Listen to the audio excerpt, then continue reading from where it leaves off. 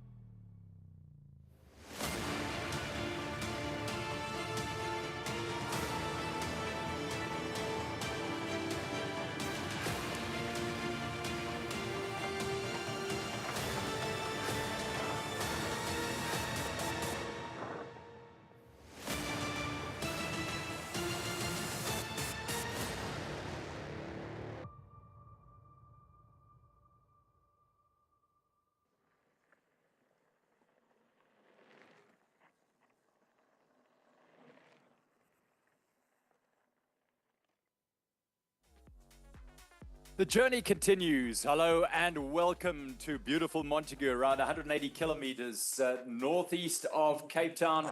And it has been the home for the Absa Cape Epic's last two stages. And for the first time since 2007, this wonderful village has opened its arms and its heart to the Absa Cape Epic riders and to the entire organization. It has been absolutely fantastic. Today, the riders will lead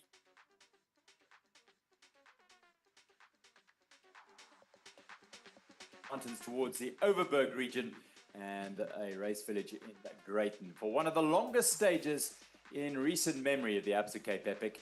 And it'll be a 140-kilometer ride all the way through the Stormsvlei Mountains, alongside the Riviersonderend Mountains, and into Greyton. Assembling at the start in Montagu in very, very mild conditions. Lovely air, 19 degrees. Maximum today around 25. We've had a little bit of light rain yesterday afternoon at the end of stage 2, which was some welcome relief for the riders who'd suffered in the heat, which hasn't been too intense, but it's always hot in the middle of the day.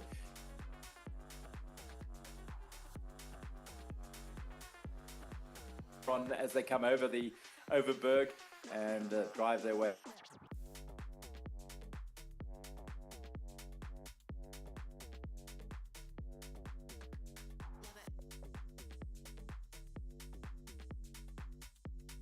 See how it all unfolds here for the riders as they make their way predominantly on a day of gravel riding more than anything almost today, after two very, very rough technical and single track laden days in the mountains surrounding Montagu. Today will be a starkly different ride for them, both visually and on the bike.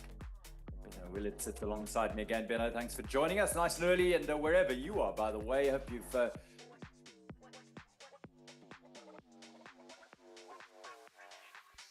looking forward to this stage a lot. We were driving through this morning, 2 hours in the car. That means that this will be a long stage for the riders out there. Beautiful terrain that we're going through. The weather, like you mentioned, it's perfect for riding today. It was a little bit of rain yesterday that settles the dust on the trails. It's going to be a fast and furious stage once again. I expect that the teams are going to work together for at least more than half of the race. It's going to be a tough stage to get away, but there is a couple of punchy climbs. And again, so many left and rights where you kind of like need to fight for that position just to kind of like avoid this yo-yo effect that you always have when you farther back in the bunch. But this is going to be a nice long stage for all the marathon specialists. Let's see what the cross-country guys can do today, if they can hang on to a wheel like a Serrano or Matt Pierce.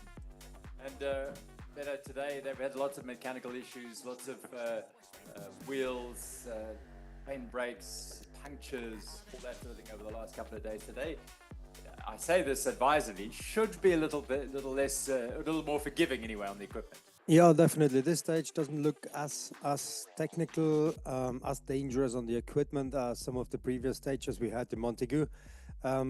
Fast rolling roads, but we also saw yesterday on that one section along the bottom of the valley, they ride so fast, and then you still have those ditches coming at you, and that's where a lot of the mechanicals happened yesterday as well. I don't think we're gonna see as many today.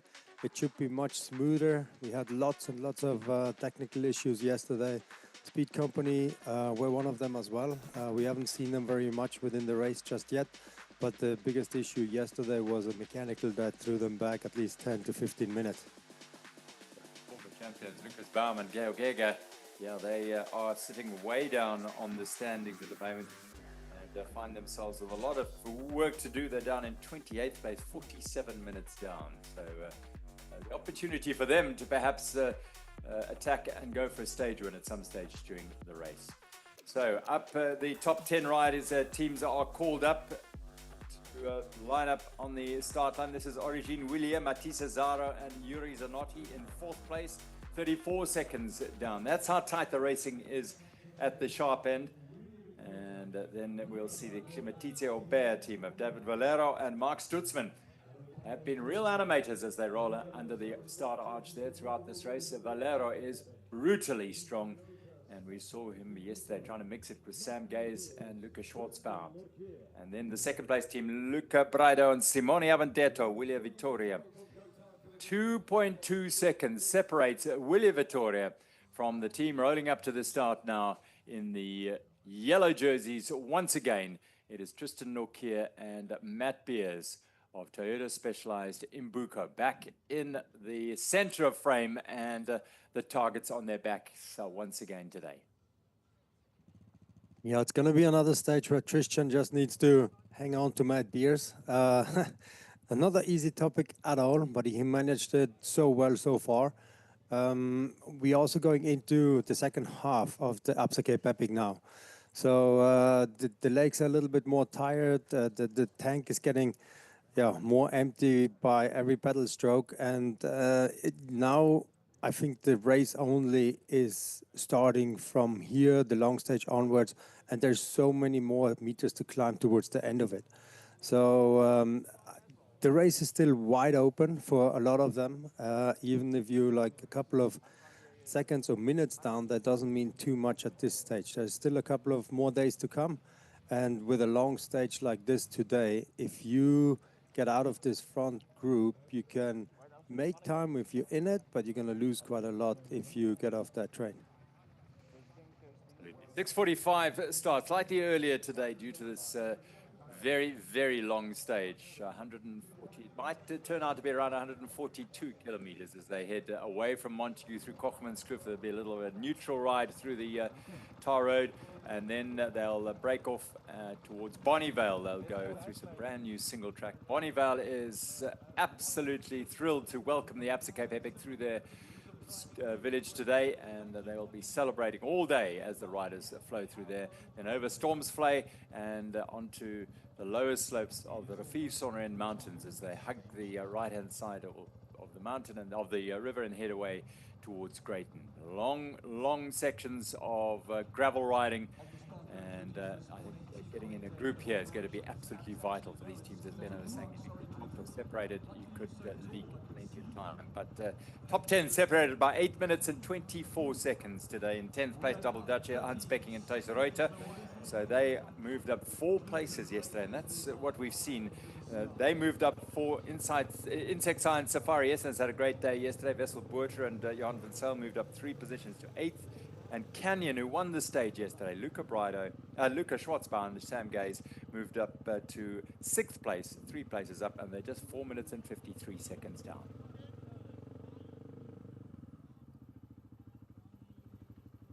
Away they go from the start in Montagu, saying farewell to Montagu High School for the last time on the 2026 Absa Cape Epic. It's stage 3, and Greyton is the finish venue today, but that is 140 kilometers away. A day of attritional riding awaits these elite races and every single other rider in the Absa Cape Epic. It'll be a little bit of a neutral, as they, well, we were alluded to the fact that there will be a neutral. I don't see a neutral vehicle ahead of the riders at the moment, but going through the Cogmanskloof Pass as they leave town here.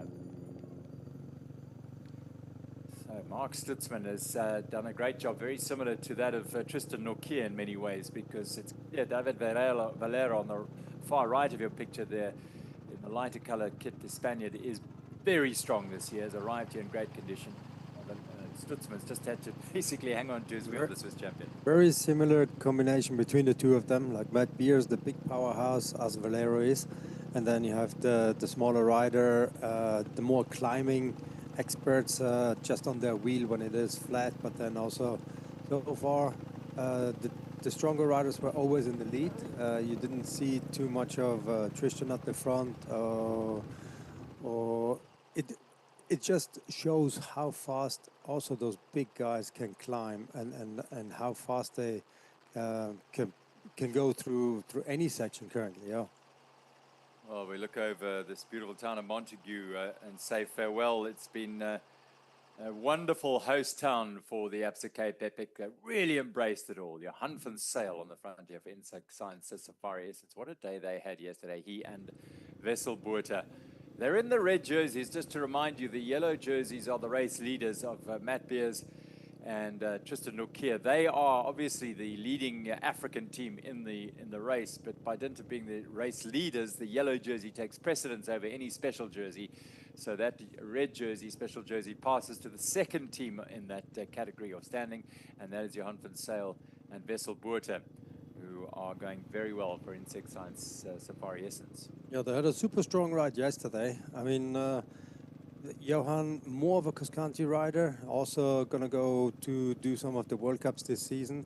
And now seeing them right there at the front, putting the hammer down at such a long stage. Like, they're also not afraid to put themselves into the front, into the camera, into the spotlight, and make the most out of it. And again, like for a cross-country rider to be at the front of this race right now, when you have 140 kilometers to go, that shows some confidence. Well, he's a diminutive figure, is Johan from the Boerland Wellington, but he's got a heart the size of a lion. Just behind him is Mark Pritson, the marathon champion in South Africa, and Felix Stili. And they might well be eyeing out today as an opportunity to leap back up the standings after a tough couple of days. They have had a man of mechanical issues affecting them, and they might look at today and think that suits them. A honeycomb 226 is Pritson and Felix Stili. They're an hour and 6 minutes down. They really had a disastrous couple of days if you're reflecting on that. Unfortunately, when you have a mechanical that you can't fix right there at the moment, and you have to start walking to the next tech zone, protect zone.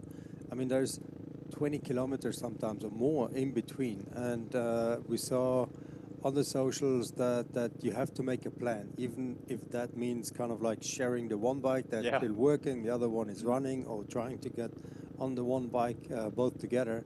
You have to make a plan. The goal is to, at that stage, to get to the next tech zone, to kind of like get what you need to keep on going, and then also make sure that you stay within the cutoff time of the stage, because otherwise your race is over, and that is not anything that you came here for.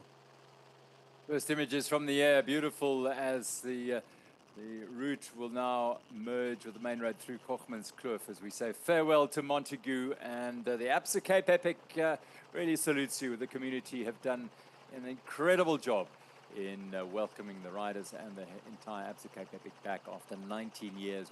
The race will be back, and have a deal to come back here twice more over the next 10 years. And I'm sure after this year's experience, they'll certainly want to do that. Yeah, it's always sad to leave a town like this, because you have been welcomed so nicely, and you explore a little bit when you have the afternoon to go around. But nevertheless, like Greyton, another beautiful place in the middle of the mountains here. There's farms and farm roads all over the place.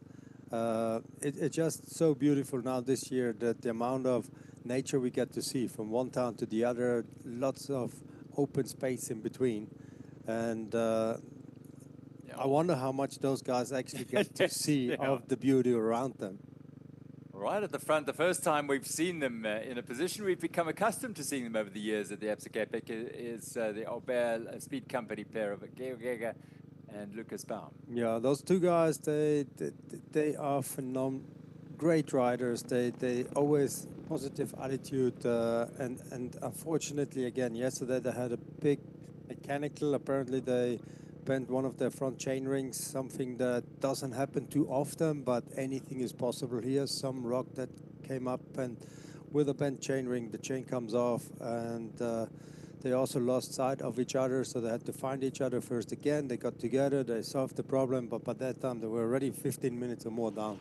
And unfortunately, with that delay, you're not going to get to the front. But again, we saw they are well capable of winning a stage as well, and it looks like they're ready to do so. Motivated for that, that's for sure. The unpredictable nature of this untamed African mountain bike race was never better illustrated than over the last couple of days in Montagu. Rough, harsh, rocky terrain, unforgiving and treacherous at times, took an exacting toll on the equipment of the riders, and as a result also on the times. We've seen all manner of obviously punctures, which are standard, but we've seen wheels broken, we've seen tires shredded, and as you said, the drivetrains, we've seen chain rings, we've seen derailleurs smashed to pieces. It really has tested. It's been as many of these riders who, well, not many of them can remember back to those very early days, but those who have can reflect on thinking, well, this is like the Absa Cape Epic was in those very, very early days. Yeah, definitely. I think we had more mechanicals within the last 2 days than we had in 25 during the entire race. Throws a lot of drama into the peloton as well, because you want to make time, but at the same time, you're taking so much risk to make a second, a two. And so far, I must say, the Villiers team has been always like one of the ones, the most consistent and very careful as well. Very careful as well. Never too far back. Always right there at the front, but never the nose in the wind. Now, this is one of the iconic sites in the Western Cape as they cut through the rock at the Cogmanskloof. Absolutely spectacular. This pass was originally built in the 1870s by Thomas Bain, and he built a tunnel right there. And they had to cross in the original pass, which is on the other side. You can see the dry stone walling. They had to cross the Cogmans River 8 times. And in those days, with ox wagons and in the flood years, it was very, very treacherous. In fact, eventually, there were some serious floods in 1877 and in 1867, and a dozen people were killed. And the government decided they would build a pass, and they said, Thomas Bain, who better to come and build the pass on the right-hand side. And the modern road has been upgraded and upgraded year in and year out, and now it is this beautiful passage through the Cogmanskloof. Cogmanskloof, named for the Khoi Khochokwa, who were driven from the Western Cape by Dutch, as well as plenty of infighting and smallpox. They settled in this rocky, rugged area for some years between Ashton and Montagu. And the kloof was eventually named after them by the colonists, and they eventually left here in 1760, but the name of Cogmanskloof has stayed. So it's a beautiful blowpint peak up there overlooking here. It's a haven for rock climbers, Montagu. Every weekend you'll see people coming out and cars parked and off the road here and heading up to explore the various routes that have been created over here over many, many generations. As the riders roll out of Montagu, Ashton is the town that is linked by the Cogmanskloof Pass, but they won't be going into Ashton. They'll turn left towards Swellendam very briefly and then head off-road for the first time and onto some wonderful new trail. And what this Absa Cape Epic this year is doing and is leaving a legacy. We've seen it in Montagu, the trails that have been built by Chris Burke and by the entire team at Montagu Trails, myself and Sale, everyone. It's been unbelievable. The legacy is going to be there for generations to come, which is absolutely brilliant. Same with the trails between Montagu and Bonnievale. A man steeped in cycling and mountain biking, Jan Weikert, has moved to Bonnievale some years ago and has taken it upon himself to get very active in the mountain bike community and building trails and creating opportunities for people to ride.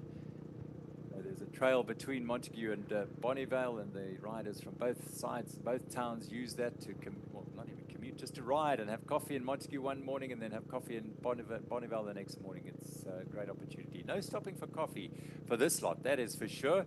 Baham and Ega have put themselves right at the front here. Good to see. Nice to see them. We always like to see them. There's a buccaneering, cavalier style of riding.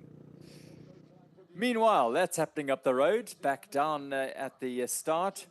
The A batch is preparing to leave, so 15 minutes between them, and the reason for that is that the elite women will start at Weltevrede Farm, some 20 kilometers into the route down the road, just short of Bonnievale, and they will need that little bit of a space between the elite men who have just left now and these A group slip into the race. Yeah, yesterday we saw it beautiful as well. They started off the water point 1 just as the man came through, and the excitement of it. Also, I spoke to some of the women after the race. They were like you get goosebumps because they don't see the man going off the way they do or racing the way they do too much because they have been always behind. They never saw kind of like what the speed is like there at the front when the men are coming through.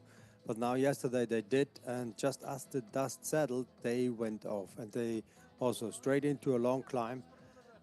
So the shorter distance is really a positive change amongst all the women. I have not heard any bad feedback at all from all the elite women. It keeps them closer together. The climbing is still, like you mentioned as well, super hard because they do more climbing in less kilometers than the elite men do. Wonderful colors across the start line there. On the right-hand side, the mixed Toyota mixed leaders, the superstar team of Jenny Rizvets, the cross-country world champion, and Simon Andreasen. Alongside them in the purple of the GIC Grandmasters, Ibon Zugastian, Ernesto Mendoza from Orbea Fox Factory. In the blue of the NTT Masters, Pavel Gonda and Tobias Luti, Czech Rockets, Swiss Diesel they are.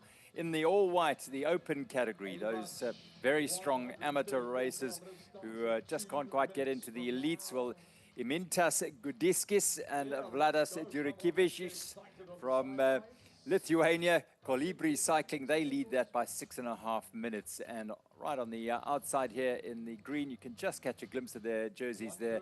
The proud wearers of the Exaro special jersey, and that is the Fair Tree DP World Canadale team, Ziandra Jordan and Luyanda Tobengunia. That is their privilege and honor to stand at the front here. There have been some changes in these categories as well, many due to the mechanicals and the harsh terrain.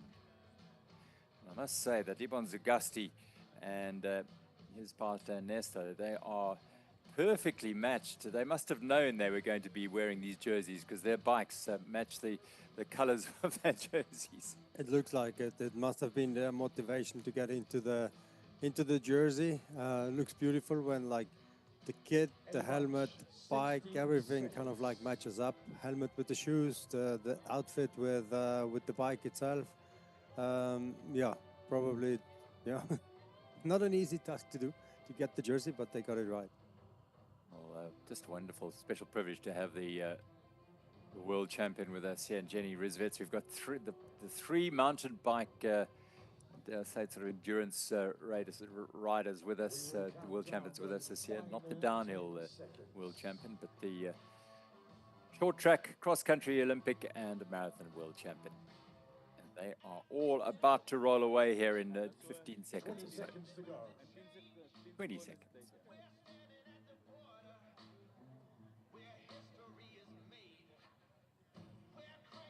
10, 9, 8, 7, 6, 5, 4, 3, 2, 1, go! Sign a go is underway. So A batch leaves Montagu and heads out on their terrifically long journey, 140 kilometers to Greyton. Quite a technical exit here, that sharp left-hander out and onto the roads of Montagu. As they roll away with Jenny Risvets and Simon Andreasen at the sharp end here, let's go down to the start and hear from some of the riders ahead of the day, starting with some of our elite riders who are out on the road already. Team KTM Singer inside the top 10 on the general classification. Today is certainly a stage that's going to favor you. Nice and long, nice and tough. Yeah, normally stages like this suits us with the longer. But yeah, at the moment we are not 100% where we should be at our health and fitness level. So yeah, it will be interesting for us. Hopefully it's more, I hope that it's not too fast today, so we can recover a little bit and yeah, get more to 100% again for the next days. And yeah. Good luck today. Yeah, thanks a lot. Mark Stutzman, Climatizo Beer, big day yesterday. We just saw the power at the front of the race, those last 30 Ks, the moves were going all the time. How exciting is it for you to be racing at that level, so quick, so fast? Are you enjoying it? Are you enjoying the moment, the tactics?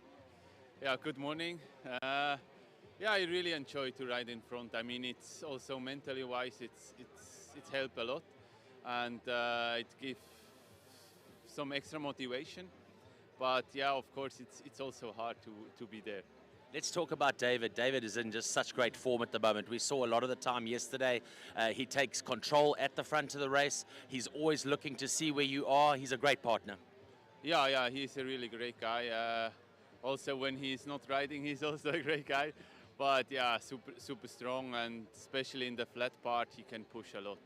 Expectation today, you guys came into the Absa Cape Epic as one of my favorites, and certainly you're sitting right there at the moment. We've got 4 teams inside less than a minute of each other on the general classification. I mean, that's crazy. Yeah, that's crazy. I didn't expect that. I mean, now we are on stage, or we are in front of stage 3, and everything is such close. But I think today it will be a bit a tricky day, because you have to be in front all the time. But also not to waste too much energy. So yeah, it will be hard for sure, but when you ride smart, you can save some energy. Good luck today. We'll see you in Greyton. Thank you. See you there. Simone, we go into day 4 of the Absa Cape Epic. After today, you're halfway through, and like you said, you can't wait to get onto the Stellenbosch trails. Yeah, for sure. We are waiting for some trails. Here we didn't find a lot. I guess today we also don't find a lot of trails, but yeah, today I think it's a bit like yesterday. We will try to survive and stay in the front, and then probably from tomorrow, at least looking at the stage, looks like another type of race. A big stage today. I think the hope is that everyone starts a bit slower today. It would be nice, but every day you hope for that, and it never happens. So I'll probably full gas again from the start. Looking at the finish yesterday, we saw both you and Luca on the finish line. You've been really consistent, and certainly tactic-wise. I chatted to Cole Platt yesterday, and he said your tactics, absolutely perfect. It's nice to be working together, and we see that Yuri and Matthijs working well with you as well. Yeah, we're working with some good stages. And yeah, yesterday Matthijs and Yuri had a Mechanica. They lost some tires, but they were able to come back. So yeah, hopefully today nobody has problem, and we can all stay in the front, and if it's needed, to work a bit together. Have a good day. Thank you very much. Matthijs, a big day yesterday. We know you guys ran into a lot of trouble, but still at the finish line, you guys were right there. Yeah, we had a long day on the bike. Managed to catch back the lead at the end of the stage. We played really well with Yuri. We don't panic, just stay calm. We changed the wheel in the take 2 because it was a bit losing air still. And then yeah, we did a really smart race, and then we didn't lose many times on the GC. So yeah, we were really proud yesterday. I hope we can save a bit of energy today on the flat and then see for the next days. But yeah, really happy.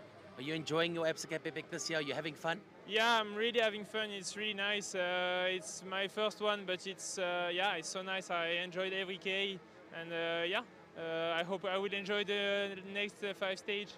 A message in French to the other elite athletes around the world wanting to come and take on the Absa Cape Epic? Venez vous régaler, c'est vraiment la folie ici. Le paysage c'est vraiment top et puis amusez-vous bien. Merci. Merci. Fabian, good morning. An exciting race yesterday, a big stage today. Yeah, yesterday was a good day. Also, today will be super hard stage, long stage. On the kart seems not so hard in the end, but I mean the last hour will be really hard. You've got lots of experience, not only here at the Absa Cape Epic, but at the Epic Series. How tough has it been this year for you? Yeah, for sure, it's really hard. I mean, the beginning was super hot. Now the temperatures are a little bit better for us, I think. And yeah. Lots of power at the sharp end yesterday. Are you expecting a slow start today, hopefully, from everybody? I don't know. Maybe, yeah, some case a little bit easy because it's a big road, but afterwards will be fast again, and yeah, we will see. Good luck today. Thank you. Johan, we've got people talking on the chatter. You guys are doing that Absa Cape Epic jersey proud in the African jersey category. A great day again from you and Vessel, getting in there, staying in the top 8. Amazing. Yeah, we just, like I said, try and go with our game plan. Just started a bit easier and ease into the week. But yesterday was a really good day and yeah, exciting for the day. I think it's going to be a critical start again. If you miss that train, it's going to be a hard day, but really excited. Important to remember that after today, we're only halfway through the race. Yeah, no, it's going to be still tough, and Stellenbosch, hey, that thing can kill you, hey, if you're not ready for it, so, yeah. How's everything going with Vessel? How's he feeling? Yeah, no, he's strong, eh? Like, he just want to go, but keeping him a bit back, and then, yeah, later the week, hopefully it works, so, yeah, really excited. Lekker ry vandag. Baie dankie. About yourself and Martin have been crazy this year. It's been erratic due to the toughness of the route and the technicality and the rocks. But again, yesterday, tell us the full story, because we only saw partially what happened yesterday. Give us a bit of an insight as to just how hectic yesterday was for you two. Yeah, it's my 5th epic, I think, and yesterday was the roughest stage I ever had. It was just crazy. Like, we had a flat tire already after 3 kilometers because riding in the bunch, no, I touched one stone I didn't see. We fixed it, we came back quite easily, I would say, already before the first feed zone, and then we had a long climb, and on the top of the long climb on the plateau it was super rough, really sharp stones, and I had hit a stone. I had a big cut. We fixed it, and then later in the downhill, like the tire exploded again, and we tried to fix it, and the moment that we put the CO2 on it, just the tire completely exploded, and we went on the rim to the feed zone. And then it was a really long chase. But we had some time gaps and we knew that we were gaining, and yeah, we limited the damage quite well. I think it was, at some point it was around 10 minutes. And also if I see our riding time compared to the race time, like, we were quite fast, I'm sure, yeah. You've got to take comfort in that. You've got to be confident coming out of the way that you guys kept calm, managed it well, and realize that you were only on day 3.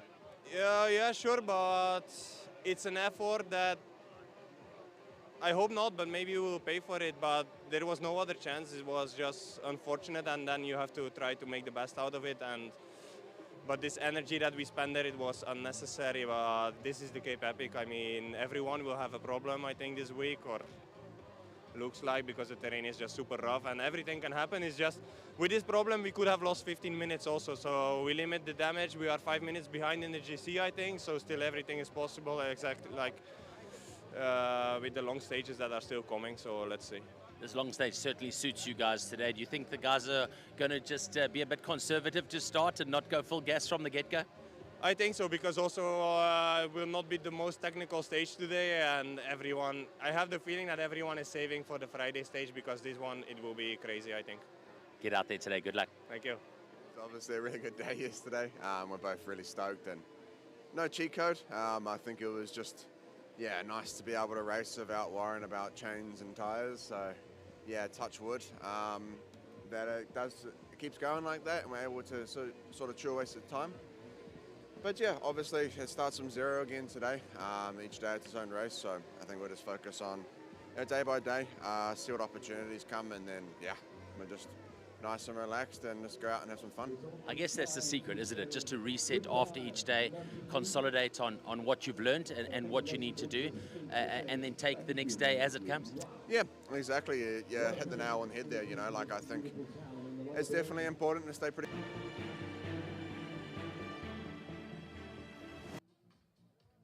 Pau, it's been a frustrating couple of days for you, I'm sure, but you guys are still in the hunt, both in the women's and the men's race, and exciting racing from Hansa and Thijs as well. Yeah, so this is Cape Epic. One day you win a stage, the next day it's full of shit. But I have to say that luckily with the men's, I think we saved it the day, and it's like, it looks like maybe it's a lot, by 5 minutes in Cape Epic is nothing, and the good thing is that they're feeling super strong, and at the end, feeds on kilometer 55 was around 10 minutes, and at the end they lose less than 3 minutes. So I think we are still on the fight for win the race, and for the Gomans was more frustrating because it was full of mistakes and they lost around 25 minutes. They are now in 5th position, but 2 minutes to the podium. So for sure they are gonna fight to be at the podium, and why not to win some stages. And Hans and Teus, what an amazing race they are doing. No, yesterday I've been speaking now with Teus, and for him it's like a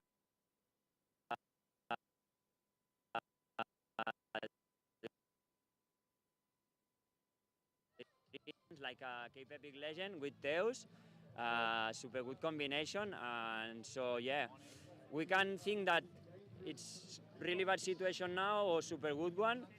At the end, the Cape Epic we'll see, but I think we are still in, and if you want to put money on our team, for sure we are gonna make a show all the days. Vamos. Thank you. Good one. Thoughts from the Buff BH team, and wow, so much to unpack there because of the last couple of days. The from Bart Alleman, his 5th Absa Cape Epic and the toughest, roughest day he's ever had, and he graphically illustrated it there. And the collateral damage there was to Rosa van Duin and Vera Larsa, because Rosa van Duin also had major mechanical issues with punctures, and eventually got to the tech zone and found that the wheel she needed had gone on Bart Alleman's wheel. Yeah, unfortunately, I mean, you have 3 of those pro tech zones, and the more teams you have in the race, the more spares you need to bring with. But unfortunately, you're limited with what you can bring to South Africa, what's available, and then you kind of like, you risk a little bit. You don't think that you're going to need more than 1 or 2 wheel sets, so your 2s, those kind of things. But then if both of your teams or 3 of your teams have mechanical issues at the same time, and all of them within the first tech zone, the risk that one of the teams gets there and does not find what they need is always there. Very unfortunate, very unfortunate. It doesn't happen too often. Unfortunately, yesterday it was down to the BH team and not finding the spares that they needed, and that's also the main reason why they lost so much time. A little look at today's route, 140 Ks drag around through the Breerivier Valley, which is by the Langeberg Mountains on the one side, the Riviersonderend Mountains on the other. They go across to Bonnievale. Drecaso is the Toyota tough section today. Stormsvlei, lovely climb up the gravel road there, and then around the side of the mountains of Stormsvlei, and then on the left-hand side, the south bank of the Sonderend River, which flows down close to the mountain range here. They will drag all the way through to Greyton, and then through Greyton another 10 kilometers to the race village, which is on a wonderful farm in the shadow of the mountains there at Middle Farm. Here the rest of the teams heading out on the route, and the batches will be rolling away from the start for the next hour or so. Slightly earlier start, for which they will all be grateful, I'm sure. 4, 3, 2, 1, go! Away they go. On their way, go, go, go. Great Grandmaster leaders in there as well. Peter and Corey Miller, OTP, lovely leading that by just 2 minutes and 4 seconds over John Gould and Amir Tayu. Right around team. Everyone is here motivated by Made famous by the move of the TV series Baywatch, used by the US Coast Guard. to move up in your category, whether it is to win your category, whatever it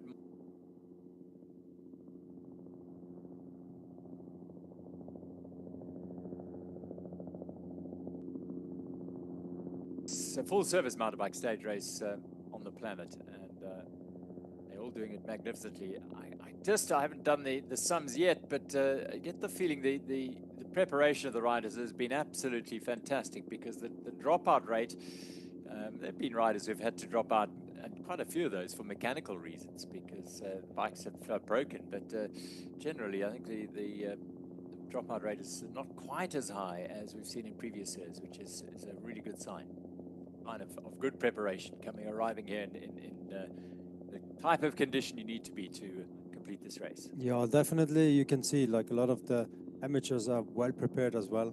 They have their own mechanics. They have the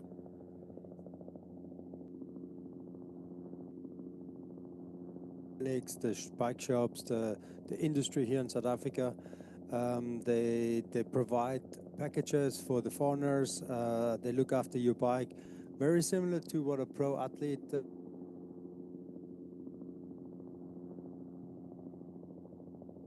just a whole different environment of this Absa Cape Epic. Like, we focus so much on the pros at the front, but there's so many people involved, and the hours they spend on those bikes, mechanics, during a week like this, they probably get to sleep like 8 to 10 hours the most, because the difference is also pro rider comes in early. The mechanic starts working at like 1 o'clock, the latest, and there's a beautiful bike wash right at the finish, and so on. Where the bike of the amateur sometimes, I mean, the cutoff yesterday was like 6 o'clock in the evening. So that bike still needs to be prepared, still needs to be get ready for the next stage. So that's why often within the supporter village, you walk through there at midnight and there's still people working on bikes because they only got it like a couple hours before. There's more than 700 bikes, almost over 1,000 bikes all around, and they all need to be serviced. Just to look at today's challenge, 140 kilometers, 1,750 meters of climbing. So that little statistic suggests that it's not quite as punishing in terms of meters per kilometer in terms of climbing, but 4.5 chain rings tells you this is going to be a very challenging race, because it's among the 3 or 4 longest stages in the history of this race. 146 kilometers from Swellendam to Bredasdorp, like in 2007 was the longest stage. 140, very close to that, and so that is where the challenge is today. Whereas we didn't have many trails yesterday. I can tell you what, he's going to see nothing today. This is about endurance. It's about getting in a group and finding as much protection as you possibly can, and staying in that group for as long as you possibly can. Our elite women, as you know, for this year's Absa Cape Epic, is a dynamic change to the elite women's race. They're starting at the first water point, the first feed station at Weltevrede farm just outside Bonnievale, and they will do 108 kilometers, 1,450 meters of climbing. So 32 kilometers less, but only about 300 meters less climbing. So again, a massively challenging day for our elite women's batch. Yeah, definitely a long stage for them as well. Race time will be around 4 hours, if not a little bit more even. And again, they start with that big climb right away in the beginning. Will be interesting to see who's going to go with, how the tactics are going to be for today. I think, as Alevant also mentioned, the race starts on Friday. The biggest stage is on Friday. So the more you can save right now, the better will be towards the end of the Absa Cape Epic.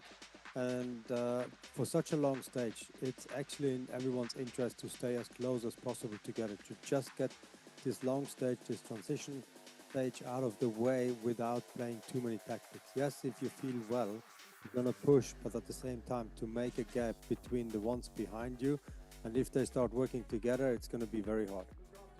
Yeah, I mean, this is, I think, the real thrill of this year's Absa Cape Epic is that it is so dynamic. We had 20 kilometers of a prologue, one of the shortest we've had, and then these really rough, tough, treacherous stages in the trails of the claim.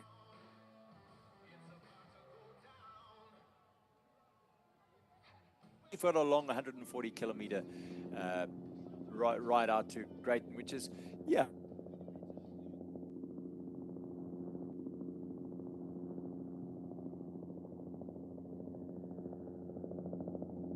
mental approach and physical approach for the riders. So it does test every facet of a rider's mental and physical preparation and makeup. And that's why it is such a highly prized medal at the end of the week in Stellenbosch. When you finish this race, you know you have been pushed, you have been tested, you have been cajoled and bullied, and you've enjoyed, you've thrilled, you've thrived, and you finally achieved the success. But it's a long way down the road. Just interesting, Benno, to hear the thoughts there of the riders, the pro riders, talking about the looming stage 5, the Queen stage from Greyton to Stellenbosch. It is looming as the Queen stage, 130 kilometers, over 2,800 meters of climbing, a monster stage. And that sits, you feel it sits in the back of the minds of these riders, even now. Yeah, definitely, because everyone is getting more and more tired, and it's going to come down to the ones that save the most until the end. And with a big stage like that, even a walking section in there, again, a section where everyone needs to get off their bike, get it down the hill. Luckily, it's down the hill, but it's very in the wet, very slippery. The weather looks like we're going to rain for that stage again. It always does when we ride through Lawrenceford, unfortunately. Yeah, you start becoming aware of what's still to come. Like, you know, like before the prologue, you focus on the prologue and, you know, it's okay, finally we're starting. But then the closer you get to the end, the more in detail you're going to look at what is ahead of you. Yeah, I mean, they're all so excited about the trail riders getting to Stellenbosch to ride those trails, but they know they are going to have to pay a huge tax to get to Stellenbosch with that 130 kilometer stage over the mountains as they head up through the trails of Paul Kluver, and then over the Hottentots Holland Mountains and down Gantu Pass and into Lawrenceford, and then up over the Helderberg Mountains and back into Stellenbosch. So they've got a huge amount to get through before getting there, including this day, of course. This is the day that these riders who thrive on endurance and are prepared with endurance, they'll be looking forward to the day. In the middle of this picture here, UAG Epic. It is Martha Kokomur and Jenny Rongren, sweet Jenny, and South Africa's Martha Kokomur. There, she's waving now in the jerseys of the GIC Grandmaster women's leaders, and they have a healthy 55-minute lead over Brigitte Schmidling and Simone Evans of Pedal for Heaven, and in third place Mariki Lutz and Junita Kriya in the Grandmaster women. Well done to these young women who are bringing such energy and speed. Hannele Steyn in fourth place in this category, the Absa Grandmasters. Hannele riding her 22nd Absa Cape Epic. She has finished 21, all 21, as has John Gale. So two of them still. The last lines hanging on. There's that beautiful trophy that awaits the one rider. It's one of those sort of really bittersweet things, because you don't want any of them not to finish. No, but at some stage, one of them is going to. Yes, unfortunately, that will happen. Hopefully, it's not going to happen this year. We want them to come back many more years.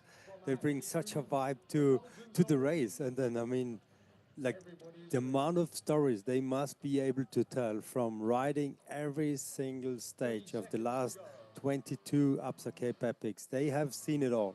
Like, I mean, from the early stage, starting in Eisner to what it is now, to like a small little campground where like one rugby field was pretty much big enough to host the whole race, to like 3 or 5 of them now where we are at this stage. It's so beautiful to kind of like have them with us, and also just to sit down with them, and they're always open to tell Absolutely. everything and any when you ask them. So that's amazing to have them here. Away they roll and head off on another adventure on the Absa Cape Epic as they leave Montagu. The sun now warming the slopes of the Langeberg Mountains. They look up ahead there. They'll get that sun today, but we feel and predictions of the forecast suggest that it is not going to be brutally hot today, which would certainly serve these riders well. They could well do with a mild day of weather to make their way here. And it'll be a beautiful journey. It is absolutely spectacular, this journey coming from Montagu to Greyton. Last point-to-point race was 2008, for the last time the Absa Cape Epic moved from Neisner to Stellenbosch. I think it was about 960-odd kilometers, a massive stage. I think in that year, there was only one stage which was under 100 kilometers. This year we've got 3 stages over 100 kilometers, and 2 of them very, very long ones. But that's how the race has evolved and changed. And this stage is a throwback to those days. We haven't had this type of stage for many, many years, where it's a long drag. Now, we are now with the men on the Bonnievale golf course, heading towards the little village of Bonnievale. And already the pace is electric, and we can see the group has been shattered. No, it's incredible how fast they are going here. The weather, you could see, or you can actually see here, there is a bit of moisture on the ground. It has been raining a little bit yesterday afternoon. Then we had some beautiful rainbows coming out in the evening, and then again started to drizzle a little bit this morning. So the good thing is there's no dust in the air, but it can make it quite slippery. And also the visibility, because the terrain they're riding through, it's sandy, but when it gets wet, it kind of like sticks to your tires and it throws up into your face, onto your glasses. And even it's not raining right now, but the visibility on the glasses itself is very little. Bonnievale Golf Club, how cool this is. They go around the 18th green and make sure they don't ride through that. Wonderful to see the town of Bonnievale welcoming the riders here. All the main protagonists seemingly in that little group here. There's a little bit of a gap here, and it'll be closed up there by the double Dutch team were in there. Bonnievale, welcome. Thank you very much for having us in your wonderful little village of Bonnievale. It really, truly is a pleasure to be part of this event and to have you part of it in the Langeberg area. It's actually now we're heading towards the Overberg, but this is still in Langeberg as they've crossed the Breerivier Valley. So Mark Pritson doing a lot of work on the front there. Yeah, we saw him at the front yesterday as well, so he's definitely feeling well, definitely strong, eating the pace up the hill here, but it's still very early stage. Absolutely. There are not too many huge climbs today, so there'll be a lot of pacing and riders not wanting to miss out on a group here. That's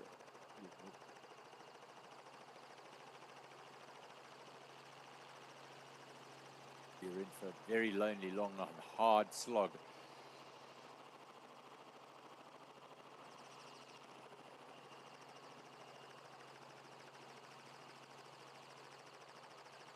This long stage, not too much wind, it's not too hot. The scary part is just that if you have a day like this, you know it's going to build up for something extreme over and over again. Like the Cape Epic is always able to surprise. The weather here sometimes, especially also last year, we had it all. We had rain, we had proper heat, we had the wind as well. I think having a day like this for the riders is nice to have. When you're 5 hours in the saddle, you don't want the elements to fight against you as well. So I think this is just a good day on the bike, not too hot, like I said. And yeah, you can see the pace is high. And they're pushing again from the beginning. Yeah, there's Mark Pritson and Felix Stiele on the front there, and then it's Beers and Tristan Norkier. I can see Speed Company team are there, Bear Speed Company just dragging to try and latch onto the wheel ahead. They go at express pace. Pritson is an absolute beast on the front of a race, rather like Matt Beers, to be honest. They're not dissimilar in their approaches. They love to be on the front and drill it really hard, and Steely is just hanging onto the back there on his 32.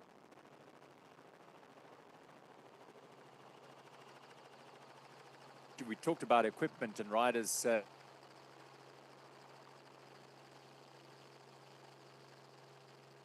their bikes. It does create a really tricky situation for riders.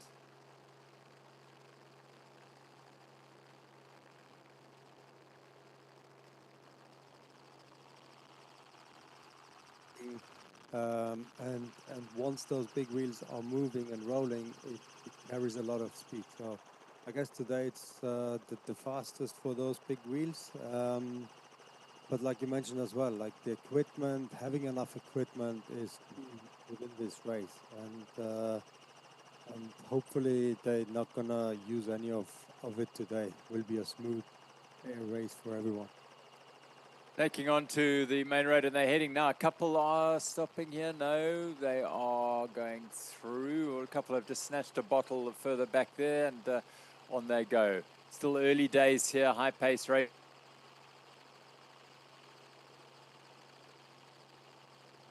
This little village of Bonnievale, who initially the plan was route director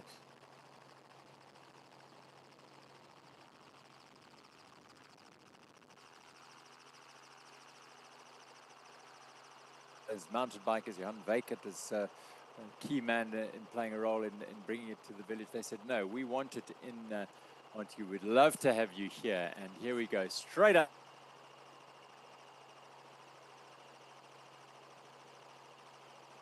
They are the world's biggest dairy, and they've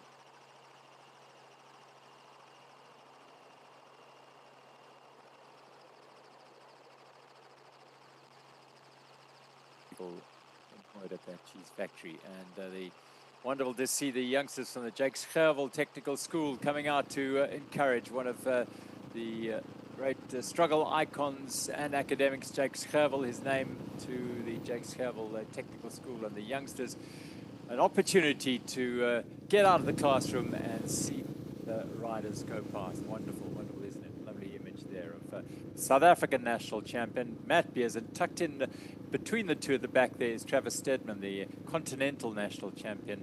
And look at it, we've got a world champion in Sam Gaze on the right-hand side there, the New Zealander, all focus and concentration stage winner yesterday as well. The stars of the show are out to shine today on the Absa Cape Epic, waving. It's lovely to see the response from the riders of the cheering in along the streets of Bonnievale. Yeah, already the first jails will be taken now. They are 26 Ks into the race. That's where the first feed zone is today, and they have 4 in total on the entire stage. The elite women, they have 1 less because of the shorter distance, of course. But even today, like, it is super important to get your liquids in, your gels in, because 5 hours in the saddle, you have to make sure that you never get into that dip of sugar and carbs and being able to push all the way. Wonderful image from on top from Mark Leroux and Loert Gusten, our pilot, keeping an eye on the peloton from above here with Mark Stutzman, a big pardon, yes, not Mark.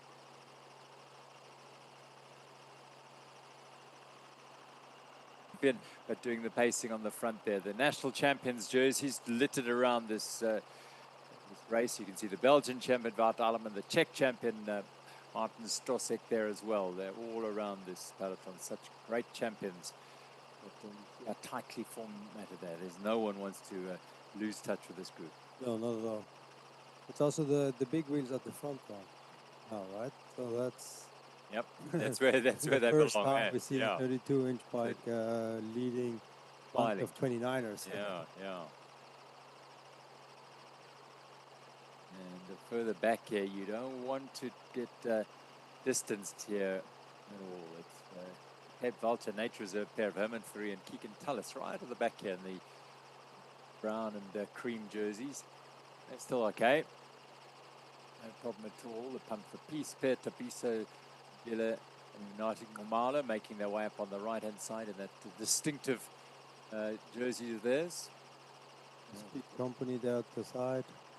Also trying to get to the front. You don't want to be right there at the front, but you also never know if it goes left or right coming up, and therefore you want to be positioned in the right spot here. And, an innovative entrepreneur has set up a champagne breakfast along the road here for keen fans to come and watch the riding from the side of the road inside the village of Bonnievale, taking every opportunity to get close to the race. And of course, this is just a flash. These riders are flying past on this road here. Later on, of course, all the thousands of riders, the age group category riders and the amateurs will be coming through. So it's a wonderful opportunity to enjoy the spectacle of the Absa Cape Epic. Beautiful, beautiful it is. The Breerivier River on the left-hand side, one of the big arteries that rises up near Ceres, about 110, 120, no, perhaps a bit more than that, about 200 kilometers up the valley. Makes its way down the valley here. Meanders more than anything.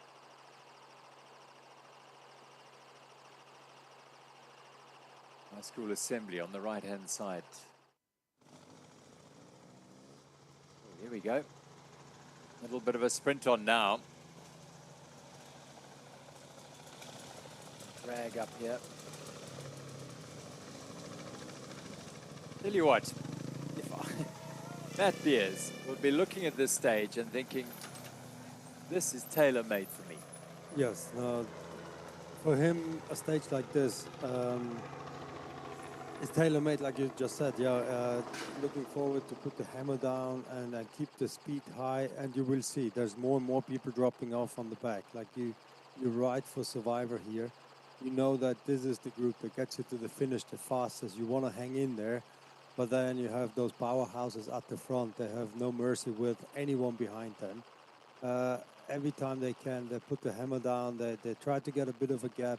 There's plenty of them in there with Sam Gaze or Matt Beers or Serrana. All of them are incredibly strong, and they will not drop the power at all. The average speed today, I would say, yeah, it must be somewhere like close to 25, 26, if not even more, on a stage like this. Suddenly strung out as they're on a trail now, dropping off that smooth tar road, and a little injection of pace. You saw the pace they wanted to, they were turning left, so trying to get into position to hit that left.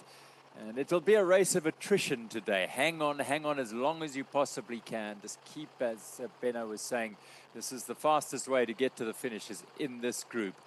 And you don't want to be distanced, and they all know that. Further back down there, just hang in there, hang in. Dig. Christian actually quite a bit behind. Like he's not right there next to Matt as far as I can tell, if that is the yellow jersey there at the back, but it's hard to spot right now. A helicopter is coming closer. We're getting a better imagery as well. So no, I think Christian is there at the front with Matt Beers. There's a distinctive yellow jerseys of the insect science team as well. The Felix Stiele you can see in the yellow and white. He's got white bib shorts and the white jerseys of the national champion Mark Pritson a little bit further back in this group now, and they will be mindful that they are a little bit further back here, and there's some danger weapons up the front there because Chris Baum and Gail Gega have sandwiched Matt Beers between them, and they're in a couple of serious powerhouse legs there. Now you can see clearly Tristan. Also a very unique position on the bike. You can also, but this stage now, you can kind of like make out the riders by the way they sit on the bike a little bit as well. Speed Company also now at the front. It's so good to see them having a good day as well. Also great ambassadors of the sport, and again with a very small setup. I think they have one or two people helping them out. doing their own mechanical work, and now having this good day, something they deserve, and yeah, the bad luck of yesterday off their shoulders. Famously winning their maiden epic in their debut year with a crew of one. Yeah, I think it was one of the dads Yes, coming with, yes. the one camper van. Yeah. Dad slept in a little tent next to it, and that's how they managed to win the biggest stage race in the world. They are right next to this beautiful Breerivier, the Breerivier Valley, very fertile, wonderful farming area, and these riders powering alongside it now, heading upstream on the Breerivier River, which is 137 kilometers long, as I said, rises just outside Ceres and flows all the way down to empty into the Indian Ocean at Vitsand, probably around 110 kilometers from where they are now. Yeah, Baum and Egger and Matt Beers, the only three riders in this field who know what it's like to stand on top of the podium at the end of the grand finale as champions of the Absa Cape Epic. That's how open this field is. There is every likelihood, well, Baum and Egger have to do something quite extraordinary if they're going to win this title again. They're a long way off the pace, but they'll hunt stage wins. But Beers is very much in the frame as a four-time winner here, an opportunity to become a four-time winner and take along Tristan Norkier to potentially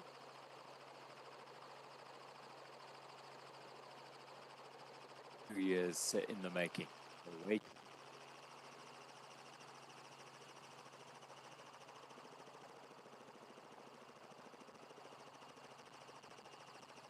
Yeah, that was also iconic moments with Burry on the team. The first year he was still on a different brand. He was riding with Christoph Sauser, but he was actually on the GT bike.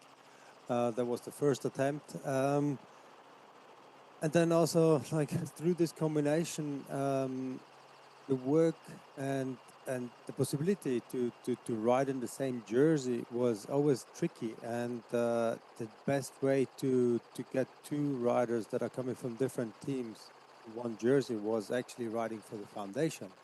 And that was when also like Songo.info kind of like became part of our structure. We partnered up with them, Christoph Sauser and Burry, the two founders of that foundation, together with Sipo and Songo. Now it's incredible what a bike race kind of like starts developing, and it's not just the racing itself, like everything around it as well. It revolutionized the bike industry, it revolutionized racing, it revolutionized social cohesion, sponsor engagements, and friendships and partnerships. It's been an amazing catalyst for good in every sense, the Absa Cape Epic. And everything because it's a team race as well, right? Yeah. Like as an individual, you're much more flexible. Like you don't have to like worry about like what your partner is riding or wearing. But now, because this is a team race,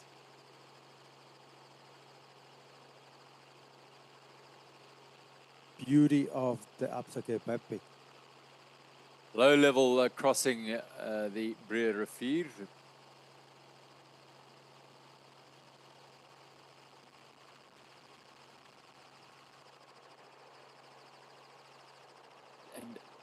Just going on the theme of... no, it is Wout Alleman and Martin Stosek. We heard their travails of yesterday, and it's trouble again.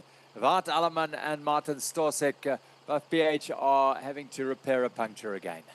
That is very unfortunate. On a section like this, having another flat, it's very unfortunate. But they do have now a lot of experience, I would say, from yesterday. They got it fixed very quickly, but now to get onto that bunch that is moving quite fast at the front, it's again a lot of effort, and it will burn some matches, as though those guys are not waiting.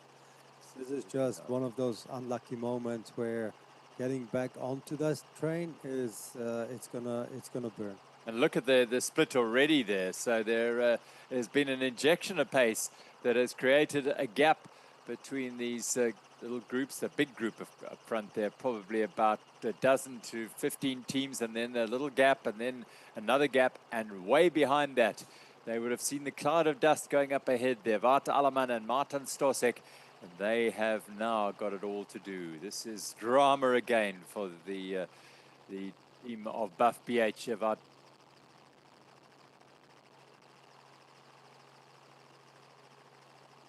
Having all those mechanical issues. Yeah, it looks like there's 9 teams in there, and then a bit of a gap. So it's also for the line to kind of like reassemble and then work together to get this front patch back into again. So Beers and Nokia in there, Pritzen and Stili. There's Baum and Egger. It looks like all the 4 Villiers riders in there. A couple of the Torpedo riders are in there. Stutzman and Valero are in there. So are Gaze. In fact, that looks like a Valero dragging back. It is indeed. Yeah. Marco Hubert on his wheels. So a little bit of racing to do for the Spaniard. He's capable, and he will be willing at the front to do the work. Wondering if, in fact, his partner is a little bit further up the road. I can't see him back in this group. Maybe that he's in that group up the road. All exploding through the roads of the Langeberg. Here is the Absa Cape Epic on stage 3, 140-kilometer odyssey that takes them through Bonnievale, which they've done now, and then these wonderful farmlands and rough terrain before they get to Stormsvlei and then Riviersonderend. A long pull along the gravel roads of Greyton to the finish at Middle Pass. Casey South looks like doing the on the front. Yeah, I think that is Valero's partner, Mark Stutzman, and I think Valero's pulling across to get there, I think. Hayes is there, so is Schwarzbauer and Baum and Egger. First time we've seen them at this side of the race.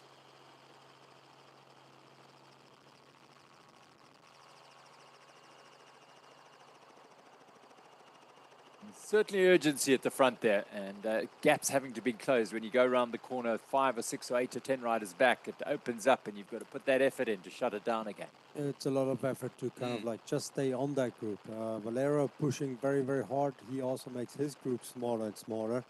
It just shows the pure power that they're able to put down. And again, the farther back you are, the more stretched the group is going to be, and then it's always hard to get back onto those wheels. Yeah, look at them splintering all over the place this race, and you can see that second group is 5 riders strong. So there's another rider trying either. There is Valero trying.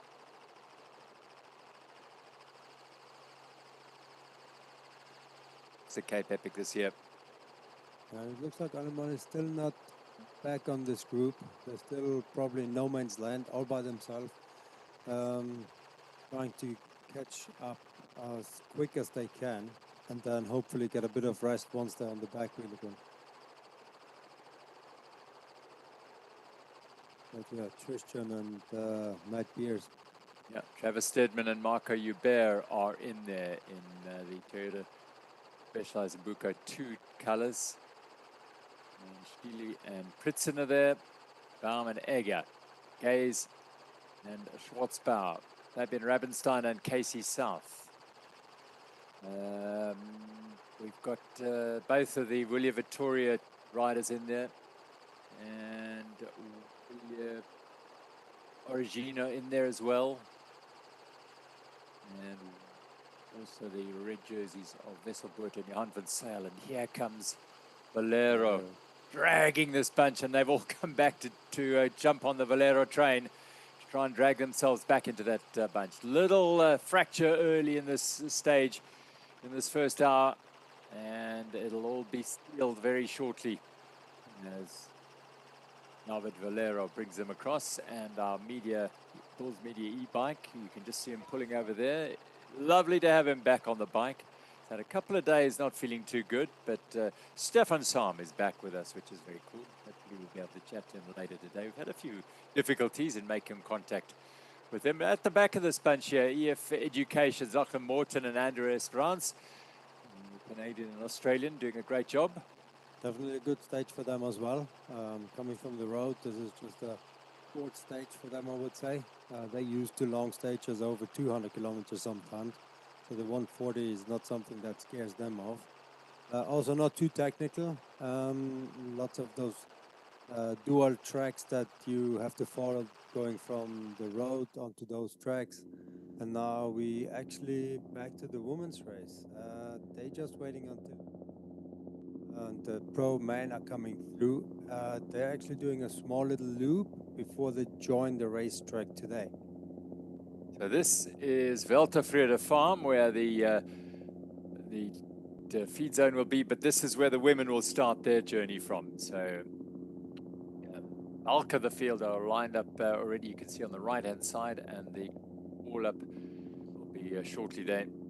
We have word that they are going to leave at 5 to the hour, so in 4 minutes' time. So the leaders being called up now to take their places at the front of the peloton and the front of the group to roll out.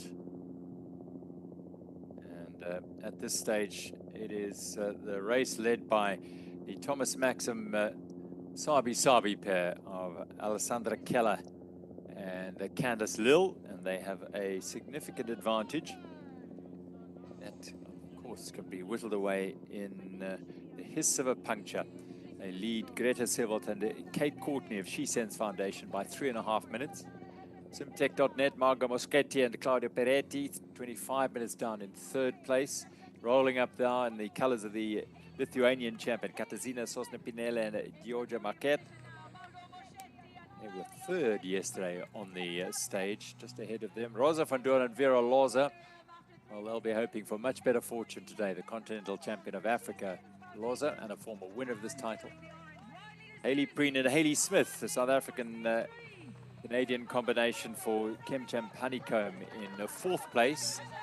They are just 57 seconds behind the podium of Simtech.net. And then Courtney Sevold, and then Keller and Lill in the orange leaders. Tucked in there is Mrs. Willett.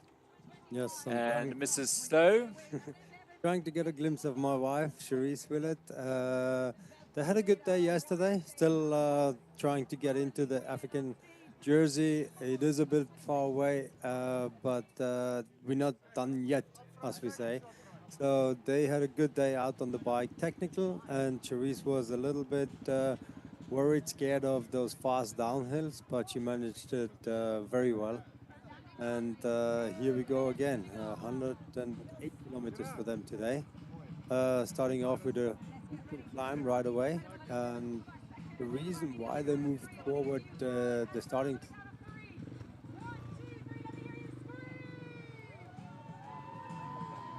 So that's also now.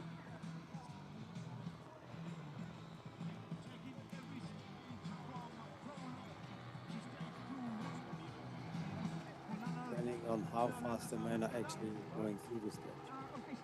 Got about 90 seconds before the start here. And Kate Courtney looks like she's wearing a hydration pack today alongside Greta Sevold.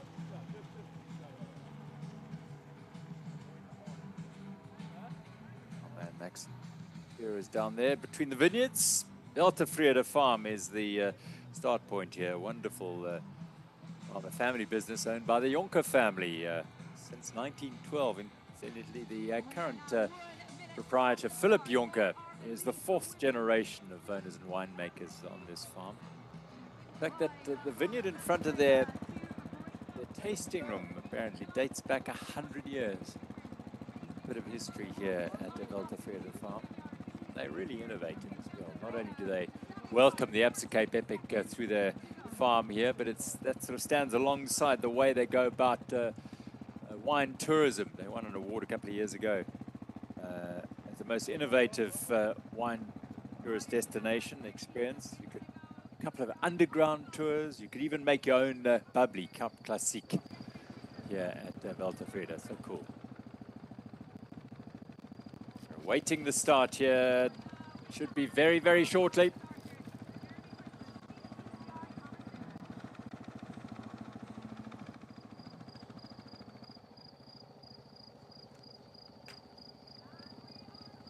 Heard a gun go. There it is. The gun is gone, and away roll the elite women on their 108-kilometer journey to Greyton in the Absa Cape Epic in 2026 with the race leaders, Alessandra Keller of Switzerland and Candice Lill of South Africa.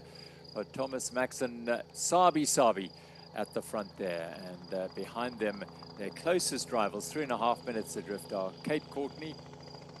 Distinctive today, she will wear that helmet that she has done for many, many years, that Red Bull helmet, and then she's wearing World Champions jersey, but she has a hydration pack as well. Knows that she's there. It's going to be one of those tough days, long day. Yep. Another day where you, like mentioned before, you don't want to lose out on your nutrition. Which they have had a problem with at this race, haven't they? And on stage one, they had the issues. From there onwards, rest of the day, everything went well. They got all their bottles and everything. But again, like riding with the hydro pack, it just keeps it safer as well. Your hands are always on the handlebar. You don't have to try and get the bottle out or back into the bottle cage again. And also, it's not that hot today. Often the riders choose not to because they are afraid of overheating. But today the weather is perfect, and it's not going to influence your core temperature.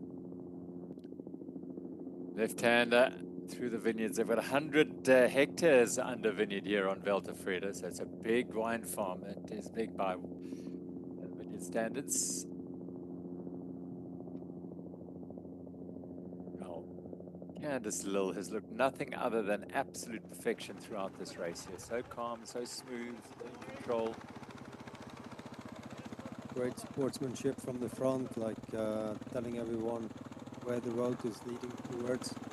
Always hard sometimes when it's a fast-rolling road and you're all close together. Not knowing exactly if you go left or right can just cause quite a bit of hustle in the back. Winner of the original Lifetime Grand Prix series, Hayley Smith, the Canadian on the front here. She and Hayley Preen will have an eye on this stage. Both are very, very strong gravel racers on that Lifetime Grand Prix series. Hayley Preen third in the Kyoto gravel race last year, and she's a real contender. So we're hunting a first stage win today, that's for sure.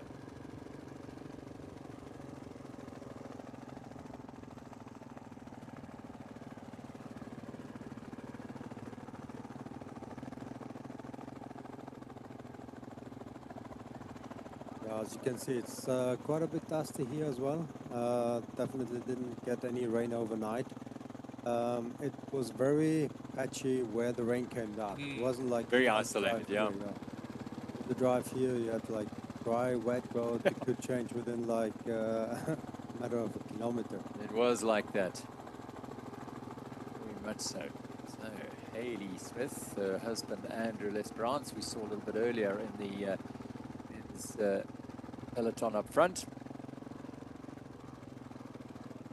Yeah, she's doing the traffic signaling today. Yeah, she doesn't have an issue with her head, that's for sure. It's more indicating which way to go. One of the ways, just nodding your head left or right indicates the other rider behind where the route is going. Yeah, I mean, it's a, they all sort of vaguely know where they're going, but it's a courtesy and it's a habit as well. You just make sure that everyone's following the line, and no problem at all. And a little indication there of a little rock or something down there. These are a lot of these habits come from on the road, where you very often are using various signs and signals to indicate issues ahead of you on the road. So Hayley Smith just doing the right thing here. They strung out now, quite a nice high pace in this women's peloton. as they are just into the early stages of their 108-kilometer ride. Greyton on stage number 3 of the Absa Cape Epic Day 4.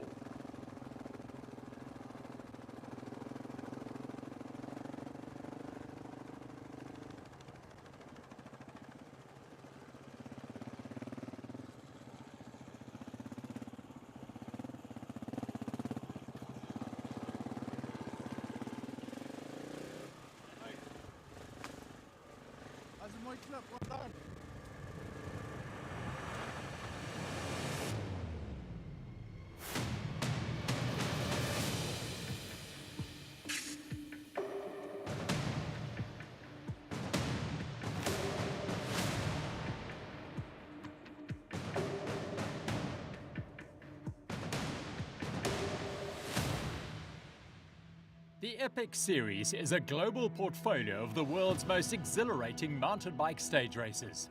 Each race is a chapter in a greater journey, a journey that culminates at the pinnacle of mountain biking. The Absa Cape Epic. These 8 days you will find yourself. The race is going to try break you. The Absa Cape Epic is the truest test of any mountain biker's abilities. The Absa Cape Epic is often referred to as the Tour de France of mountain biking, and for good reason. This is the most prestigious off-road mountain bike stage race in the world. The teams of 2, both pro and amateur, will race their hearts out for 8 days, traversing South Africa's Western Cape. They will cover 707 kilometers and climb almost 16,000 meters, starting in Merendal and finishing in Stellenbosch. Today is day 3, stage 2, and it's the longest early stage of the race. Straight out of the gate, the riders are into a relentless climb up the Langeberg Pass. There are some long gravel sections, technical single track and loose, dusty descents. At 102 kilometers and 2,250 meters of climbing, it's a 4 out of 5 for difficulty.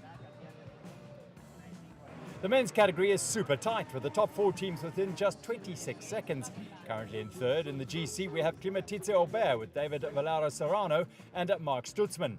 In second are last year's runners-up, Riviersonderend, Luca Brido and Simone Avendetto. And just over 4 seconds in the lead is the 3-time champion Matt Beers with his fellow South African partner Tristan Norkier for Toyota Specialized Ibuco. The gun goes for the men's elite category, and already there is tension in the air. The riders head out of Montagu into the semi-arid wilderness of the Klein Karoo. The clouds are offering some much-needed protection from the South African sun, a welcome break for the riders coming from the Northern Hemisphere. The initial 35 kilometers are almost entirely uphill, leading to the summit of Langeberg Pass. Teams manage their power output and aim to remain within the pack, as a minor error could result in being dropped. When the dust clouds rise, visibility drops drastically, increasing the risk of striking sharp rocks. Stage 1 winner, Belgian marathon champion Wout Alleman, suffers a second puncture and, along with his partner Sosek, loses contact with the lead group. All the top GC contenders are in the mix with the yellow leaders. Toyota Specialized Ibuco covering any of the breaks. The pace is high and the riders are in full focus mode. No chance to look around and enjoy the spectacular landscape of the Klein Karoo. Cogmanskloof Pass, the 2 Willier teams and Tupara Kenda FSA are all in the pack, along with Canyon showing their form after a rough day on stage 1.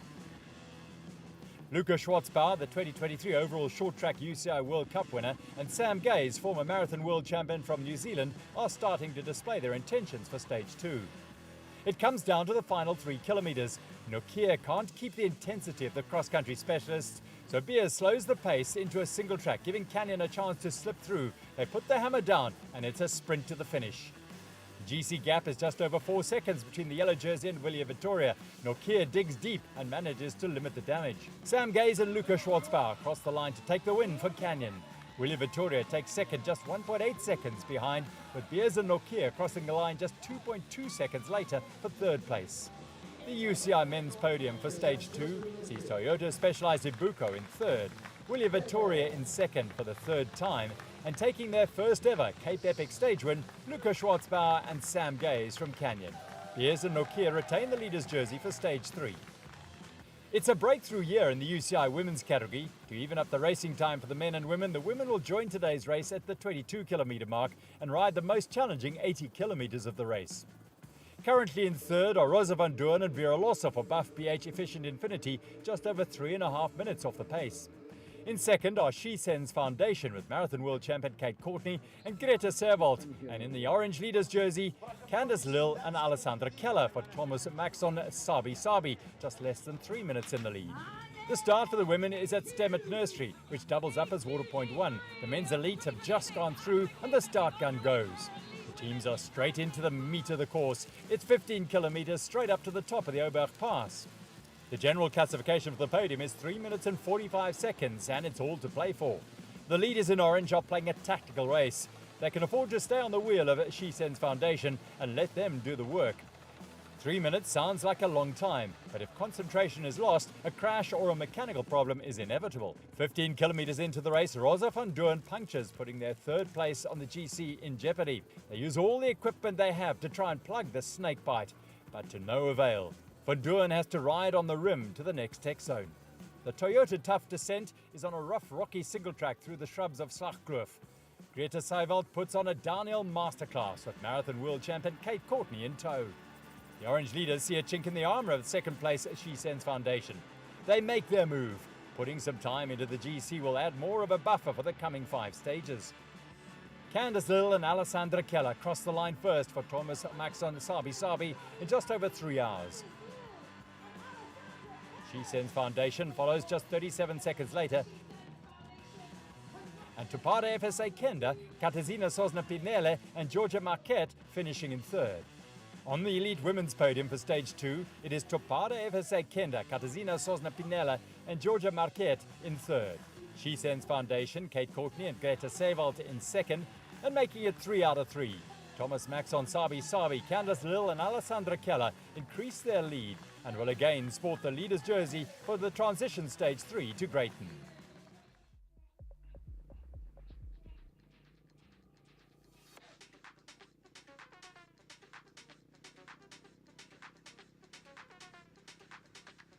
Day 4 it is at the Absa Cape Epic. Hello and welcome to the wonderful Cogmanskloof just outside Montagu, as the 2026 Absa Cape Epic continues with stage 3 today, a 140-kilometer challenge all the way to Greyton in the Overberg. It's going to be a long grind for the riders, but a beautiful vista, views and spectacle for all of you out there who are going to join us, I'm sure, for the next couple of hours to witness and relish the exploits of some of the finest mountain bikers in the world. Our temperatures not likely to exceed 30 degrees today, which would be absolutely perfect for the riders, as 25 degrees is optimum for a big stage.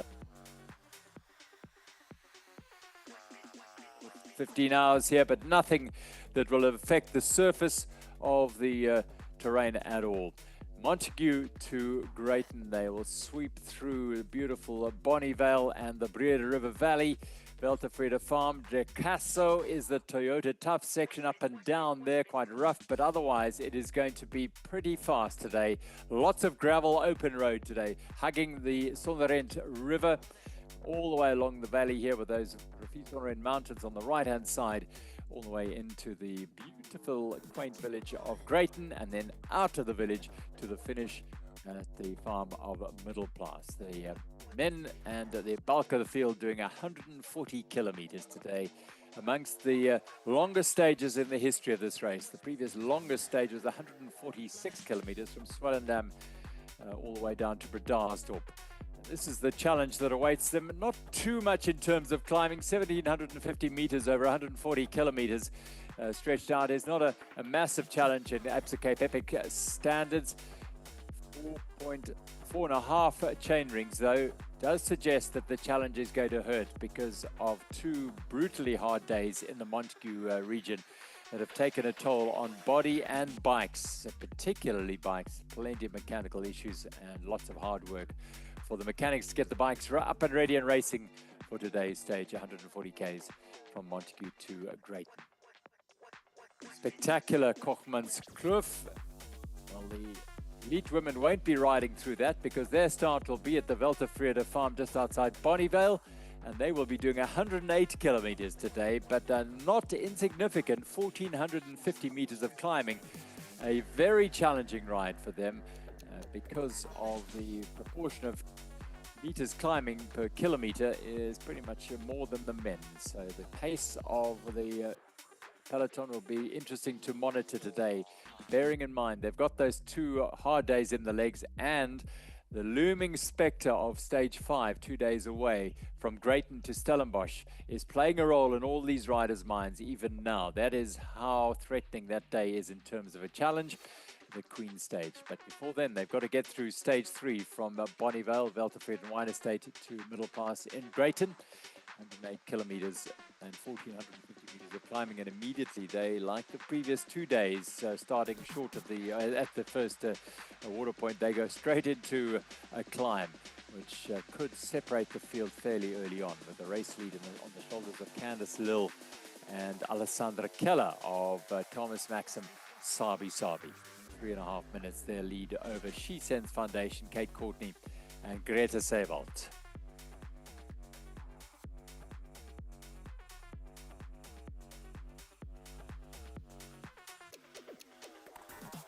Cogmanskloof is the gateway to the Klein Karoo to Montagu, and today they leave Montagu and go into towards Ashton.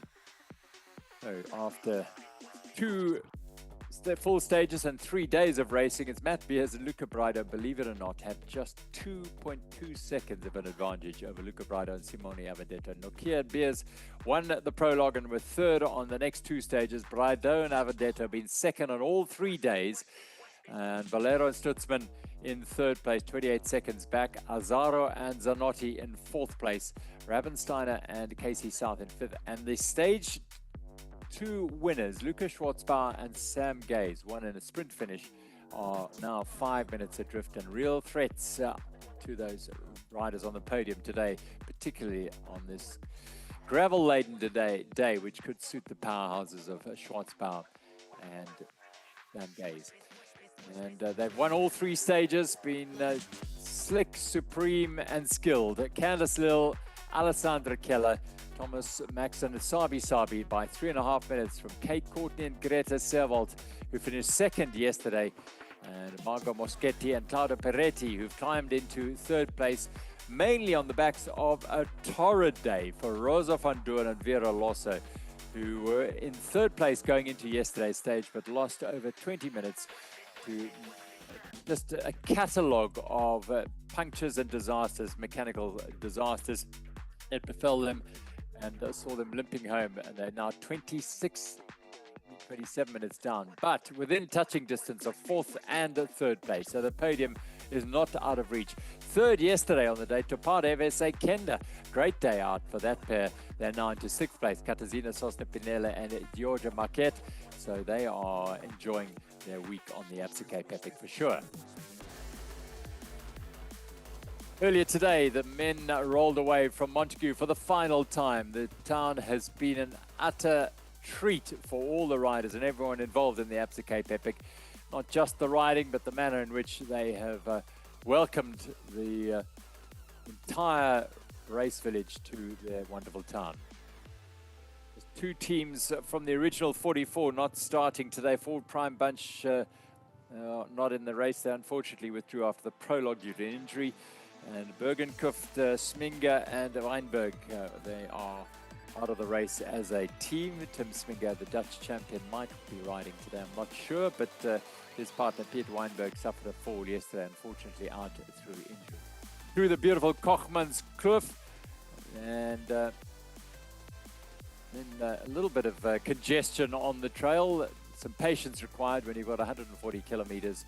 Well, you can just exercise a little bit of patience here as they headed along this railway line. A long line of riders. This is just after turning off the road to Swellendam. They ran along the railway line on this wonderful new trail being carved out of this land to connect both Montagu and Bonnievale, these 2 wonderful little towns in the Langeberg, and a vibrant, thriving mountain bike community with embracing the Absa Cape Epic in both these towns and giving an opportunity for these riders to enjoy their trails, and of course for those who live in the area and explore these parts of the world to ride these trails when they come to visit here.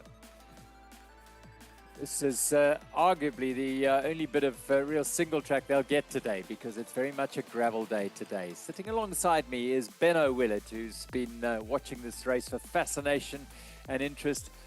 And today is going to be another fascinating day, Benno. But this early stage, just a little bit of trail here to keep them happy. Yeah, good morning, everybody. We're back again. Stage 3 today, the longest out of this Absa Cape Epic. It's definitely going to be the marathon specialists that will enjoy this one the most. The powerhouses at the front, it's decently, well, not a lot of climbing compared to what we did the last couple of days. It's going to be very fast at the front. That single track here was also the reason why the groups were split up early on. The guys are currently going into 47 kilometers of the race. They about to get to water point number 2.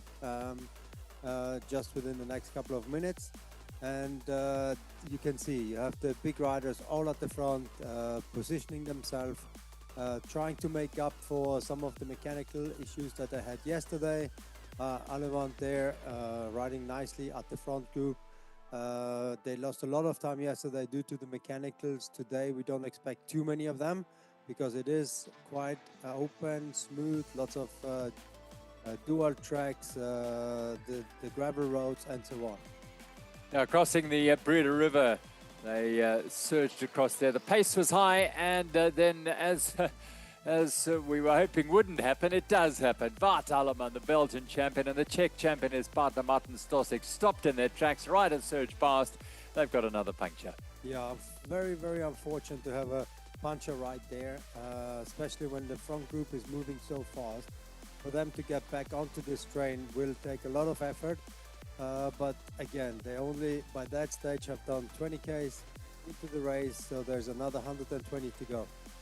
At Veltervreden Wine Farm in the Jonkers family for over a century, and they bade farewell to our elite women who would do 108 kilometers today in the Chivita Orange Leaders jerseys. Candice Lill on the left and Alessandra Keller for Thomas Max and Sabi, and on the front Hayley Smith from Canada, she and Hayley Preen of South Africa for ChemChamp Honeycomb.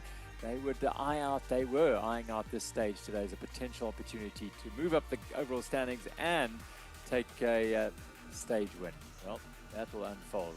Now let's go down to that start at Veltervreden and hear from some of the women ahead of the stage today.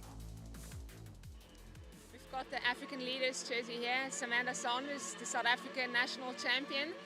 You had a bit of an issue on stage 1. How are you feeling today? Much better, every day better. Stomach is settling. I'm able to take on food and fluids.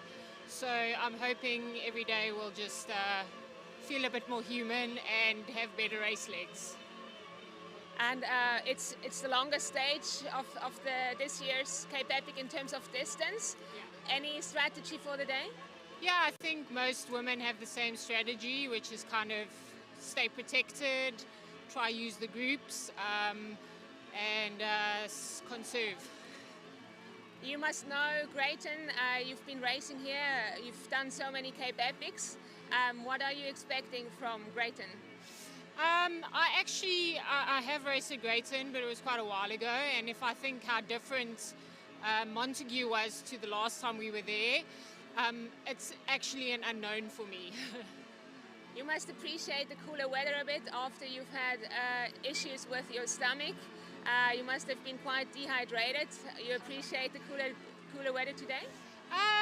Yeah, I mean, I'm okay in the heat generally, but of course to give the body a break, yes, definitely nice to have some cooler weather. Thanks a lot. Good luck out there. Thanks, guys. Good morning, Vera.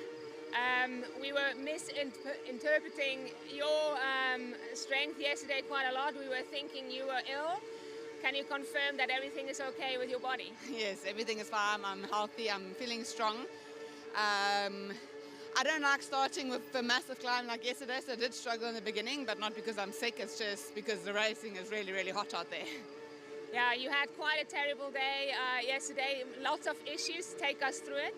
Yeah, I don't even know how many plugs and bombs we used yesterday. Rosa's wheels just keep coming down. Back wheel first and then eventually also the front wheel. We just like swearing out there like, how can this be? How can we have so much bad luck? But I hope we got all of that out of the way now and that we can have a smooth run from here. Yeah, it's definitely second place. Looks a little bit out of sight, but it's a very hot fight for third place on GC. You're about a minute behind the third team at the moment. What's your strategy for the day? Yes, I think racing for third is definitely on. But even the front, you never know what happens. I mean, one of those teams can also have a horrible day like we did yesterday. But yeah, I think today is more a road race. Probably a hard day to make up time. But there's a lot of really hard stages coming up. So maybe we'll rather look at those. Okay, and how's the teamwork going with Rosa? It's a very new partnership. How's that going? Yeah, Rosa's super strong. We ride really well together. I really enjoy her. I enjoy the youth about her. When I started racing the Cape Epic, I was around her age. But yeah, it's amazing. The spirit is so very high. She's super motivated, which rubs off on me, so that's good. Fantastic. Good luck.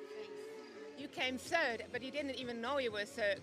Racing for third yesterday, sprinting for third yesterday. How was that? Yeah, it's very amazing. I'm very happy for this third place. It's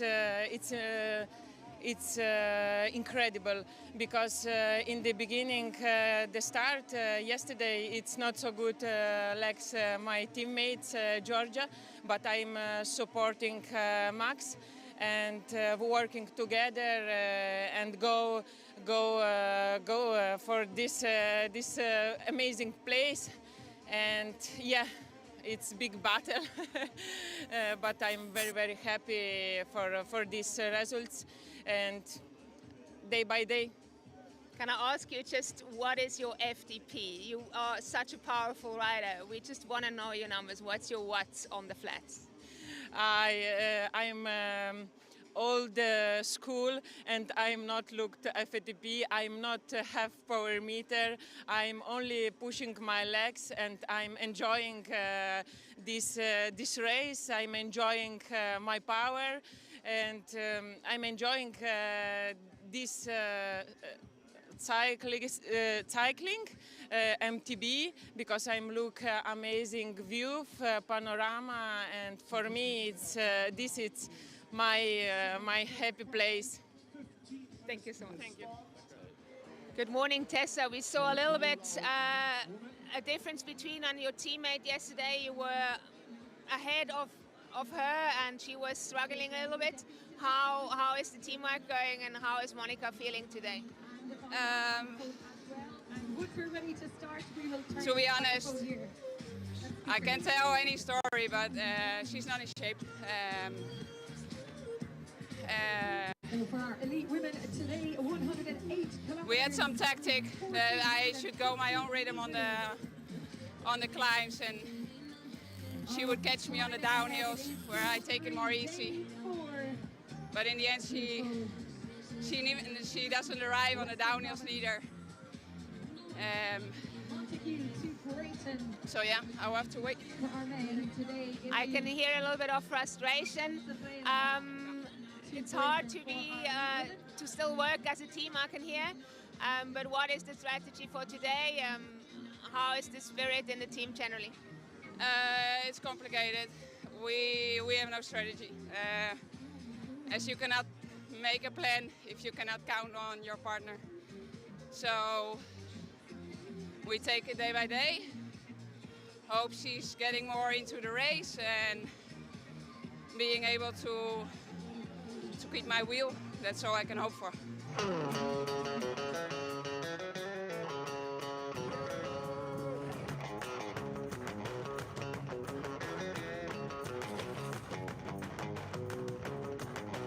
That is a view.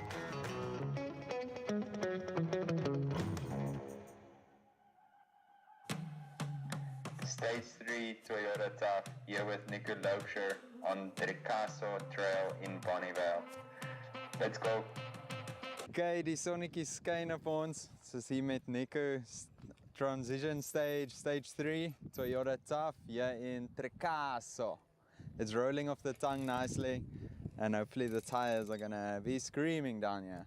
Nico, vertel ons 'n bietjie van die trail. Lekker man. Ja, dit is lekker enetjie hierdie. I think we're in for an exciting one, and we'll be led out here with another team, and they'll just show us, you know, what pros can do in comparison to amateurs. So lekker hier. It's ended. Pump of these guys are gonna lead us out. Woo.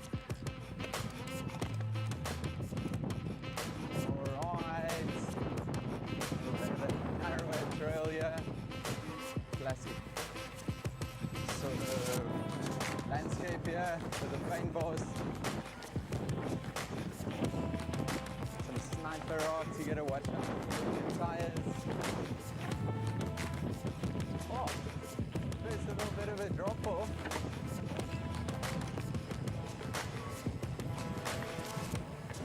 Getting a good feel for it here in the outer car section. It's clearly untamed here in Africa. Okay, this trail is a bit more pedally, very flowy, and it might be really hot when you get to this point of the race. The sun is pretty harsh here. Might need to stop at the top and check your sunblock levels.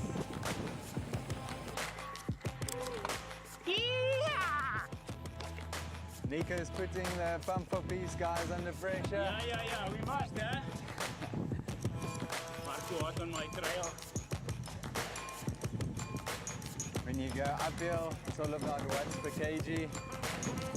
Downhill's a different story. About the size of your balls.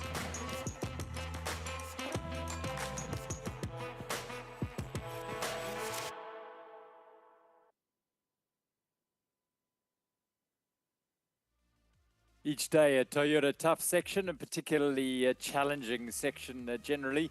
And today Drecaso it's called, and it comes at 43 kilometers. Climb and a descent of a single track, as you saw there from Marco Hubert and Tabiso Nonati enjoying it. So today is 140 Ks from Montagu to Greyton. Beautiful day, isn't it? Moody, cloudy, the mountains just emerging from the clouds up there. So, of course, we focus predominantly on the racing end of this Absa Cape Epic here on our live coverage, but there are, of course, thousands of other riders who are making their way around the Absa Cape Epic. And we thought we'd show you a little bit of what the race is about, a look back further in the field and up at the racing, which was a Montagu stage of 102 kilometers. Enjoy this reflection on stage 2. Welcome to Montagu, stage 2 of the 2026 Absa Cape Epic, and it's a big one, 102 kilometers, 2,250 meters of climbing, brutally hard, rough terrain, unpredictable. You're gonna have a blast out there.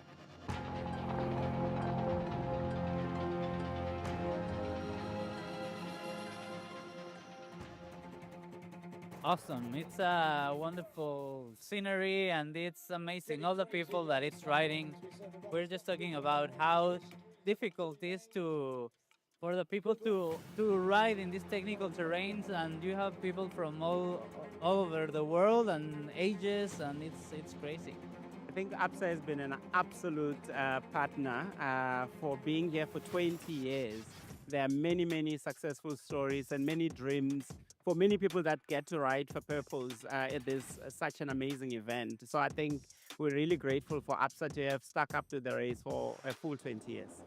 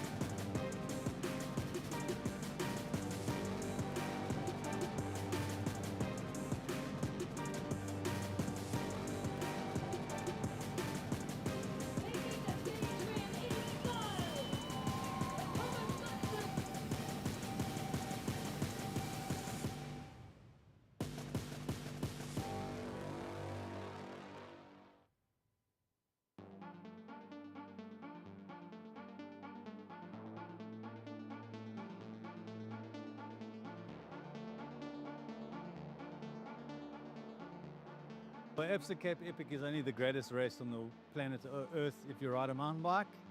This is the Tour de France for mountain biking. The best of the best in the world is here, and what makes this so special is that you and I, as normal riders, can actually come and participate in this event, ride the same course, rub shoulders with the best riders in the world. Well, that makes it great. Okay. Well, after the athletes are done, they bring their bikes to us. Guys like Techno Guide will take the bikes. They will obviously have a package with Techno Guide. They'll clean the bikes, they'll service everything like that. When they find, or if they find any issues with regards to suspension, they take the suspension off and they give it to us. And we have 5 suspension technicians working on site, myself included. And together we do about 30 to 35 suspension units a day. People don't realize, I mean, I think a lot of guys don't understand what happens inside a suspension, the heat that's generated, especially here in the Western Cape.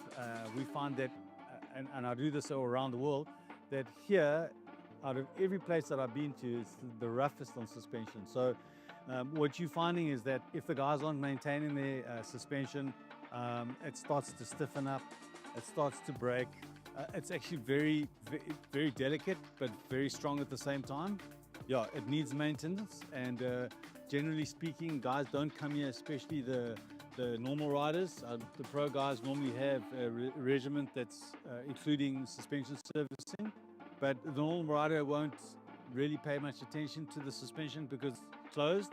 And as much as they say, well, we've been training all the time, they never race quite like they train. So the riders are facing a lot of dust. I mean, yesterday was a great day to start early. For the riders, they're riding into the rising sun with dust, so they actually can't see what they're riding into. So there's lots of rocks hiding out there. The guys are struggling for traction. There's some steep climbs, and because there's the dust is quite thick, you can't see the rocks hiding underneath it. So you're relying on the suspension to work properly. Yeah, and narrow trails. So yeah, and the best way to deal with that is to ride as fast as you can. Well, we did 30 suspension units yesterday from everyone in the camp, including some of the pro riders. But yeah, so that's pretty much generally a day for us. I've done quite a lot of stage races myself, and out of the 3 that I've done, I will never forget how hard it was, how physically demanding it was, how demanding it is on your bike. And you know, we see a lot of riders coming in, broken bodies, broken bikes, and we had to make sure that they are looked after well, and keep them coming back, smiling, and ready for the next day.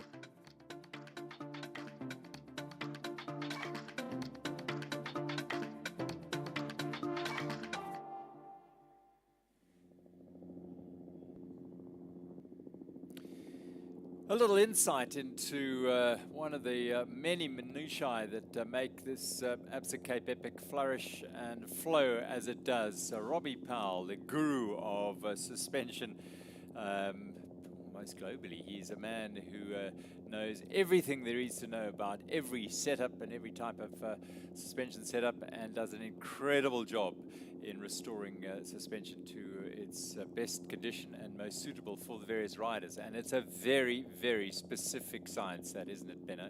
Yeah, no, definitely. He also did some camps with some of the pro athletes. Yes. The ones that came out early, the ones that put the effort in it, and the ones that know how important it is to set up your bike to those very specific conditions here in South Africa. Robbie mentioned it perfectly, that if you don't look after your bike, the bike is not looking after you either. Now, this is live images of our elite men there. Quick look of Cape Vulture Nature Reserve, and that was Herman Fourie on the front. At the back there, Sam Gaze. We are, I'm afraid, having quite a lot of difficulties in getting clean images out from the trail there. There's plenty of cloud and mist, so it's compromising the ability of the helicopter to bring you the best pictures imaginable. Just that's a quick split after 17 kilometers. My word, they're rattling along the women's race. She sends Foundation just ahead of Thomas Max and Sabi Kemchamp, Honeycomb, Buff, BH, Efficient Infinity. So that's a group of 4, and then sorry to see Efficient Infinity. I heard from Sam Sanders earlier today, 4.3 down, and then a bit of a gap back to Topata FSA, Simtech, and then Pump for Peace, Safari Essence, and Fortress Toyota. The the Racing Mums, Isla and Charisse, down in 10th place for Fortress Toyota. So that's the situation in that women's race at 17 kilometers. They're doing 108 kilometers today, and the men are doing 140. And as I say, they're on the other side of the mountain, so to speak, a long way from where we are, that image of Cogmanskloof right now. But unfortunately, our helicopter is struggling to get clean communication lines from the race, but when they do, we will bring it to you. Like now, a little bit of tar road hammering along, and you can get the idea there's a bit of rain out there, a little bit of moisture, whether it's rain or just sort of misty rain. Yeah, it definitely changed. We started in the sunshine this morning. Now, because of the mountain range that they're crossing as well, they're getting into the clouds, a bit of mist in the air. You can see the helicopters are not able to go through those clouds for safety reasons, and it's the right thing to do. We do have the cameras on the motorbikes. They're trying to get us some imagery from the sections where the riders are coming onto the main road. The split times work just fine, so if you want to know what's going on, always keep an eye on the Epic Series app as well. That's where we also get a lot of information, live information of where our athletes are, the riders are, and what is going on. Very interesting to see that the women's field already split up 17 Ks into the race. That's very early, I would say, for such a long stage. Ideally, you work together as long as you can, share the long distance on those tracks. But clearly, there's 5 teams at the front that want to make a statement, that want to kind of like get a bigger buffer on the ones that are not right there. Yeah, that women's times through has taken it the second water point at Kampala, 17 Ks in, and this is the men's lead group with Nicholas Baum, Mark Pritz and Felix Stiele on the front here, just driving the pace on this tar road section. Yeah, it's public roads at the moment, so there's going to be other traffic, but just a reminder, the conditions are really, really difficult. At the best of times, the crew at the Absa Cape Epic do an amazing job to bring us images from the most remote parts of the terrain. But when the weather gets mucky like this, overcast, cloudy, misty, windy, all those sort of things, it makes it even more difficult to bring you images. So thankfully, we've got some good images right now for you to enjoy. And Lucas Baum, the powerhouse that he is on the front of this race. He made his presence felt at the Gravel Burn last year as a protagonist at the front as well, quite often. So he loves this sort of terrain, and he's done a lot of gravel racing. He's won the migration race in Kenya, loves riding in Africa, and in fact spends a lot of his time in the Western Cape nowadays. Yeah, you see a lot of those athletes, like, of course, they come here together to do the Absa Cape Epic, but then from here onwards, a lot of them are going different directions. Some of them are going back to the gravel racing. Lifetime Series in the US is a very big one for many within the peloton as well. You have the cross-country riders that have a month and a half to get ready for their first World Cup in South Korea. Another like exotic place that we're going to see this year. We haven't been there with the World Cup circus just yet, but another important race for all those cross-country riders to kick off the season with. We have the marathon riders that most likely some of them are going to more of the Epic Series events, but you also have the one-day events, the Hero Series, the UCI World Cup marathon events around the world as well, where some of those athletes will aim towards for the next upcoming month. Yeah, I mean, to differentiate, I think we are quite familiar with watching the cross-country Olympic discipline World Cup races and the short track races. That's the race you see at the Olympic Games, and then obviously at all those iconic venues, Novo Mesto, Trentino and Lenzerheide and Albstadt and all those other venues. But the marathon series, UCI, Hero UCI XCM Marathon World Cup Series is slightly different. It doesn't enjoy the same sort of profile in terms of live coverage. It's difficult, as we're learning, to cover a marathon event live on television and with the cameras all around the route, so it is tricky. But that's a series that runs around mainly Europe, and we've got both the men and women's winners of the World Cup last year, Wout Allman is the winner of the men's category last year, and Rosa van Duren won the women's overall title last year. So that's a series that a lot of these riders will be tackling throughout the year. Yeah, and also very, very tough. It's a one-day event. You start off with Costa Blanca in Spain. You have the highlight, I would say, the one in the Dolomites. That's where actually I'm from, yes. so I know those mountains very well. Beautiful, stunning place in the heart of the Dolomites, actually. A lot of the Giro stages are going through that section as well. And it's one of the races where you have, I think, almost 5,000 meters of climbing with less than 100 kilometers. So there's not one flat section, the only flat section. I think even the parking spot there has a bit of a gradient. There we're with the women. This is wonderful images of Vera Losa. Nice to hear confirmation. She's fine, and Rosa's fine, and we could see them back in the thick of the sharp end of the race. But as Vera said, today is not perhaps a day in which great gains will be made, but we'll wait and see. So the women's peloton here rolling through, and a little bit of words in the front there.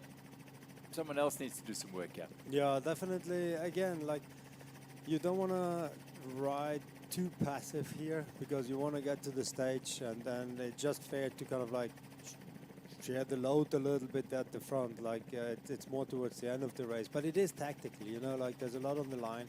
There's the GC classification that you want to move up forward to, but you also know that you can't do it by yourself. It's a very tactical game within this race right now. Well, we heard the interviews at the start of today, and the most illuminating was that with Tessa Kortekas, and clearly she and Monica Calderon are not matched particularly well this year, so they've got a long week ahead of them. No, definitely. Like you're just as strong as your partner, right? Or the weaker link within the chain, or whatever you want to call it. But by the end of the day, they did their work. They did a couple of stage races before. They prepared themselves as much as they could, as good as they could. But then when you come to the Cape Epic, sometimes it has its own little rules. Getting upset about your partner is definitely not the best way out of it. I'm sure they all tried everything they can to kind of like do a good position. Don't let the partner down, the team down. But unfortunately, it's hard when your legs are empty and you have nothing to give. It's frustrating, especially when your partner still has the good legs, still has all the motivation. But again, it's nurturing each other through this event. And again, the legs can come back, and we're not even halfway through the Cape Epic yet. Well, yeah, I mean, I suppose they can. Tessa, you could sense, was very frustrated. Kudos to her. She was not afraid to speak her mind and talk of the frustrations. And last year they won the final stage. They won the grand finale. So things may change for Tessa Kortekas and Monica Calderon as they ride them their way. And they've got such a pedigree. They have won all three of the other big Epic Series events: Andorra, Four Islands, and Swiss Epic. Now, here's an interesting little scenario evolving in the men's race. We have word that Matt Beers and Tristan Nokia are not in the lead group in this little section here. Hopefully we'll be able to bring you some images of them, but the leaders in the yellow jerseys are being dealt a few issues here. So let's just see if we can make out where they are in this field. But there's been a split in the men's race for sure on these flat gravel roads, and we'll try and pick up where they are. Unfortunately, again, we can only apologize, but it is not of our own doing. We are trying our very best, and our crew out there, the cameras, the links, the helicopter pilots, the drone pilots, everyone is doing an absolutely fantastic job in bringing you these images. We have become accustomed to seeing images from all over the world, and they're perfect. Well, it takes an enormous amount of effort, commitment, and financial put in to get these images. So this is from 58 kilometers into the stage. Honeycomb 2-6 of Steely and Pritson. Canyon are there. Gaze and Schwarzbau. Willie Victoria, Orbea Speed Company. Toyota Specialized in Buko 2 are in there. Toyota Specialized in Buko 1, that is the race leaders. They were in that group at 58 kilometers, all pretty much in the bunch there. So that's the way it looks for now. We see beers in that picture, but if we look back down that line, there's one yellow jersey, and I can tell you now that is the only yellow jersey in that bunch. Is that not right, Bernard? Would Yes, you agree as with far me? as I can see, there's no Tristan within this group. No, that is Tristan. Matt Beers is not in Matt Beers is not in this there, is yeah. Tristan. You can see it on the bike position. There must have been something with Matt. Matt very confident. If he had a small little issue, he will probably let Tristan go and then catch up again. Not sure exactly what happened out there.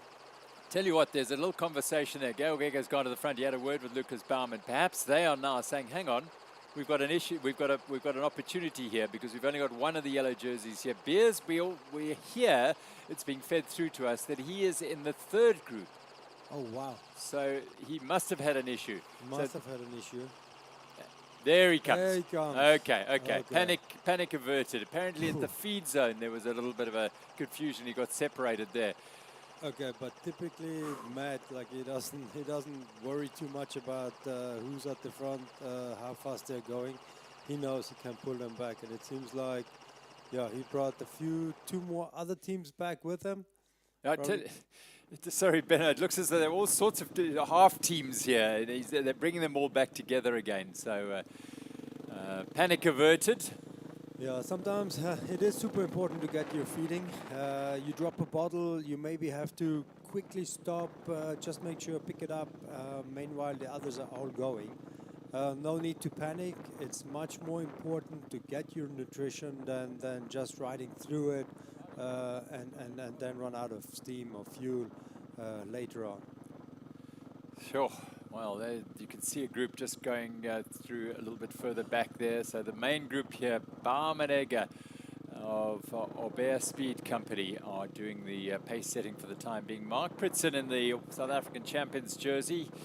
He's a former gravel champion of South Africa. He's a former road champion of South Africa. He's got a huge pedigree and immense power. He and Felix Stili finished second at the Cedar race behind a very strong ride from Filippo Colombo, the Scot rider who was out here doing some training and went and raced that 160k gravel race up in the rough Cedarburg. And so they are in good form, Stili and Pritson.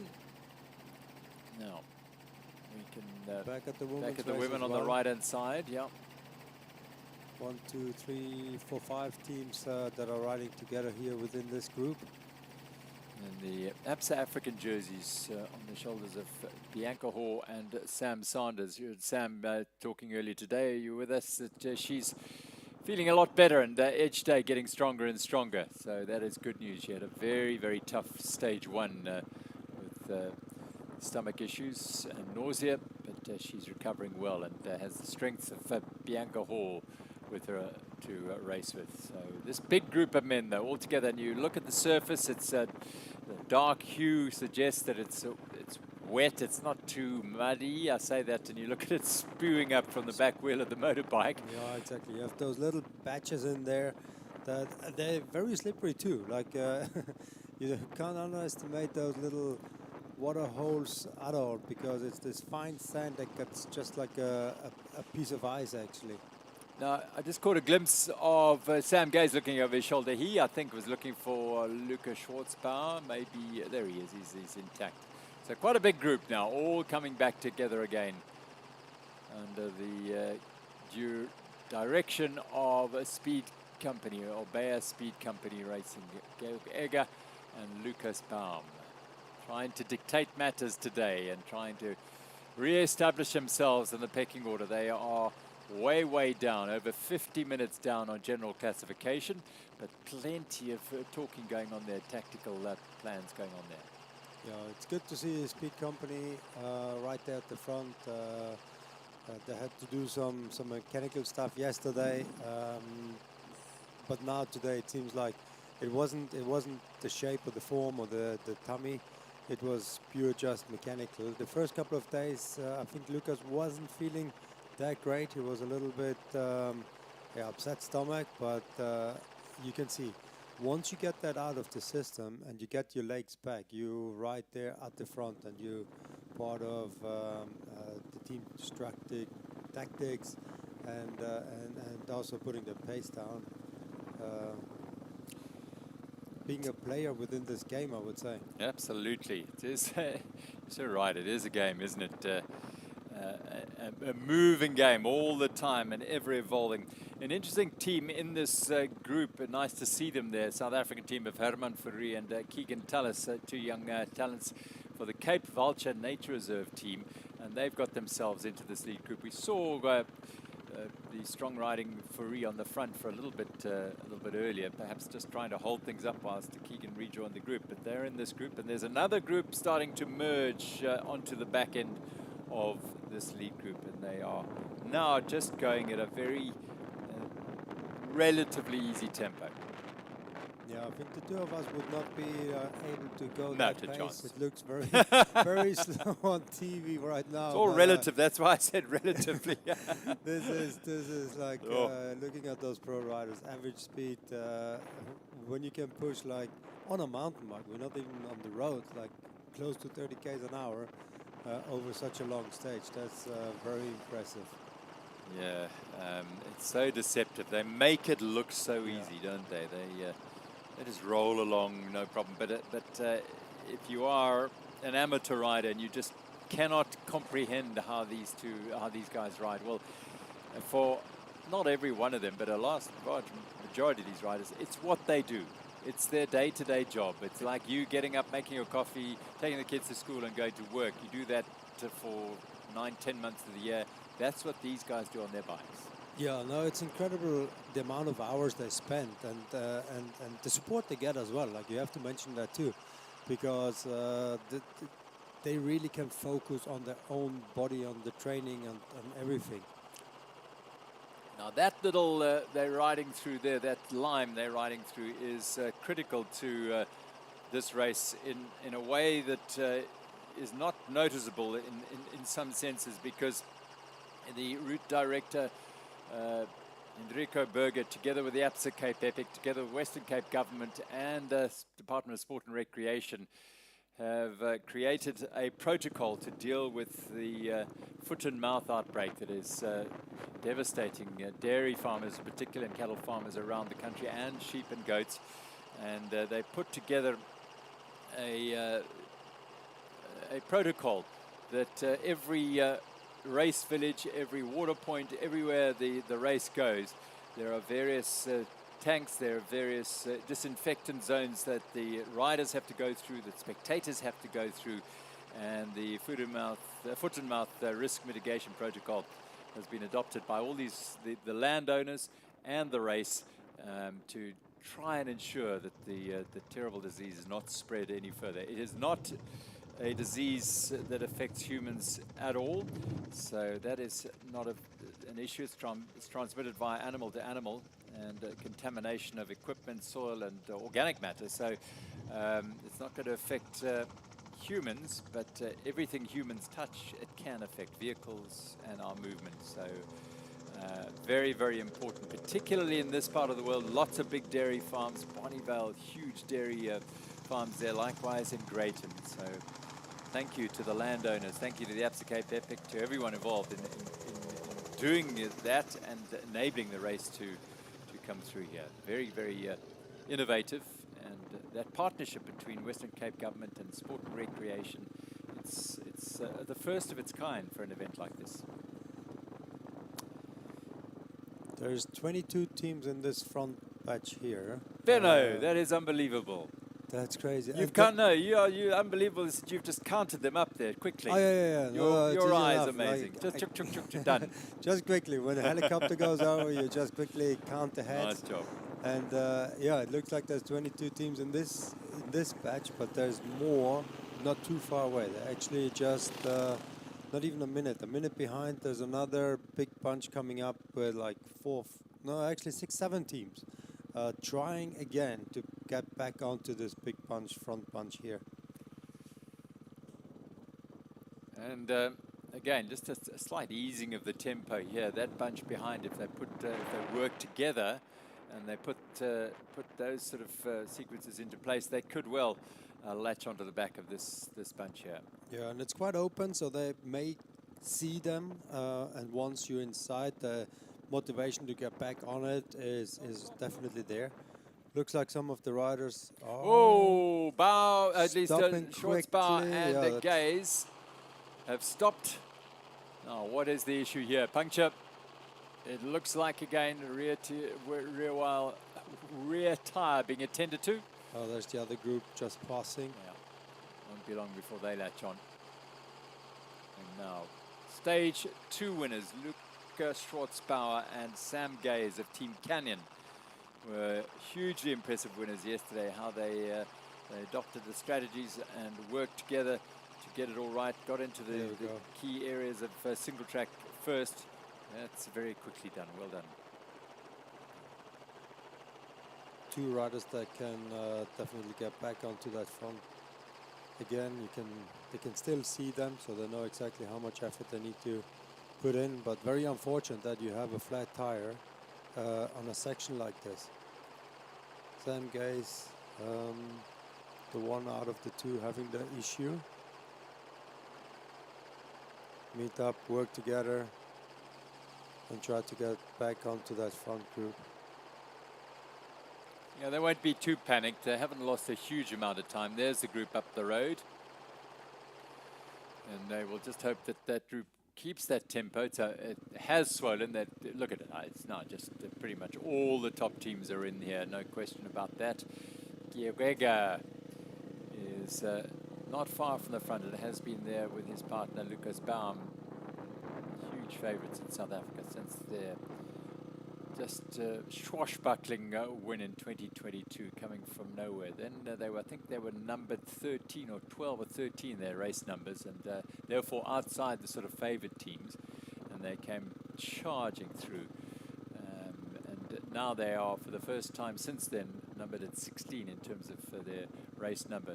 Generally, the race numbers ranking the teams in terms of their sort of precedence as a top team and world rankings, if you like. But it's a difficult thing to quantify because you've got riders from cross-country scenes, but generally that's what it is. And yeah, there's a lot of different UCI points that are coming together. You kind of, the world champion always gets the number one as well. That's why Kay Courtney has 51 is the first number within the Elite Women race. And then also Matt Pierce because of his previous pairing. That doesn't look like some sort of flat, but not on the tire. That's legal. That's one of the KTM senior riders just availing himself of the opportunity to relieve himself on the side of the road. No problem at all. And this group now just dragging themselves back to the lead group. And main contenders in here, Luca Schwartzbauer and Sam Gaze. Yeah, the race has evolved after initially being, as Benno pointed out yesterday, this was the blueprint for stage race, UCI stage race rules and regulations was used. The Absa Cape Epic rules were used and transposed to the UCI to form the template for the stage race rules. And at that initial stage, the UCI World Cup cross-country points were used. They could earn those points at the Absa Cape Epic. Hence, we had all the top World Cup races would come out here at the start of the year. They had 8 days in which to earn points, and it was an opportunity to really push your points, and particularly before big Olympic and World Championship issues, they would come out and race here. That's changed because it is intrinsically a marathon race, stage race, but it falls into the marathon ambit. So marathon points are now what they earn here. Yeah, there's conversations with UCI, I guess, where maybe a prologue can give you UCI cross-country points versus marathon points for the long stages and so on. Ideally, you want to combine it if somehow possible, because that attracts the most riders to the event, for sure. It's very crucial.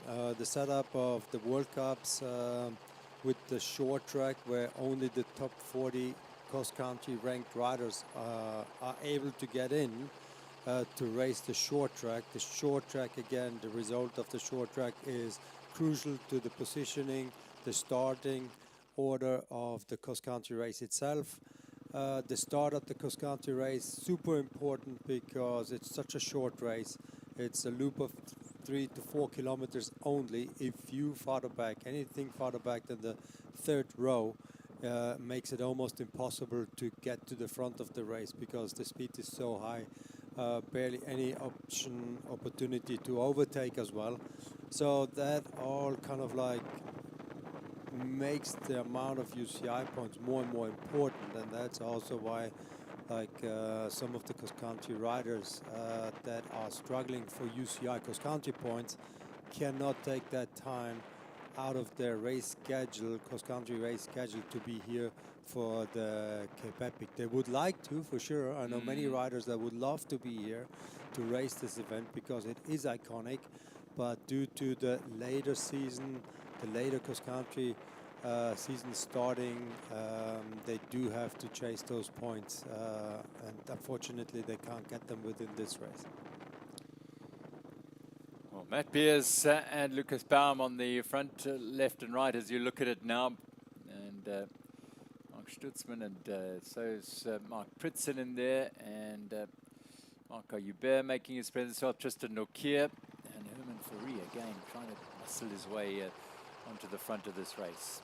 Everyone's in here. Everyone senses an opportunity. There's Jan Vittar and Arno de Toy of Team Insect Science riding in support of Wesselboerter, and Johan van Sail are in this mix here. No one seems to have missed this bunch, that's for sure.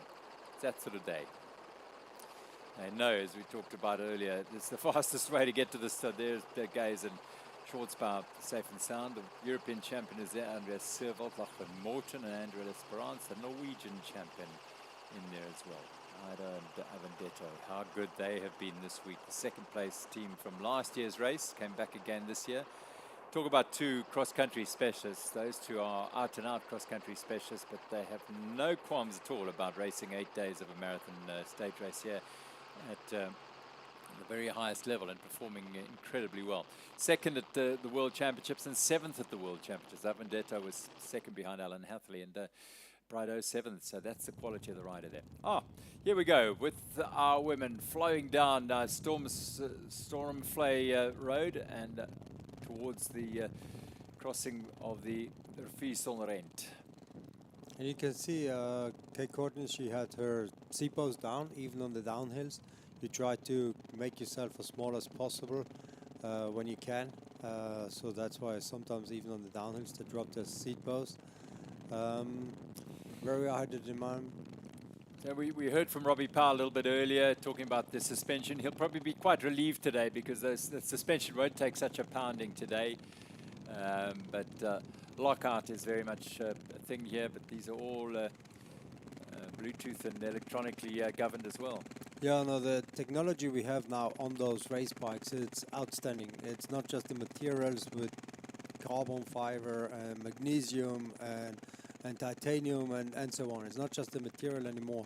Now also the electronic technology, like the normal bikes, but they have a lot of batteries. It's almost like the whole system works nicely together. SRAM came out with the flight attendant system, a system that links every single component on the bike together to be functioning as one environment. The main brain sits kind of on the fork. You connect all your components to it, and then you can adjust it. The bike can actually do it for yourself. Great option for all the amateurs that are not as into their equipment and the suspension as some of the pro riders. So it actually learns your riding style. It knows when your peak power is coming up. It knows when it needs to lock, when it needs to be open, and there's algorithms that kind of like decide on what the bike and the suspension will feel like. Great for this race because if you have to unlock and lock your suspension all the time yourself, you get more tired, you have more to think about, and this way you can really let the suspension, the system, do what it's supposed to do. If you don't like it, you can always override it as well. So they did put that option in as well. You see it at the World Cups quite often. The riders are starting with something called the launch control, And it's a function where you lock your suspension until you hit the first corner, and then the suspension is open again, and so on. So you have so many more possibilities to set up your suspension the way you like it. But also on a day like this, the other days it was this dust, now it's the water and the fine sand that sits on the suspension. And you can only ride safe when the suspension works. As soon as the suspension gives up the good work, you lose traction, it's harder to stay on the line. You get shaked much more than with solid suspension or good working suspension. That gets your whole body tired again.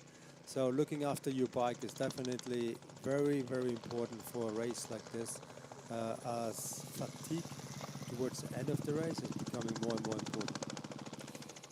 Bart Alleman there, the Belgian champion. Thank you for that, Benno, who it's part of his job. He's involved with the Montagu factory team to know all this and part of your life. Yeah. But wonderful insight. Thank you. Bart Alleman there, Belgian champion, and Martin Stosek had a puncture earlier today and have recovered, no issues at all. Recovered quickly, got back in the bunch, and the bunch is jam-packed now. Absolutely full on now, as they head along these wide open gravel roads through the farmlands of the Overberg region. Beautiful part of the Western Cape. You come over the Riviersonderend Mountains, and we've seen the weather changes very quickly, because earlier this morning it was relatively clear, nothing like it is now, and very quickly there's the N2 highway you can see in the distance. That gives you a perspective.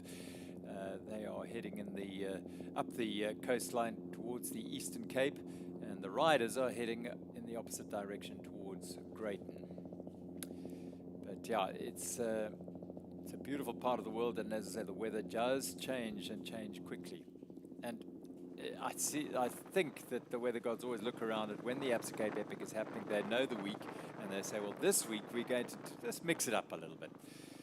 Hubert chatting with Beers, teammates, not on exactly the same, not riding together, but they are part of the same setup. We saw earlier in the week, Beers benefited from a donation of wheel from Jaden Turlo, their third team in the race, and Hubert handed them some plugs and bombs as well. So they're hatching a plan here. Yeah, they definitely have some sort of conversation about what they're about to do. Making sure that, I mean, they have 3 teams within this bunch. They could work together to split it up a little bit. But first, before you start that kind of like maneuver, you have to make sure that everyone is aware of, and you have your partner on your side. Trouble there for Andrew L'Esperance, just slowing down in the peloton. Look as though he was fiddling with his shoe, his cleat. There's the other team. That's Jaden Turlo in front, and Loert Goosen, the man behind. As I said, his father flying the helicopter, just checking in on his young man. Going very well indeed is young Loert. He's making great progress as a marathon racer in these parts. David Valero there on the left, just top of end of frame. And Clementizia Aubert going exceptionally well in the race here. Axel Rudinel Cortinat, the French champions jersey, distinctive. You just saw it in the frame as well. Back with the women, and they're off that little tar section of the Stormsvlei Road, and now through the maize fields on the gravel road. So leaders are in there, the African jerseys of Sanders and Bianca Hall in there, as well as Greta Servalt and Kate Courtney, and Rosa van Doorn and Vera Lossa. So this pair, excellent pedigree. As I said, van Doorn, the World Cup Marathon overall champion from last year. She secured it even before the final round. And Vera Lossa, she's won that title before herself, and the African Continental Champion. And she is only one of 2 riders in this group who've won this event.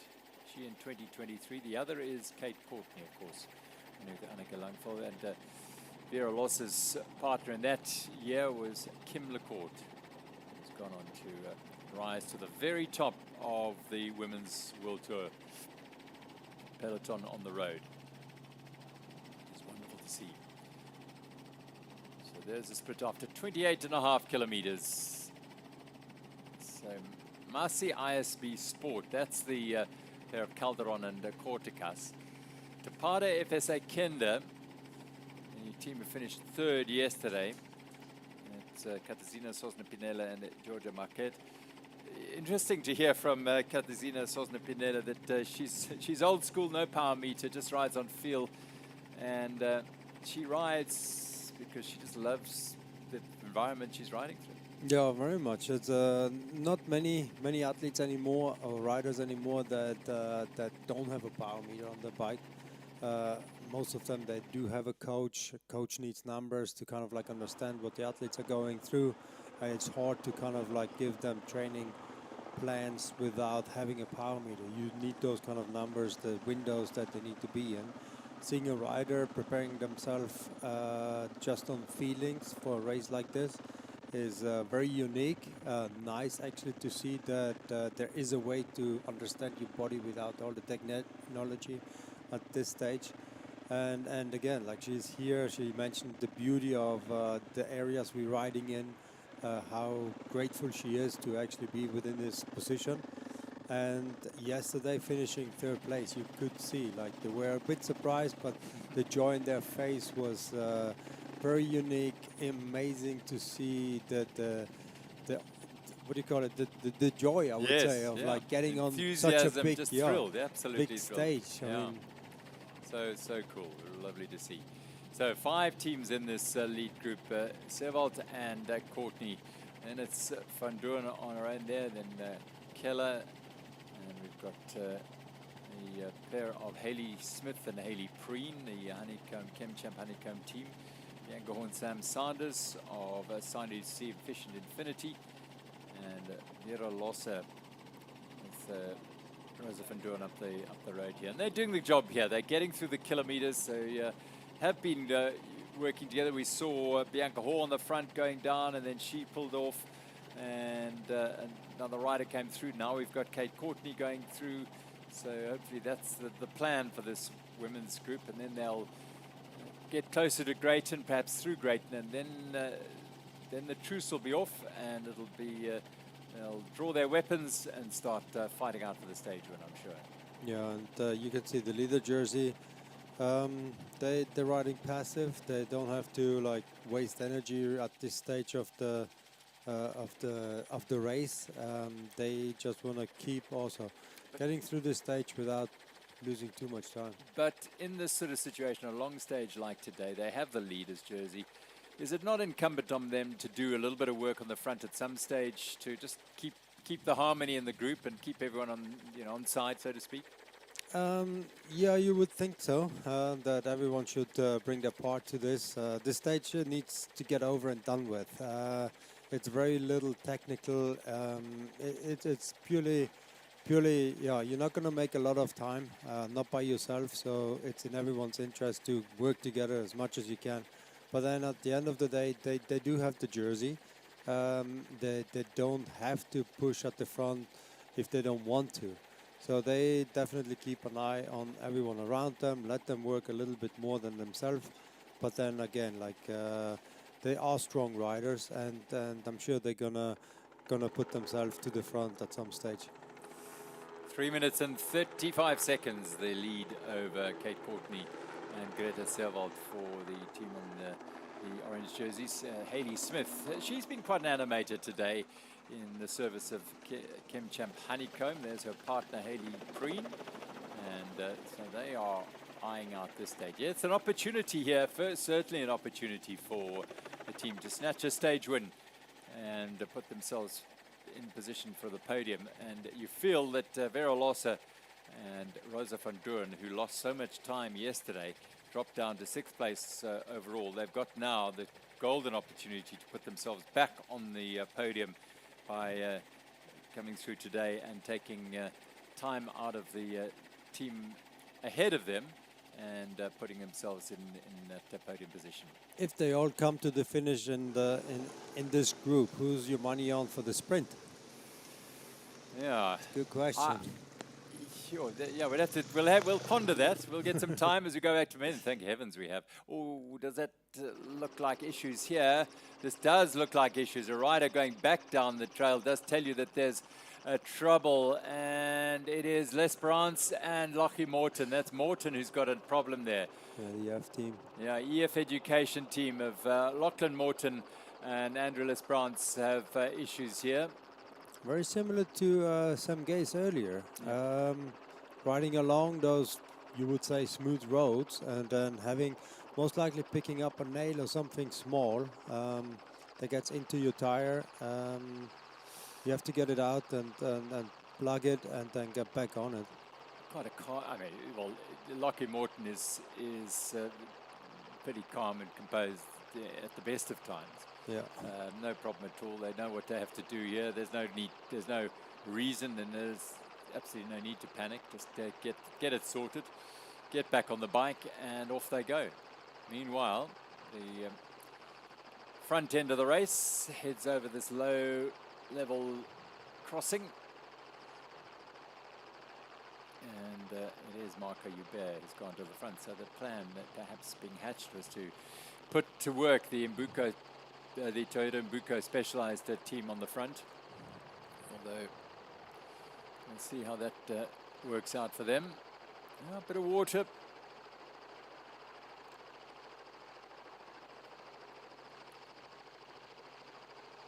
Through safely.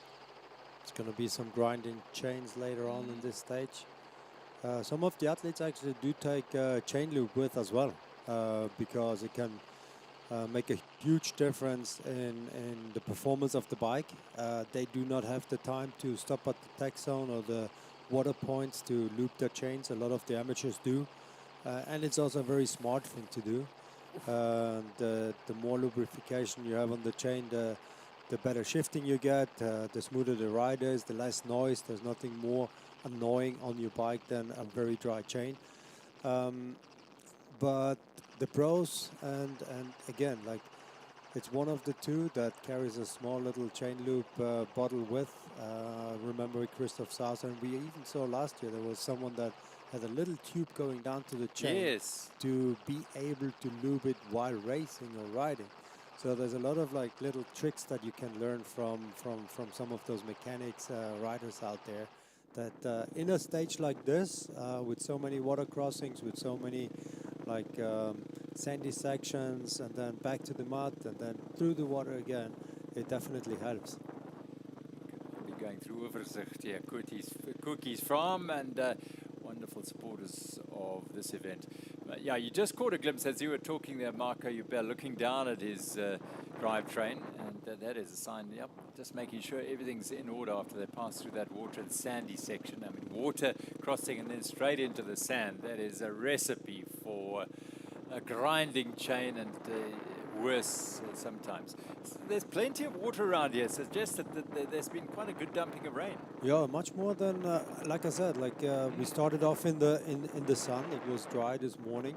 I came through this early morning as well, and it's dry, wet. At the moment here at the finish, we got a little bit of rain, but not too much. And as you can see, the conditions good for riding, but the visibility, again, like they gonna get some burning ice from this kind of like stuff coming up from the front tires.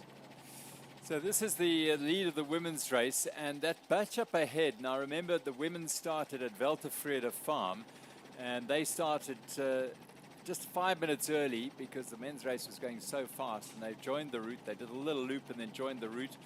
That group up ahead is A batch.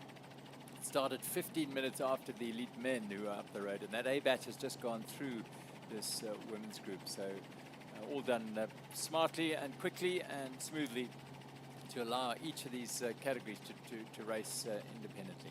Yeah, and on a stage like this, passing is not going to be too much of an issue, but what we had yesterday with a lot of single track, a lot of technical stuff, only one clean line to kind of like get up or down the hill or the mountains makes it very hard. Now on open roads like this, as soon as the A batchers will hear the motorbike will make their way through, and with that also the 5 teams that are in this front bunch. So it's always hard to kind of like get everyone together with like the elite men on the front, A batchers, elite women, but they really try to give the woman the best conditions and a very clear race track to keep it all fair to everyone. Hayley Preen on the front here with her partner Hayley Smith behind us. So they're rotating through the shifts on the front here. Preen, hugely versatile. Another, like a teammate in the Honeycomb 2-6 is Mark Kapritsen, former South African road champion. She's a gravel champion. She's won races this year on the gravel up at the Cedar. The very next day, the Cedar in the Cedarburg, she went through to Port Elizabeth, Kaberga, won the, at least no, she didn't win the Herald Cycle Tour there. She's won it many times, but this year she didn't win it. Tiffany Keep won it, but she raced that the next day. Very, very busy racer, and she's preparing also for the Lifetime Grand Prix Series in the United States. Spent a few years racing in Great Britain and Europe with reasonable success, but on a club team. But I think thoroughly enjoying the opportunity to race this with Hayley Smith and then the Grand Prix Series in the United States as well. But very, very talented sportswoman, highly decorated equestrian as well, rides does show jumping at a very, very high level as well. And multi-sport athlete. So Smith and Preen doing work on the front for this women's group at the moment. At the back are the red jerseys of the Absa African leaders. South African champion, the red jersey obscuring her jersey, but that is Sam Sanders. So there are the elite women. We can see their little icon on the left of the screen there, hugging, they're starting to hug the side of the mountains of the Riviersonderend. They will cross, you'll see they'll cross the Sonderend River in a few kilometers time, and then on the left hand side where the men are further up the road, well up the road, and then they'll stay on that side of the road all the way through to Greyton, come back to the right hand side of the river before going through town, and then on to the finish at Middle Pass. 108 kilometers for the women through this USN hydration station. No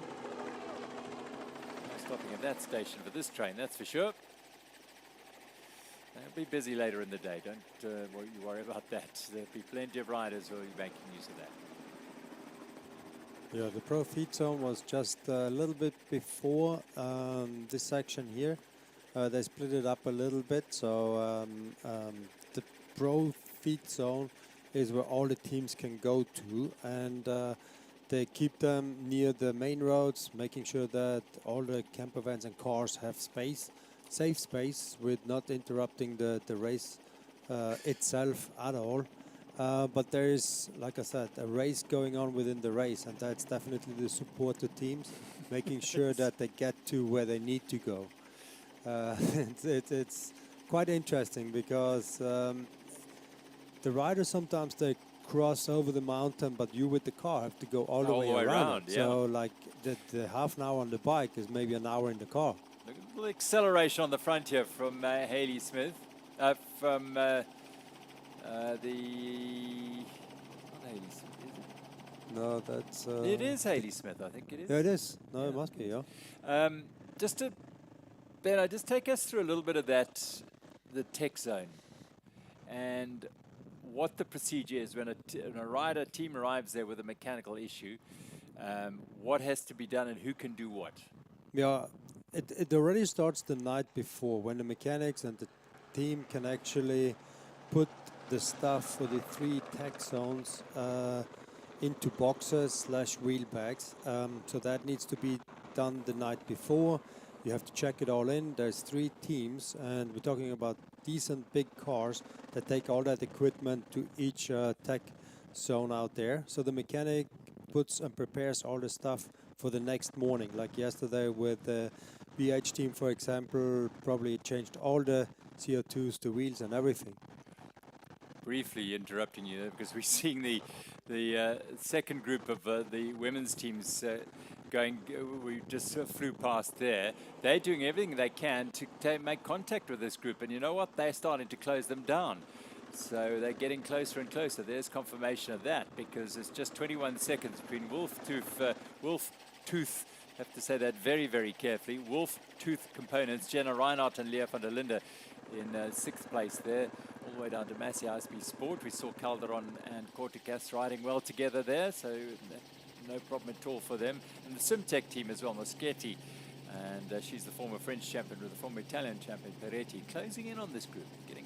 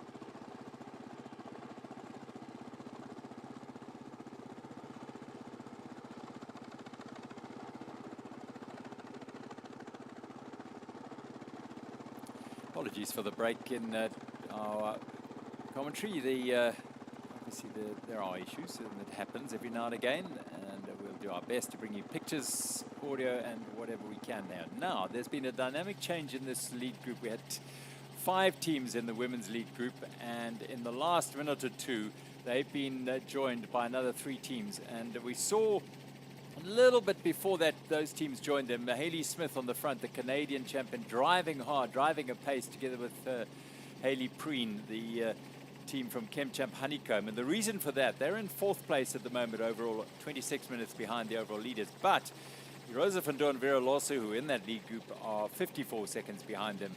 But the Toparo FSA Kenda team, Katarzyna Sosna-Pinella and Georgia Marquette, who've just joined this group, they are just over under a minute and a half behind them. So they were trying to put a distance into the Lithuanian champions jersey. You can see it's very distinctive with the yellow and green bands on them.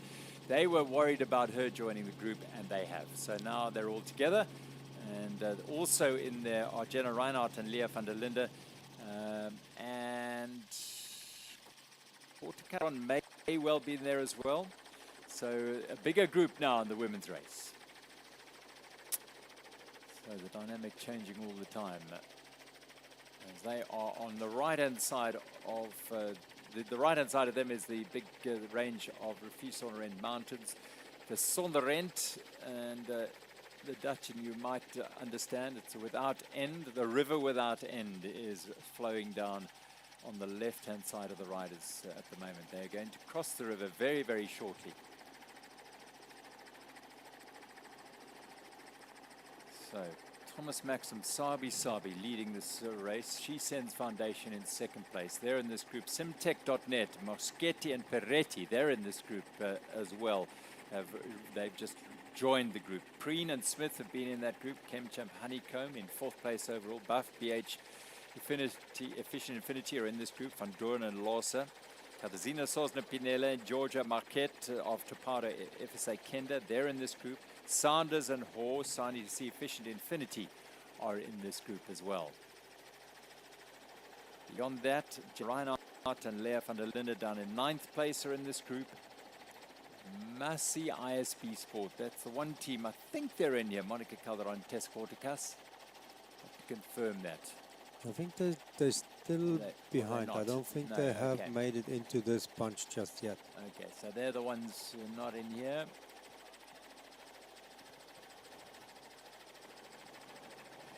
So nice tempo they've been maintained now by the team on the front there of Kate Courtney and Greta Sewald. So dynamic here in the women's race. It's a long stage, 108 Ks. Here's a group ranging up behind them. That's where they're probably going to be. Yeah. As we heard earlier today, there's a little bit of friction in the team of Calderon and Corticas, a Masi ISP sport pair. Corticas not entirely enamored with Calderon's condition so far in the race, but how that can change, that's the beauty of an 8-day. There they come. They're getting closer. No, that's Moschetti and Peretti. Here they come, just behind. Yeah. Now they're joining. There's a men's team there, and then the Calderon and Corticas.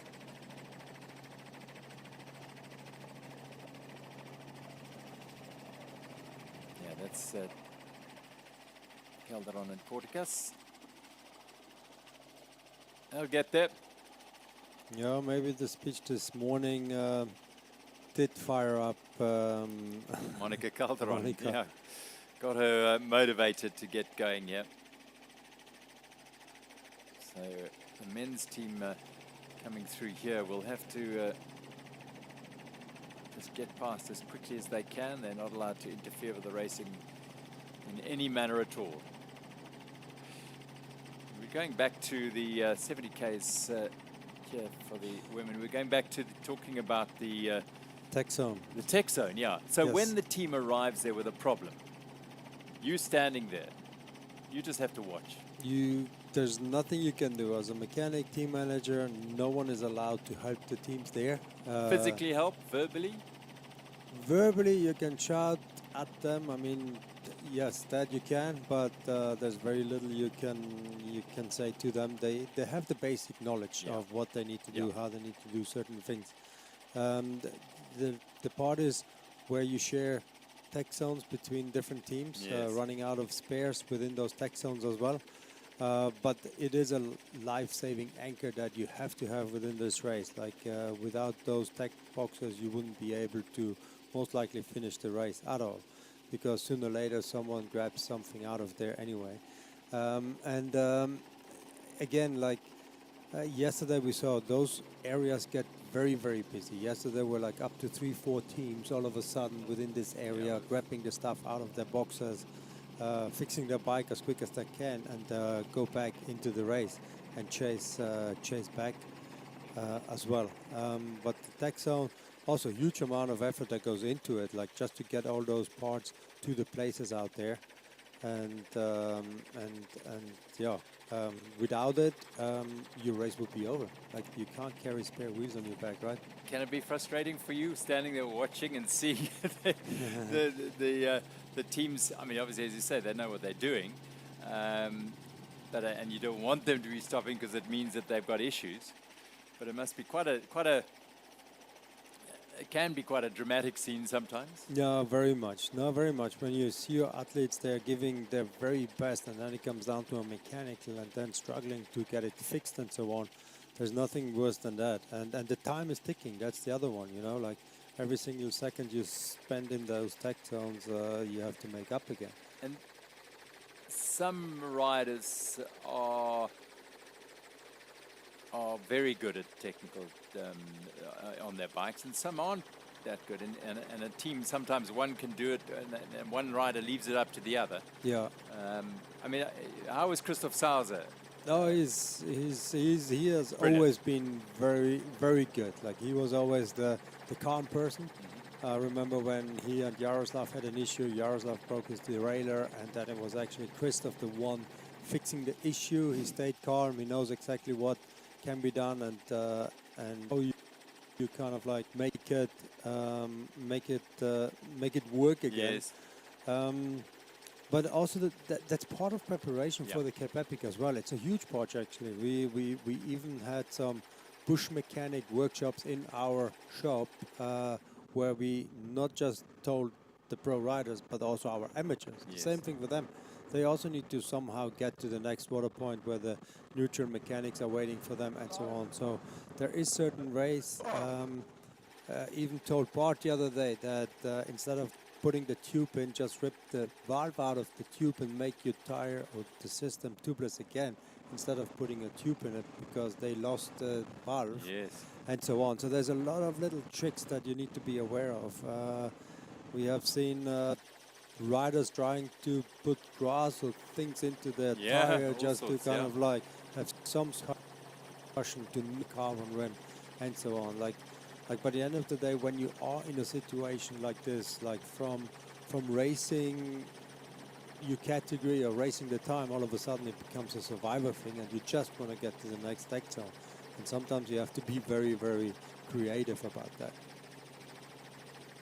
So we're with our women's peloton, the lead of the women's race here, and they're charging towards Greyton. And the front of the race being taken the pace by Greta Servalt and Kate Courtney in second place overall. 3.5 minutes drift of the orange jerseys of Candice Lill and Alessandra Keller, Thomas Maxim Sabi. And in third place on the women's standings at this stage, Simtech.net, Claudia Peretti and Margot Moschetti. But there is between Simtech.net in third place and Topade FSA Kender in sixth place. Just 2.5 minutes. So that, hence the sort of tension and interest here in this group. 2.5 minutes between those teams. Well, further up the road, and look at the conditions here. Yeah, it's hard to make out the athlete or the zoo, sponsors yeah. or Wow. like the color of the jersey even. Like you can see how wet it must be, how dirty it is out there. Pritson and Steely were on the front, Baum as well. So there's an injection of pace, and it looks like this group has been split up big time here. And we are racing now in the men's elite race, powering towards the finish at Greyton. The weaving figure of Felix Steely on his 32-inch wheels just behind Mark Pritson there. Yeah, you can't even see the yellow jersey within this group. As far, it's so hard to spot the riders right now. Yep. Yeah, But I haven't seen the yellow jersey within this front group just yet. And there's Wout Alleman is in there, I know. But that's interesting because that is maybe why there's such energy and such an effort here from all these riders. They know that the yellow jersey is not in this group. And so they are hammering it along. Pritson, Steely there. Question is Villiers in there? So the word is, we're just getting word from the trail that Matt Beers and Tristan Rookie have a puncture, and they're being assisted by their teammates. So, drama, there's Willier, they're in there, that's for sure. Both teams are in there. There's the other team of Travis Stedman and his partner is in there. There's Wout Alleman is in there, Hans Becking is in there. So they've got two teams in there. They're looking, everyone's looking over their shoulders. Sam Gaze is in there. Luca Schwarzbauer, they're loving it. This is what they've come to the Absa Cape Epic for. A bit of racing and to put the yellow jerseys under pressure. No, definitely. Now the spirit within this group is going to go up, and everyone is pushing hard. They're all working together because that's not just a change within the leader jersey. There's also a big change in the GC. Looking at this bunch here right now. Big time, because as you may recall, just 2.2 seconds between the Victoria pair. They all lose, that team is behind them. Can they make out in that group? They're charging towards them. And where is the yellow jersey? Puncture for Beers and Norkia on stage number 3 here. They had the yellow jerseys by 2.2 seconds, 26 seconds between the top 4 teams. Hence all this animation, excitement, and driving pace by these teams. Yeah, and you see there's more teams dropping off. That means that the front pace is very high. Earlier we saw all of them together, 22 teams, all of them together. And now you have 2 riders going off at the front. Not sure who they are. That's Pritson and Steely. Could be. They are the men driving this pace on the front here. Yeah, opportunity for the Honeycomb 226s, looking over the shoulder, keep going. And you talked about the benefit of having these 32-inch wheels that Felix Steely is riding. He's the only one in this pro peloton riding the bigger size wheel today, or this race, and this is where they'll come into their own. Definitely. There's no better stage within the entire Cape Epic where those wheels will give you a big benefit if you get them rolling. The average speed high, that means, the wheel will help you with that as well. And you can see that there's a lot of teams dropping off forming again, trying to get back on. As far as I can see, yellow jersey should be in there, and there is the second team in Buko Specialized. I think that's Riviersonderend and Jaden Turler. Yeah, they perhaps were. They certainly did help Beers and Nokia. There they come. That's the image of Matt Beers again driving. We saw them lose 4 minutes on stage one, and they pulled themselves back to the front of the race to defend their yellow jerseys. And they are having to do it again today, again with the assistance of Riviersonderend and Jaden Turler. What racing, what drama here the Absa Cape Epic is delivering in 2026. Yeah, I wonder, they must be most likely farther behind. I wonder if they gave a wheel again or if it was just plugs. But yeah, I guess they're trying to catch up with Matt and Tristan as soon as possible again, just to be there in case they have another mechanical. As we saw, the Marco was at the front, so yeah, they're in that side. Yeah, they're in that. They're in there. He was sitting with Beers up there. So that's the benefit of having three teams here. They've still got a card to play. Things go really wrong again. Meanwhile, up front, South African marathon champion Mark Pritson and his partner Felix Stiele are trying to prise open a gap away from that hunting peloton behind them. And they're doing very well. They get more and more on the chasing group, and they weren't going slow either. So very impressive that they managed to distance themselves. Well, Pritson is just, we've extolled his virtues for a long time, but a man possessing great power, sustained power, and he can sprint as well.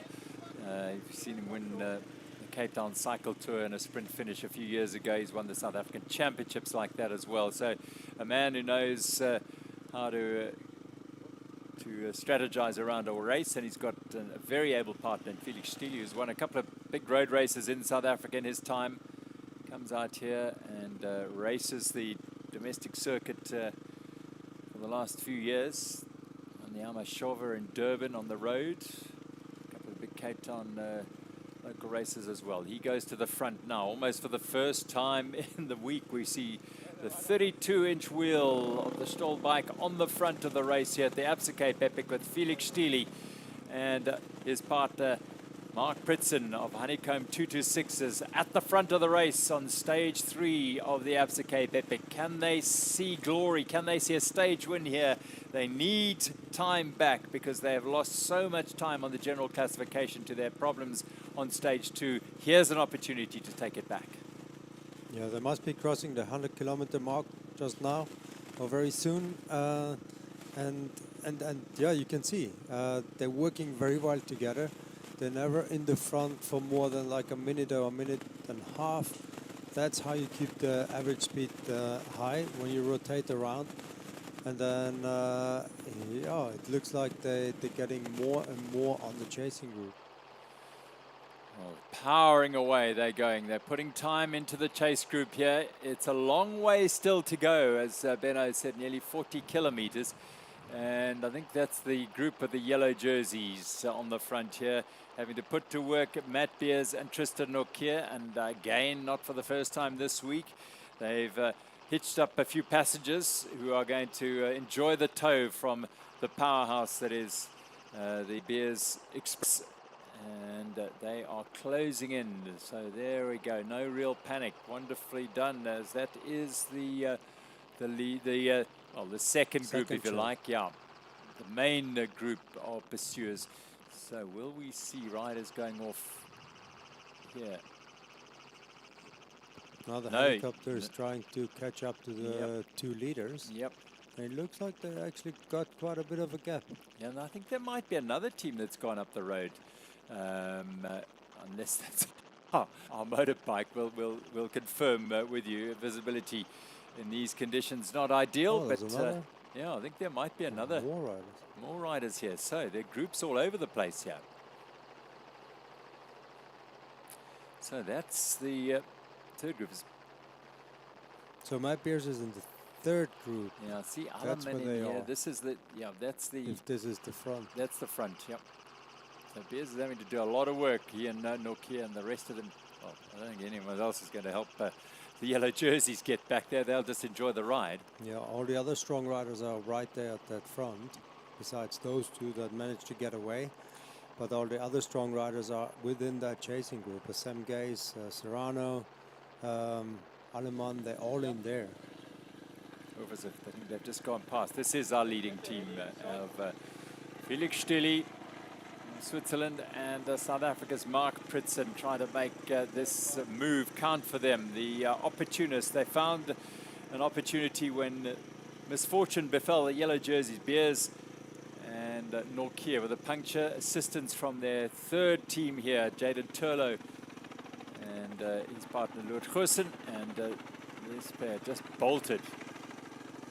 Chances like that, it's there's no waiting for anyone in this in mountain bike stage racing. Yeah, no. It's not a road race. This is there's no gifts handed out here, because you take your opportunities. The next moment it can happen to you very quickly. And I just got word from Bobby BM, the specialized market leader here in South Africa. He is out to support the team as well, and he just told me that they actually changed the wheel within the tech zone.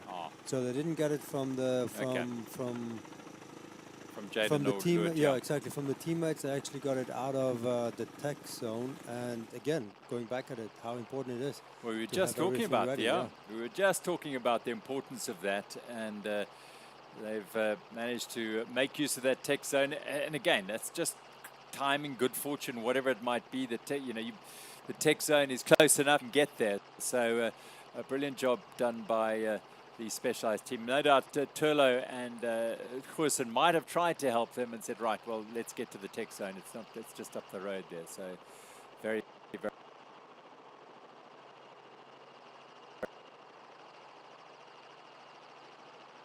love being there.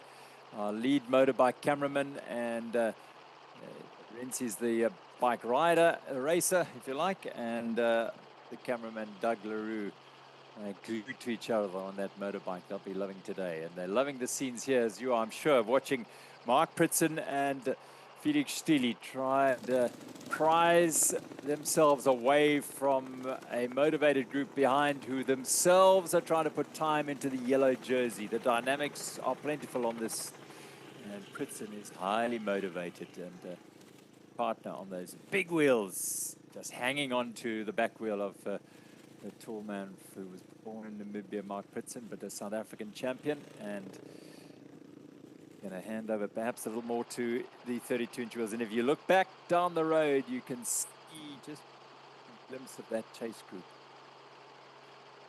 Yeah, we're going to get the next split times at 117 kilometers. That's when they're going to roll through the last feed zone of today. That's where also, again, the tech boxes are, the teammates waiting for the last time that they can hand out the bottles. And that's also where we're going to get the split times from. They should not be too far away from there anymore, probably less than 10 kilometers to that last tech zone. Oh, wonderful drama unfolding. This is what you would expect from the Absa Cape Epic. Dramatic change of terrain from the last couple of days, the first 2 days in Montagu, gravel roads and flat long drags, and yet mechanicals still coming to the fore. We saw a multitude of teams affected by many mechanicals in some cases. Wout Alleman, as we heard, he had big issues here yesterday, as did Rosa van Doorn and Vera Lossa. That camera angle, I don't think does true justice to how big that gap is. It does foreshorten it a little bit as Pritson and Stili drag up the climb here. They will, the bunch behind will have the advantage. They've got riders working together, and then the next bunch is chasing up behind them, and we think that that'll have the yellow jerseys in them there, or at least very close to them. Doing all they can here, Pritson and Stili. Yeah, sometimes you have to try. You have to try and get away. If your legs are feeling good, you launch that attack hope that the bunch in the back is not working together, that they will take their time to kind of like resettle and then start the chase.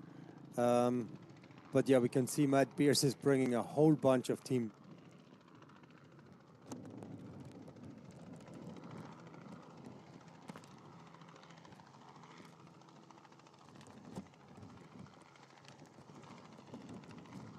The front. There's that very gentle, by their perspective, early parts are all gone now, almost unrecognizable now, covered in the mud of the rain that has fallen over the Overberg here. It's all on, the drama, the cameraman, the drones, Hardus flying his drone up there, the helicopter there with Meneer Goosen and LaRue doing their job over the top of that group as Matt Beers does his job again, time and time again, drilling it on the front, and the others just saying, hang on, wait for us, we want to come too. But you have to dig deep to stay with this machine, that's for sure. Yeah, it's incredible how deep he can dig, and every time there's a situation like this, he also doesn't get any help. Hard to help someone like Matt Pierce, I would say, in this scenario, but it's incredible how he can just close those gaps. His helmet's spotless, his shirt is as cleanest in the whole group there, because he is the man on the front. He's not taking up any of the mud and dust. Look at the carnage behind here. Riders getting tailed off because look at the gap. He's opened up the gap on that group. They cannot stay with him. He's just drilling it. Valero, I think, has gone back there. This is just amazing, the power of the man. Well, Andreas Serval trying to stay with him. Wow. It's like 30-second gap between those two bunches, and Matt Pierce is about to close that down, dropping off more of those teams in the back. You think they're close when you look at them from in front, but then you look at that drag and it's still a long way to go, because this bunch will be highly motivated not to let him join. Let's get away. And so the splits start happening here. Yeah, even here you can see more little splits putting up, getting back on it, a lot of effort, and it will make it hard it will take a couple of kilometers for Matt Pierce to close this gap. It looks so little on TV, but the effort he has to put in to catch up to the front there is enormous. We talk about it as if it's just Matt Beers, but spare a thought for young Tristan Nokia. He must have woken up this morning in a hot sweat, because to think of a gravel stage like this and you're riding with one of the very best gravel racers in the world as your teammate, never mind as your opponent, you've got to hang with him, and he's doing an incredibly good job here, just sitting and paying close attention all the time. And behind there, Mark Stutzman looking over his shoulder.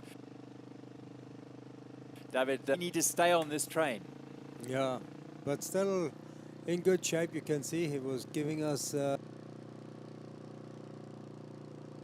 trying to hide behind Matt Pierce here. He's doing all the work. Valero would be in his interest as well to close the gap as quick as possible. They are also within the top 10 GC classifications. It's not in their interest to lose any time to the front guys as well. Yeah, I'm surprised that the two strong powerhouses are not working more together here on this section now.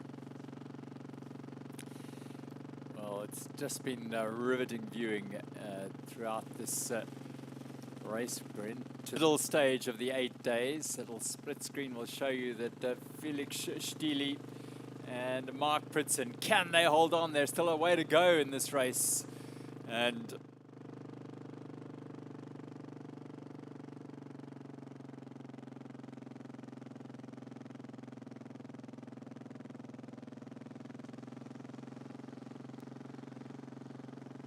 Moni Avendetto, 2 seconds is all they need to take those yellow jerseys once more. They wore them last year and they won the prologue at Mirandala, and they are hoping to regain them today.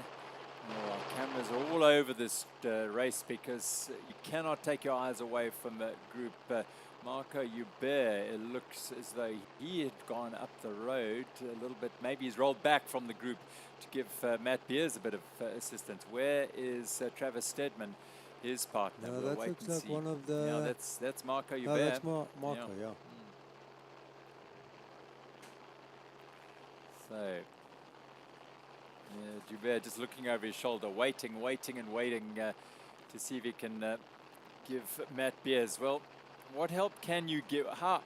It's a brave soul to say, I'm going to go give Matt Beers some assistance, but whatever you can, you will be able to make a little bit of a difference where you can, and that's what Marco Yeah, Hubert in this is gonna moment try he and do. will probably rest as much as he can. He's not trying to make any time here, so he's trying to rest and put the power down as soon as Matt Beers is on his wheel for as long as he can. Just giving Matt Beers a couple of seconds, minutes, hopefully just to relax his legs a little bit and then have that spark and power again to close the gap to that front bunch. Well, if you, well, we didn't have the live coverage in the days gone by. The early point-to-point Absa Cape Epics when the race traversed from Neisner all the way to Stellenbosch, but I would well imagine that this is what it was all about, because very similar sort of conditions and riding, and a day of traditional old school mountain bike, Absa Cape Epic mountain bike riding. Here comes Beers with Tristan Norkier, and there is Marco Hubert. Now we can see if the intention was good, if he has something in his... Oh, actually he's falling back behind them. I wonder where's his partner? He's back on the wheel now. Travis Stedman was in Travis the group was ahead. at the front, right? So he's dropped at the back of this. Beers is probably just going for the moment at such an express pace. He will use he'll use his opportunity when Beers says come to the front of this group. There's also one rider, single rider, trying just to identify behind who that is. Tristan. We'll try and pick up who that is, but he's on his own there. His partner is not in this group. The only team in this dynamic is Beers and Tristan Norkier. So they are a long chase, a very different chase to the stage one dynamic where they had to make their way through that rain after that 4-minute deficit. We'll have to find out exactly what the time is they lost here. They stopped in the tech zone to replace a wheel. And oh no, that gap just doesn't seem to be coming back at all. This is desperate times for the yellow jersey. 26 seconds down to fourth place. So that, I mean, they could end up being in fifth place at the end of the day if they're not able to close this gap. And if the front keeps on moving, there's so many within like the 1 minute. You go quickly from being in the leader jersey all the way down to 5th to 6th position within the race. Yeah, the thing is, I think Hubert's put himself in here because they cannot afford another mechanical here, another issue. Jaden Turlo and Lut Hussen are quite some way back, so there's a bit of insurance for the Toyota Specialized Mbuko team here. Yeah, it just shows how well they got briefed, that they're ready for every scenario. Again, there's no communication via radio or anything. There's Travis joining the group now as well. So he also came back from the front bunch to be on side with his partner, to be on side with Matt Beers and Tristan. Just as that extra security, insurance.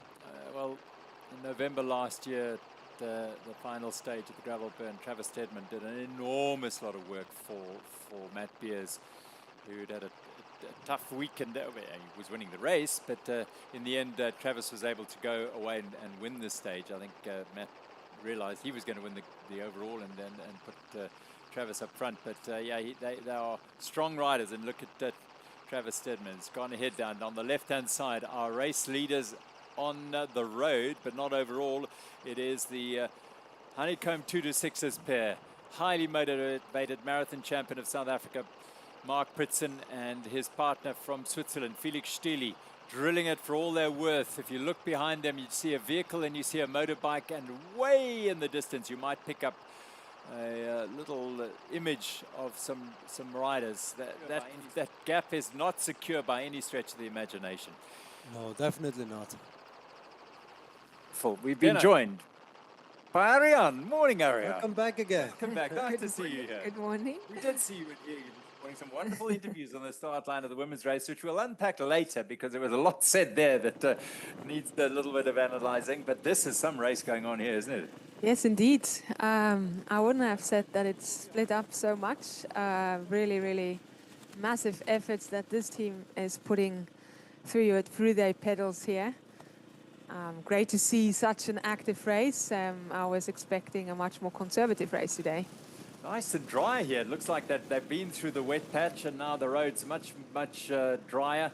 Not that that will affect these guys at all. They just want to make as much as they can of their opportunity here. Felix Stili and Mark Pritson. Yeah, good luck to the team washing these white pants after the stage. Yeah, that was a bold choice of Honeycomb 226 as their choice of kit. But they won't mind. They won't mind what they look like if they get across the line first today, that is for sure. And they look over their shoulders, they crest that rise, and they don't see another team there. They are doing a great job here. No, they're opening a gap, actually, to the chasing group. You can't see them on those long stretches. That must be like a minute or more that they have a buffer now to this group here. Right, let's count these groups. So this is the big group, day 4. Now, is this the yellow jersey group? Yeah. Yes, it is. Yes, it is. Piers on the front again. Piers and his two teammates in there. And wow, that's a big gap. That is a big gap. Now, who's that? That's a rider just trying to he's swinging, he's sort of wallowing between the two bunches. Here's the next big group. Yeah, I see the Swiss champion jersey in there. That must be Casey South with Fabian Rabersteiner.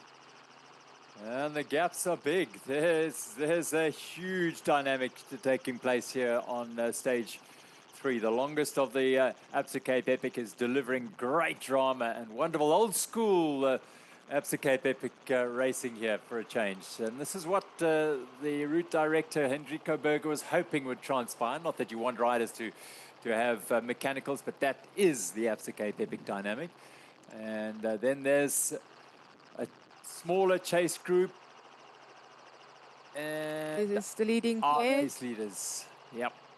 Mark So- Britson and Felix Staley on his 32-inch wheels. They are rolling well today, it looks. Yeah, this is the day you want them. So it's a huge effort. They're looking over their shoulders. Never a really good sign when you start doing that. Is fatigue starting to snap at their legs and their calves and their thighs, and the energy starting to sap away from these two. They went so deep to open that gap.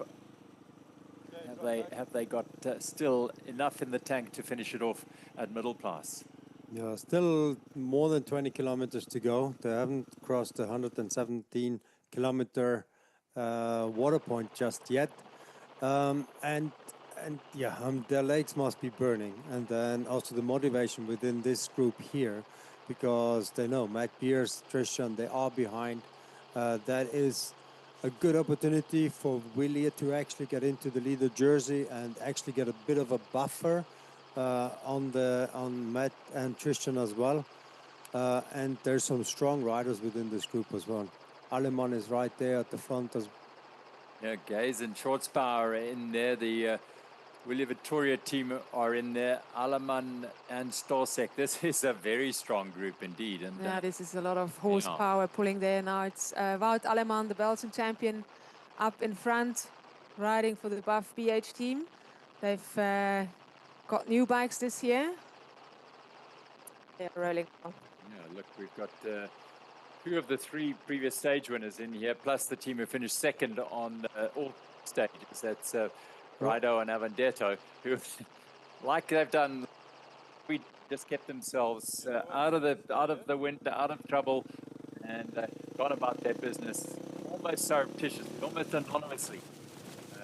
will find themselves, and that could lead to them wearing the jerseys tonight. And the other two teams, they're Buff and Canyon, are some way off 5th and 6th place, over 5 minutes. So not likely to take the jersey today, but certainly the other two in the blue in the middle of that sandwich, Rido and Avendetto, who still won't go to the front. No. They're saying, look, you guys... yeah, they're doing it the Italian way. Letting the others. Would you like to elaborate on that? All Italian listeners, it's Ariane Luti who's going to tell you. I've got an interesting memory from riding with an Italian Giro d'Italia stage winner previously. They didn't quite like to take the wind of us women when I was racing with Annika Langpaal. Okay. But anyway, that's maybe putting too many people in one basket. But the interesting interaction there, Benno, between Sam Gaze and Tosek here, having a bit of a chat, and again now, first time Villiers team is putting down the hammer. This could be the podium for today if they work together. They're closing the gap. They will close the gap, and then it could be those three teams that bring it all the way to the line. There's an alliance being formed at the moment. There is the lead group, the lead pair of Spritzen and Stili. Yeah, this is a rare sight. William Victoria going now Sam is giving them signs. They can see them now. That means that they know how far behind they are. And if they come through, they have been pushing at the front, giving their all, right? Now they work together, they keep the speed high, and with that, they're going to drop them again if they keep the speed high. And with that, it's going to be harder and harder and harder for everyone else to kind of like get to those front guys as you have big calipers in there. We had the option or opportunity to watch Strade Bianche a couple of weeks ago. It's a bit like this, isn't it? Beautiful, beautiful sight as the next group go through. Valero on the front there, Stutzman, and they're all in there hunting, chasing these packs, trying to close down that gap. But key, though, is the yellow jersey. We are hunting, looking for Matt Beers and Tristan Norkier. A reminder that they started the day 2 seconds ahead in those yellow jerseys. They picked up a mechanical and a puncture. They had to stop in the tech zone, and they corner now. Matt Beers, Tristan, at least Travis Stedman, Marco Hubert is in there, and Tristan Norkier, and one lone wolf who's hitching a ride without his partner will pick up that ride at some stage. And but he's certainly not riding with his partner at this stage. I already got a little bit of feedback here on the YouTube stream. What is the Italian way? Apologies to all the Italians watching this race. Never mind, all good. All good. Every rider has their tactics and their plans, and in various situations, not everyone's going to enjoy them, and some will. Here is Beers, though. Travis Stedman doing a huge job. He's a diminutive man with an absolute powerhouse strength, and Marco Hubert giving Tristan Norkier, his former teammate, 3rd place last year on the Absa Cape Epic, a chance on his wheel. How many kilometers to go, Benno? It should be within the next 5Ks until they come through the water point. Okay, it's water point. It's the last water point at kilometer 117. We haven't seen them coming through there yet. From there, 23 Ks, so still a way to go. Beers, at least to Pritzen and Stili, you can sense now they are on their limit. Nutrition key. Did they feed enough through this little breakaway here? Look at the hunting pack behind them, not far away, and they will know. Do they then hoist the white flag and say, come on then, let's get back in this group and we'll take our chances with this group? But they know they have a big chance here. Honeycomb 226s, Mark Pritzen and Felix Stili. So it's about 25 to 30 kilometers to the finish. For those asking on the live stream, you can ask us questions. We will try as much as possible to answer these. We saw somebody has timed the gap. Beers and Orchid about 56 seconds behind group with Villiers Victoria in it. So that means the leader's jersey virtually changed the backs. In fact, that would shuffle them down to probably 5th place, I think. Yeah. So 6th place, Yeah. If they were to stop the race now. But this gap closing, a little bit of sunshine on the riders now, and the pursuing group they know, I think, that there's too much road up for these two up front to stay in the lead, and they are going to close them down. Here we go. There's the catch of the next group for Beers and Nokia, and look at the power. Just not even how are you? It's if you want to catch this train, buy a ticket. It's expensive. It could cost you, but this is how it's going. And it's actually Tristan up front. Not even taking a break. They just breathe a little bit. Incredible. They're getting very close now to catch the front. Always looks very close when you have the camera from the front. Can still be up to like 30 seconds sometimes, but it looks like they're closing within this climb now. Yeah, you feel the fire has been diminished in the Pritz and Stili break.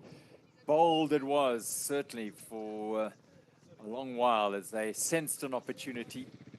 But the group behind, Alaman and Storsek, Brado and Avendetto, and Gaze and Rodsbauer, and look behind there they come. So it looks as though it's all going to come back together again. Yeah, Sion Smith says on YouTube, mark my words, Beers and Nokia are going to catch up. Let's see if that is going to happen. They are. Yeah, they're not far out. Not far away. But Alaman's effort, he is so deep in this race. He spoke at the start of today about yesterday being the toughest, hardest, roughest day he's had on an Absa Cape Epic, mainly because of all the mechanical issues they suffered, another lateral damage that resulted them losing so much time. Question for you, Benno. Will the teams ride a different tire pressure for this mainly gravel stage compared to the stage 1 and 2, which was more technical? What do you think? They probably took the tire inserts out because it isn't that technical and you save a little bit of weight. But the tire pressure is not something that you play around too much. You probably, well, today especially, the temperature is not that high, so it's not going to change too much. But I think most of them are between 16 and 20 psi in their tires. It obviously depends a lot on riders' weight, how much pressure you would put into the tires. What is the tire width they're riding, you think? Anything between 2.35 and a 2.4, even on a stage like this. And there's apparently a question for me. How do you prepare for a day like this, halfway through a race, when your body's already beat nutrition-wise? Well, the nutrition strategy doesn't really change either. I mean, your body can only absorb so much carbs. We just see, somebody is struggling a little bit here. You're really struggling here. So yeah, back to the nutrition. You wouldn't change that because your body can just uptake a certain amount of calories in an hour, and you obviously want to try and max out that as much as possible. So what you do prepare is obviously trying to get your gut used to consuming a lot of carbs. You do train that. You have preparation races where you train that. So they're just passing the 117 kilometers mark. We got hopefully a time gap coming up shortly, but the time is ticking away. And it is still 38 seconds. 38 seconds that Mark and Felix are ahead of the followers. Villiers Victoria, Canyon, and Buff BH, then that chase group, and then the yellow jerseys are behind them. We'll get an indication quite shortly what the gap is to them, because that is the important factor here for Matt Beers and Tristan Nokia. Are they going to manage to hold on as they pass through now? That'll give us an indication. Quick toss of the bottle, pick up another. They've got 23 kilometers to go on this stage to Greyton and the finish at Middle Pass. Swing through they go. Yeah, somebody asked why there's so many vehicles on this road. Benno, I guess that's because of the feed station. Feed station, and also some of the sections here lead into the venue here in Greyton. We're not in town directly. We're in the farmlands of Greyton. That's where the race venue is, and that's also why you see the camper vans going to the tech feed zone, but also towards the finish area. 1 minute and 33 seconds, I think it is, the gap between the leaders, Honeycomb 226s, and Toyota Specialized in Buko, and the rest of their posse of riders, the Double Dutch, Topata Kendo FSC, and the Klimatizia Orbea. So there's the race, 1 minute and 38 between the top 8 teams as they head through Overzicht Farm here. Koiki is a wonderful supporter of the event, and they cross over the Riviersonderend on that low-level bridge. You saw that little suspension bridge as they navigated their way over that and through this wonderful little resort of Overzicht back onto the gravel road. Yeah, here we see it. It's still 38 seconds that the Swiss-South African combination has. Honeycomb 226s. Have they got enough? It's a long way. I mean, that issue for Toyota Specialized happened almost too early for the bold attack. We don't know. Maybe it'll hold on still, but it's asked a lot of them to go so deep for so long. Yeah, but the thing is, they definitely don't want to have a Canyon team back No. on their wheels if they want to go for the stage win to beat the Canyon riders of Sam Gaze and Luca Schwarzbauer, who showed what power they can push out through the legs to go against them in a sprint finish situation. So you really do want to stay clear of them. Yeah, they are also, of course, motivated by improving their general classification. 2 to 6 has had an absolutely awful day yesterday. There's the virtual leaderboard now. Yeah, Matt Pierce and Christian currently 52 seconds behind in second place. Yeah, and thanks Dricus Puerta for the question, where is the coverage of the women's race? Very good question indeed. It is very challenging at times to get the signal from the helicopter that's following the women's race. Unfortunately, it's mostly due to the images not being able to be brought on the screen. It's not that there is no, the willingness to show the women. Yeah, the helicopter had to go and refuel. It's a long stage, so the helicopter had to put down to refuel, and they are heading up to go and find the women's race as well, where there was plenty of dynamic there as well. We had 5 teams, and then there were 3 teams joining them. So the last time we checked was a big bunch of teams in the front of the women's race. So plenty of dynamics happening there as well. Yeah, and it's actually very interesting fights, not just for the third place. There's quite a few teams fighting for third place in the women's race, but also in the top 10 to squeeze themselves in the top 10. There's quite a shuffling around and quite a race for the top 10 spots. Wide open it is, yeah. Plenty of opportunity for teams to come back, and Vera Losse and Rosa van Doorn, who slipped out of the top 3 down to 6th place, will look to try and capitalize today. There was just a minute and a half between the top 5. Here's a look at how the women started today out at Veltevrede Farm as they rolled away on their 108 kilometers journey today from Veltevrede just outside Bonnievale all the way to Greyton. The jerseys on the shoulders of race leaders Candice Lill and Alessandra Keller. Here we see the women. Maxim team, and Hayley Smith on the front of this. This was the from earlier today, and they were all together going through the start from Veltevrede, and slowly but surely it started to separate. The first bit of single track, an opportunity for likes of Hayley Smith and Hayley Preen to make some time, and nice to see Sam Sanders much better today, and her partner Bianca Hoare in the red Absa African jersey leaders. They were doing a great deal of work on the front here, but Sam Sanders spoke this morning. We heard you talking to her, feeling a lot better, a lot stronger today, which was really good news for their team. Preen and Smith on the front, they were looking to claw their way into the top 3 as well, and perhaps snatch a stage win, but ever calm and ever composed. Candice Lill and Alessandra Keller were quite happy to let the work be done on the front. Smith as well as Seyveld, and the world champion there as well in Kate Courtney for She Sends Foundation, the team in second place overall. 3 minutes and 35 was the overall lead here. The presence of Vera Losa there, the African Continental Champion, very good news for the team of her Buff BH Efficient Infinity Insure team of Rosa van Doorn, they had a disastrous day yesterday. Number 52 won there's Rosa van Doorn, the Dutch woman, and they are back and racing and contesting for the stage today. Preen and Smith motivated today, properly motivated to make it happen. The two who will race on the gravel scene. A little conversation between Rosa and Vera. She looks very strong.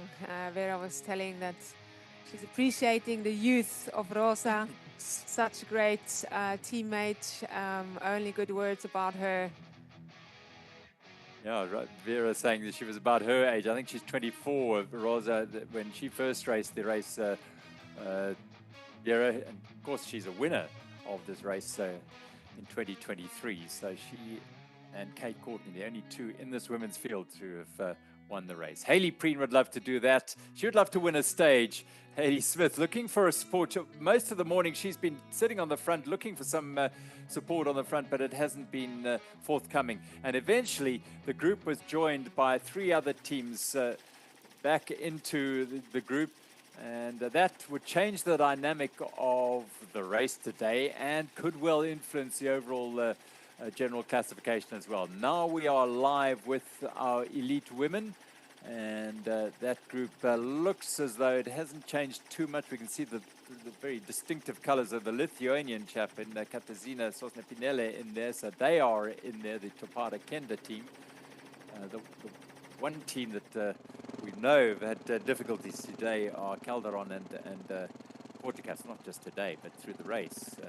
Yeah, it didn't seem that the team spirit are very high. I could sense a lot of frustration from Tessa Corticas when I interviewed her this morning. It seems that she wasn't quite satisfied with how well Monica Calderon prepared herself for this race. That's not good news. If you don't feel comfortable with your partner, if you're not happy with your partner, that's very difficult to do well in the race, and it very much shows in the results as well. But as we've said, they've traditionally got stronger as the week has gone on, and maybe they will find legs. Maybe Monica will come back at it. But there was an air of real dejection and disappointment from Tessa Corticas in a very honest interview, which was so wonderful to see this morning. Yeah, a rider who's definitely suited for this course is Katarzyna Sosna. Such a powerful rider. I tried to get the FDP out of her, but there was no luck there. She doesn't even ride with a power meter. She also just shared this morning, she was taking a sabbatical for a year, actually in 2024, just to focus on other things in her life, came back and actually tried to work with a coach last year, but that didn't quite work out. It was not working for her, the programs that she was getting, so she's back to coaching herself even.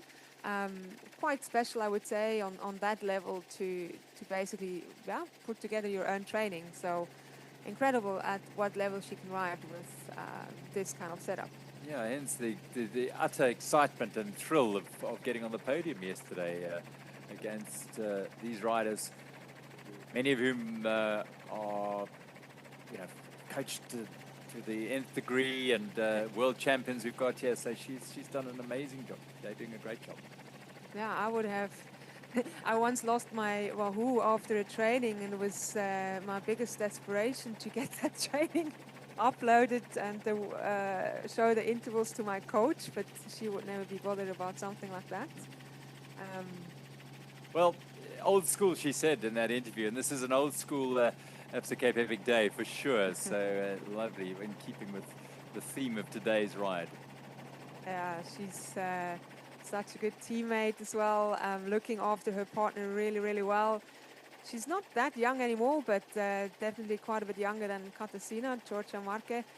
a very accomplished cross-country rider, actually has been fourth in a cross-country Italian championship before, even second in an Italian under-23 championship before, but has recently, she had a foot injury in 2024 or early 2025, had to come back from that and then transition a bit more to marathon racing. They have raced the Swiss Epic together, Katarzyna and Georgia, which was not at their best of abilities, what they could achieve there, but they're very much building on this partnership here in this race. Just had word from the route of the men's race that Tristan Nokia is really hanging on now. He's having to really dig deep to stay in that chase. 138 was the gap back from Honeycomb, 2-6 as Britson and Stili back to Beers. However, the gap to the chase group, which included the second place Avendetto and Braido, who are most likely to benefit out of staying away from Beers and them, they're in that group. Back to the women, a team that's very much worth mentioning as well is Wolf Tooth Components. Jenna Reinhardt and Leah van der Linden from the US. They have been doing extremely well in this race as well, tucking themselves into this very strong group of elite women. There's an odd number of riders in there, so I think Tessa Kortekas is in there. Not Monica Calderon. There are 13 riders in this group. Will not help the team spirit at all. Wonder if they gave up or if it's just a tactical thing. Just looking at the men's race on the left-hand side, they are toiling up this dual track with Beers looking over his shoulder, knowing now that his partner is in the deep end here, no question about it, and he's going to have to be very, very careful how they manage their efforts towards the finish on the right-hand side, trying to shut down that gap. Yeah, it's all about damage control once again. Like what they did the other day was outstanding. Doing some effort like that once over again within this short little window of recovery, if there was any recovery, is very hard. Someone like Matt Beers can maybe do it, but Tristan has been so strong so far, and again, like, if no issue happened, then not a problem at all, but now this chasing over and over, it tears you down. Depletes, yeah. But there's no better partner to have on your side than Matt Beers, because he will understand. He's not someone that puts pressure on you when you're down. He's going to help you as much as you can. He will understand that the race is still not over yet. Yes, maybe not the yellow jersey tonight, but there's plenty time to gain that back. We're looking over to the women's race. We see a little bit of movement there. Kate. Who is that? Kate is going up the road, bringing a little bit action into the women's race here, but it's Rosa van Doorn that's powering that attack. Just have to see if... Is that Rosa? Yeah, I think it is, yeah. But she's left Vera a little bit behind. Just hope that she can follow the speed. Well, it's interesting the move. Yeah, it does, doesn't it? It's swinging up quite a lot now. Yeah, Candice Lill has responded well. Alessandra's having to dig. Vera suffering there. She is. Can she make the bridge over? And there is Alessandra Keller under pressure. She's gritting her teeth quite a lot. It's Greta. Greta is coming up. Yeah, that's Greta right there. So not quite on the wheel of her partner. This is interesting. Greta under pressure, but she sticks to the wheel of the two Haleys. And Wolf Tooth is also very much suffering. Wait. Oh, Greta is at the front. Greta's gone up a road. Greta went at the front. Kate is now closing the gap. Oh, interesting. Yeah. That could be another attack of the orange leaders jersey. Are they gonna get under pressure? Is the She Sense Foundation team claiming back some time today? 3 minutes and 35 is the gap, and it's unlikely that they'll earn all of that back today, but if they keep going like this, they could chip away. And over an 8-day stage race like this, that is the way to go about it. Keep chipping away, putting them under a bit of pressure. And hopefully get side of Greyton. Yeah. If he's there at the front, but the orange jersey is responding. Yeah, there they come, Candice Oh. and But Alessandra. Alessandra is struggling a little bit to hold on to the wheel of Candice here. It's still stretching out, it's stretching out. She's probably calling Candice back a bit. Don't go too fast. We can see the fatigue of the previous days showing in those legs of the elite women. There's Sam Sanders, and she is just looking over her shoulder, waiting for Bianca Hoare, who is a little bit further back there. This is Georgia Market, Yes. Torpedo. We confused her with Greta Sewald earlier, both in blue. And up here we've got Rosa van Doorn with Vera. Unfortunately, Vera couldn't quite keep up with Rosa as she tried to go with the other women when the attack went. But she's back with her teammate. Brilliant teamwork of Rosa. You can only go as fast as your partner goes. And now we've got an interesting situation here. It's the She Sense Foundation team up the road. Kate Courtney time trialing to the Back to wheel Greta. of her partner Greta Sewald.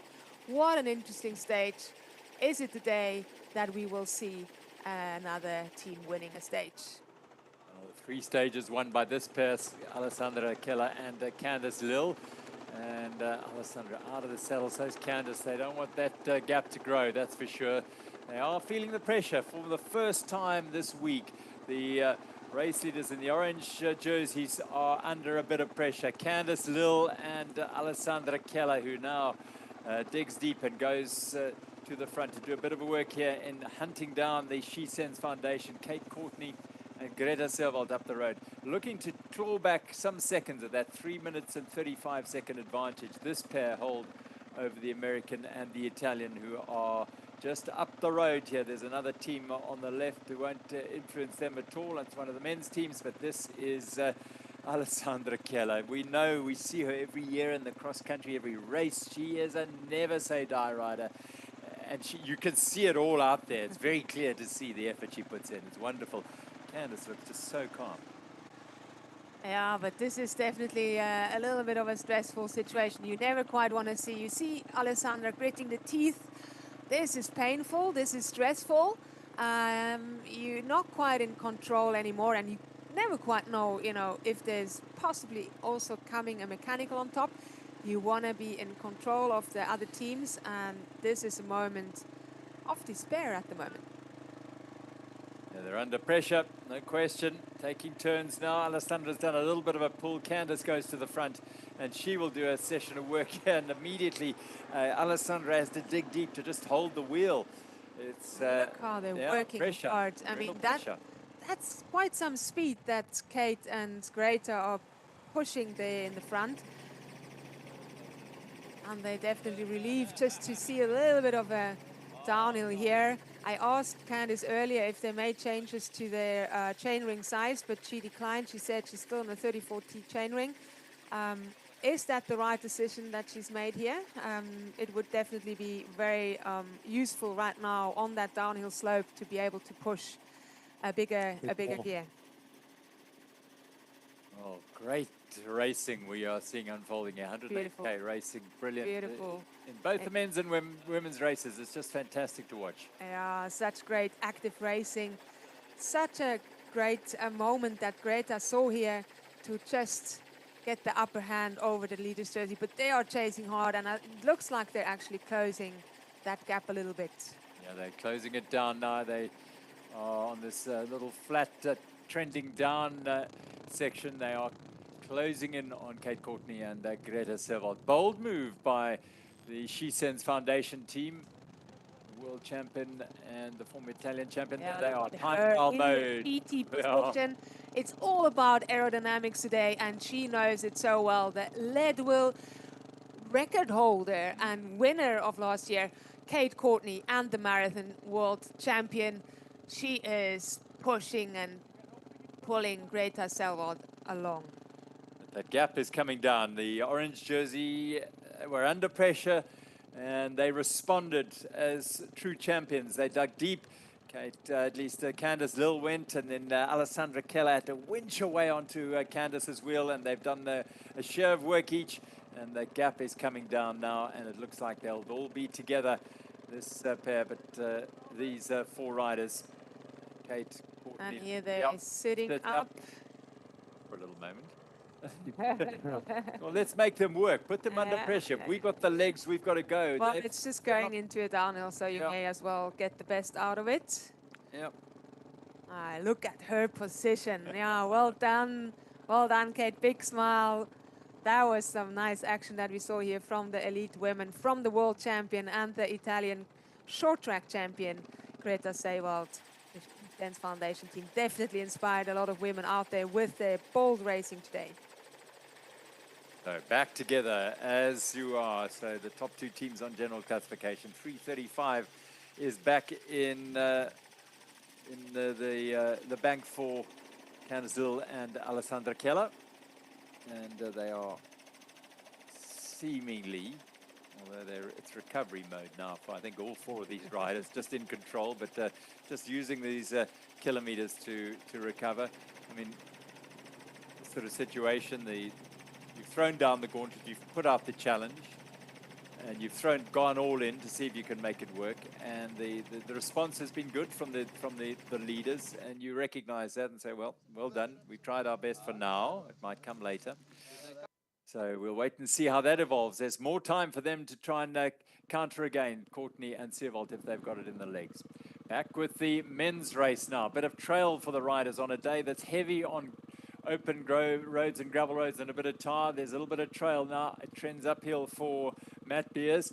We saw a brief image of Honeycomb 226s, Mark Pritson and Felix Stili. You know, we look at them and you think, oh, they're fatiguing. They're suffering now. They've been out there on their own. But they have put the rest of the field under so much pressure that they are also fatiguing. Everyone in this race is on the limit. They're absolutely on the limit and pushing it for as hard as they possibly can go. And the word is that the yellow jersey is 124 behind the lead, and the leaders, Pritson and Stili, have 25 seconds in hand over the Baraido Avendetto group, which includes Buff, BH, and Canyon. So there's still some incredible racing to come here. Amazing. And here we see that it's not quite a gravel race today. Somebody just asked on the YouTube channel if drop bars are allowed, Benno? No, they're not. They're not allowed in the Cape Epic. It's marathon rules, and therefore you also have to have a straight handlebar on your bike. Lovely trail. This little exploration off that gravel road as they head up onto the Kopi, that little hillside, and then back down they'll be onto the gravel road. And now some sunshine, so we've had plenty of different weather today. Heavy rain in the middle of the stage, which coated the riders in mud, as we're back with our elite women on this section of open, exposed gravel road. Can't sense that there's too much wind out there. I don't think so. Yeah, I was just saw. Decent, yeah. It looks fairly calm out there, so the wind is not so much of a playing factor today. Well, it's been a dramatic day of racing. One would never have anticipated that this is back in Montagu, and now sweeping around the images of the River and the N2 in the foreground there. And this is the sort of condition, the weather that they're having to deal with today. And I can tell you what, they'd rather have this than the extreme heat that has at times this week been an issue. But the last couple of days have been pretty decent. It's been eminently comfortable for the riders. Comfortable is a relative term in this sense, because it is a mountain bike stage race that pushes the boundaries, that's for sure. So the rest of the field will thoroughly enjoy, those who are spending 7, 8, 9, 10 hours out there. That's what it's going to be about today. It's 140 Ks. 146 Ks was the longest stage of the Absa Cape Epic when they traversed from Swellendam to Bredasdorp. Also a day that would have had huge amounts of long open roads, gravel roads, in this part of the Overberg. Some of the great South African gravel races are centered around this part of the world, so they enjoy these gravel roads. So now an image of the yellow jerseys. Yeah, it must be around 15 kilometers to go from here. They are fast approaching the next water point where there's no feeding, however. Well, what a testament to Tristan Norkier's resilience, determination, and ability and strength, because he's been under pressure now twice in this race, courtesy of the mechanical issues, and he's responded well, hanging with Matt Beers. But they are chasing this pair, Mark Pritson and Felix Stilly. They're riding still on high on hope and determination that they can make this count and take a stage win here. The kilometers are being eaten up quickly, but are they being eaten up quickly enough? Because behind them, they know that those riders are coming. But in Honeycomb 2-6's favor is that they are way off the GC standings here. So there may be a sense that they'll let them go. But you know that the yellow jersey's coming, so they won't want to sit up, that's for sure, Brido. So the dynamics of multiple different things can happen here today. Yeah, definitely. And they will probably get the split times only at the next water point. They should be there within the next 5 kilometers or even less, a couple of minutes before they come through this water point feed zone where the team members are going to be and shouting out the split times and so on. The front guys, not a danger to them in the GC, but at the same time, we all know how much a stage win is worth here within the Absa Cape Epic, and everyone wants to get on there and fight for that. And first time, as we've been saying in the race, that we see the Brido-Avendetto combination going to the front of a group and doing some work, and a little conversation between the two there. Gaze and Schwarzbauer, Stosek and Alaman sitting in this group as well. They have plenty to gain as well on their general classification. But stage win, they know, those two teams behind know what it's about.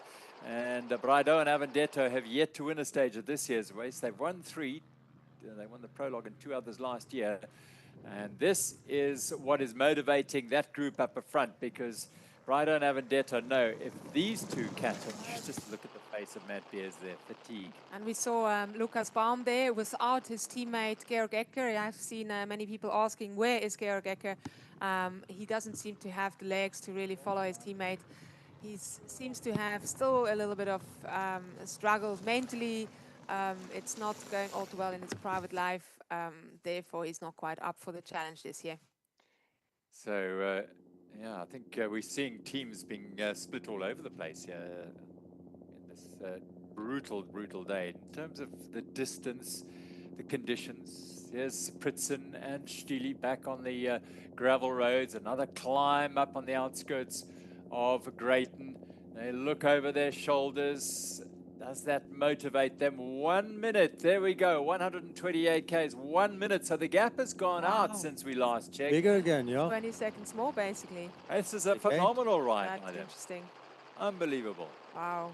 They've been super strong. The whole Cape Epic, in fact, but they just were rattled by bad luck the past 2 days. And here's the yellow jersey on their own now. So Beers and Tristan Norkier have escaped their group and have gone on their own now. They need to try and pull back. 147 on Honeycomb 2-6s, but more importantly, Willia Vittoria, who are the now virtual race leaders on the route, because remember that gap was just 2 seconds going into today's stage. And there's only 12 kilometers left to the finish of this stage as well.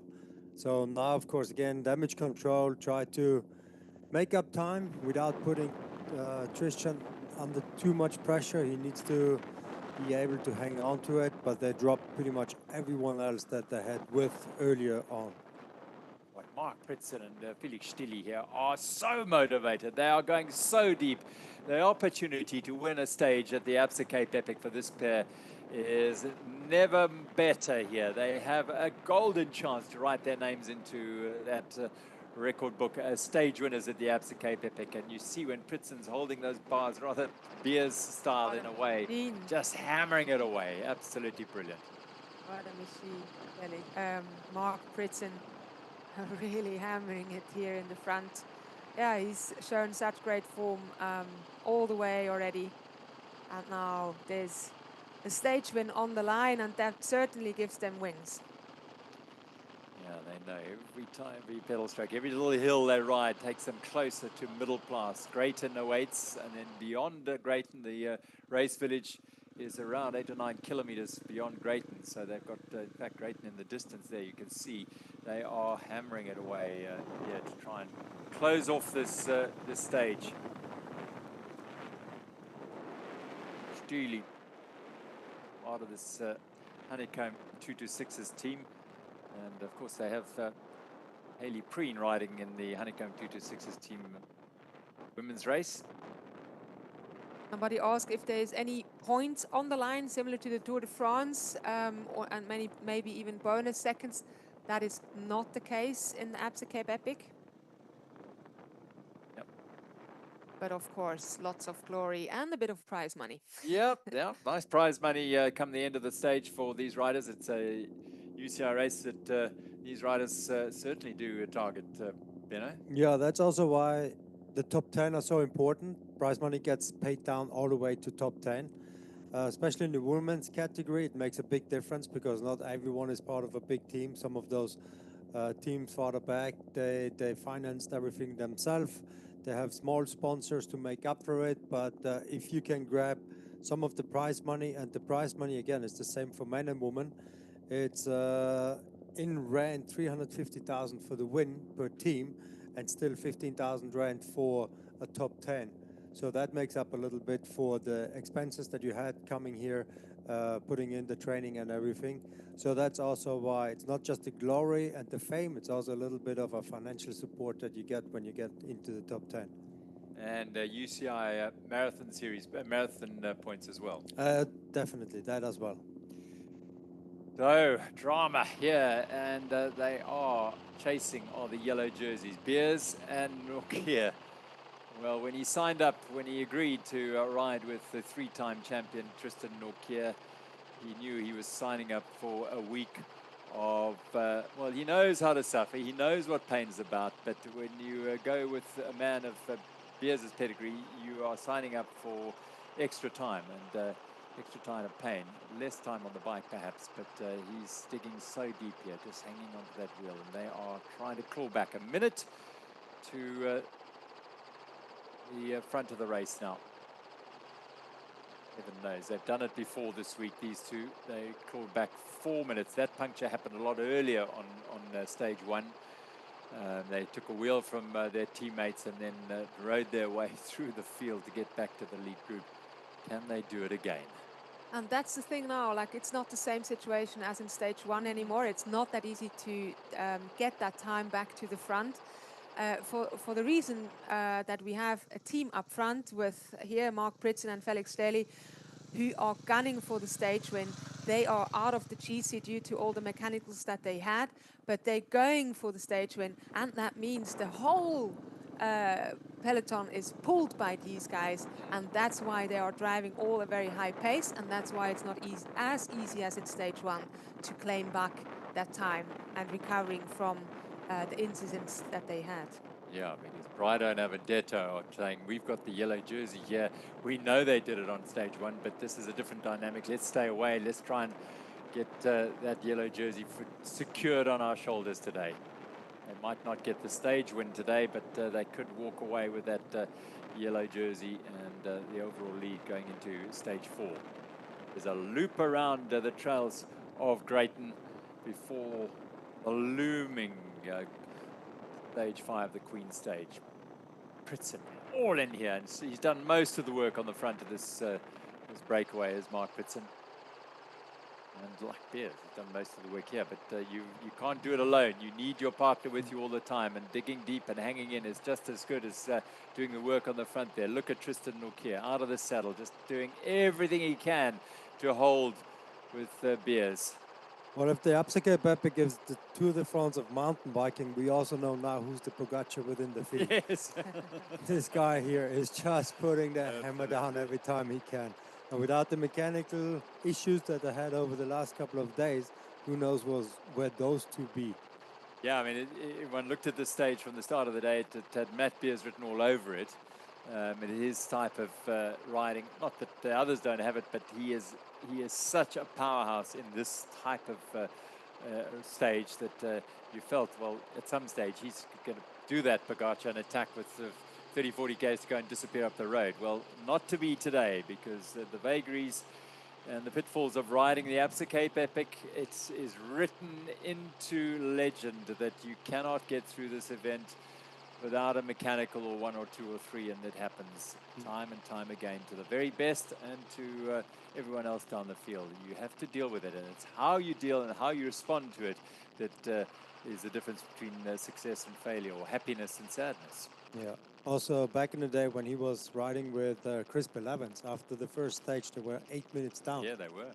And still managed to crawl back every single stage, a bit of time, never give up. And then it all came down to the very last stage, going into Breerivier, if I remember right. Yeah, it did. Benno, a question for you. As a team manager who has been in this situation before, give us insight to what the feelings and emotions and thoughts are like if you were watching this unfold. Heartbreaking because as a team member you cannot influence the race at all.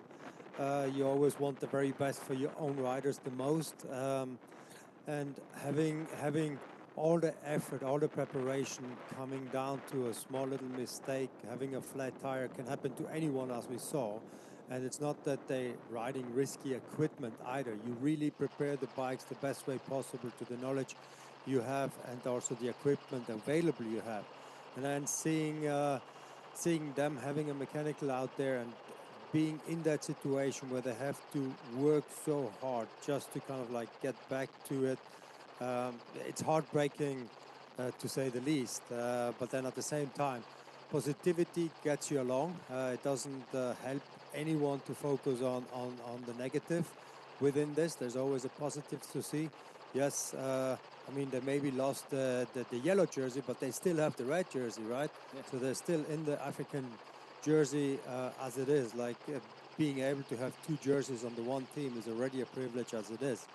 And we're still only halfway through this Cape Epic once we finish this stage. Here's the group of William Victoria, also the Buff BH and Canyon. This is the team where the yellow jersey is likely to be on the end of the stage, because Luca Braido and Simone Avendetto, for the first time now knowing that if they put the hard work in here, they could take that yellow jersey. Just 2 seconds is all it was at the start of the day. And so they are towing the Wout Alleman, Martin Storsek, Sam Gaze and Luca Schwarzbauer team or riders towards that finish. You say heartbreaking on one side, but can you imagine sitting and watching this from a Honeycomb 2-6's perspective? They are absolutely screaming and shouting and driving their team for every pedal stroke to bring it home and take a stage win here. It's a huge achievement to win a stage at the Absa Cape Epic. You saw the emotion from Sam Gaze and Luca Schwarzbauer, and this is Schwarzbauer's this is on his third day in the Absa Cape Epic. He won a stage. Other riders come here for year in and year out, get close, but never win a stage. So it does mean a huge amount to these riders. Maybe Benno, just to recap for those who only joined a bit later, what has happened to Matt Beers and Tristan that they are behind today? So they had a flat tire somewhere before the tech zone, the previous tech zone. So they did not get support from any of the other team members. So they did stop there. They changed the wheel and then left the tech zone with probably 56 seconds behind. It took them almost a minute to get that fixed and back onto the trail. There they are. Yep, it's been a real grind, but this has been just riveting drama and visually stunning as Beers and Nokia. mean, they both have pushed it so deep here. The tank is flashing red, I think, at the moment.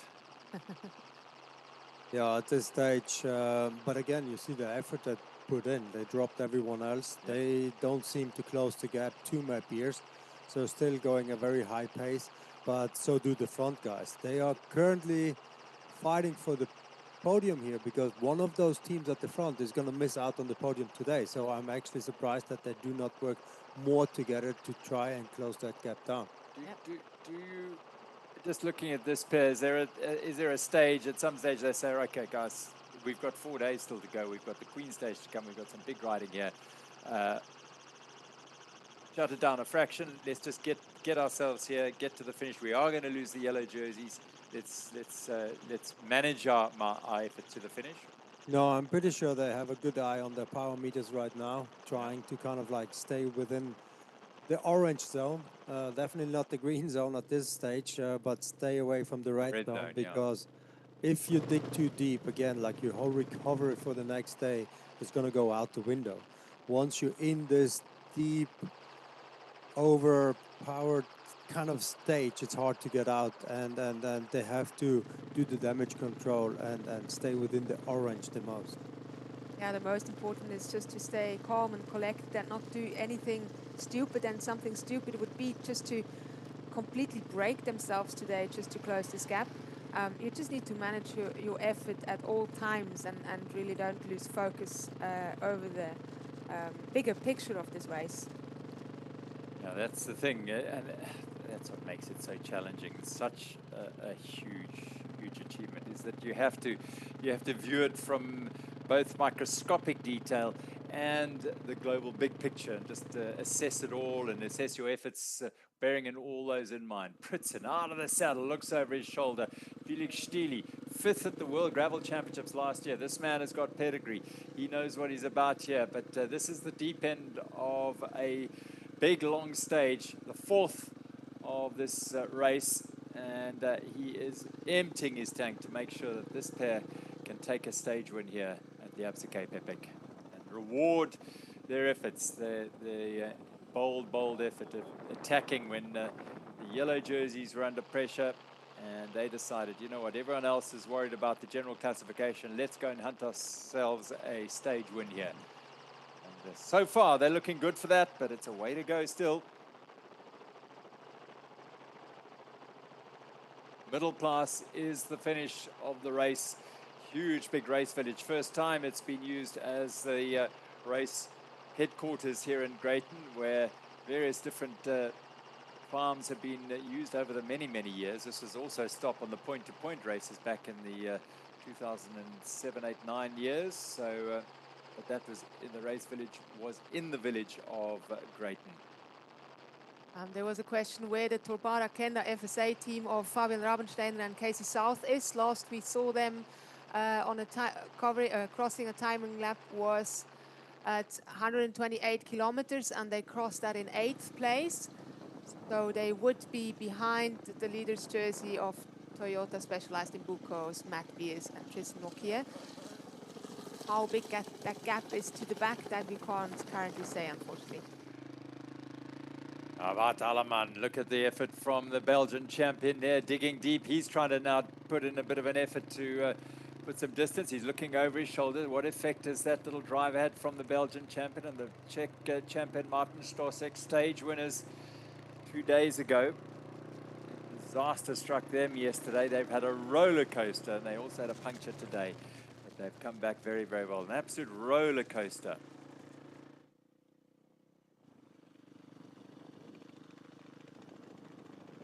Pritzen on his way here. Coming in, an interesting one from Captain Koff. Ariane, you've been in this position, lost minutes early during the Absa Cape Epic. What goes through you as a rider? What goes through your mind when you're in that sort of position? Yeah, I was definitely not quite as calm and collected as I were wishing to be. Back then it was quite early in my Cape Epic career, and you know, you definitely panic a bit. It is stressful. You just know what pain awaits you to make that back. you know, and you just, I was suffering so much already, and you just know, okay, there's more pain coming onto me.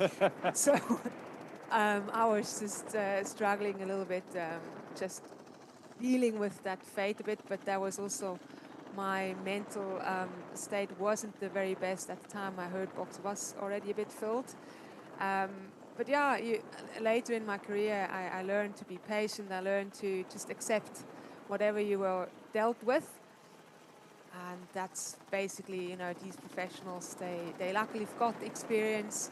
Matt Beers has lots of experience, and, you know, you just got to be patient and manage your efforts, no matter what's coming at you. Well, you did it superbly, and yeah, you only learn when you experience these things how you respond to adversity.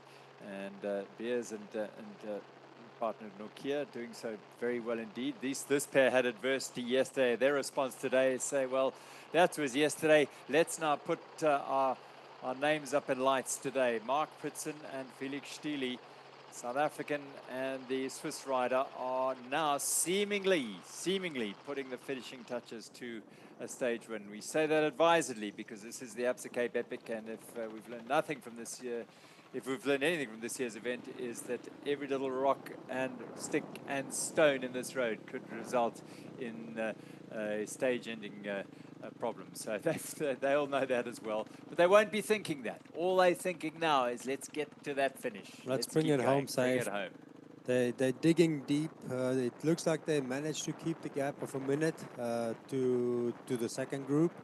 And they're all in. They know. They cannot...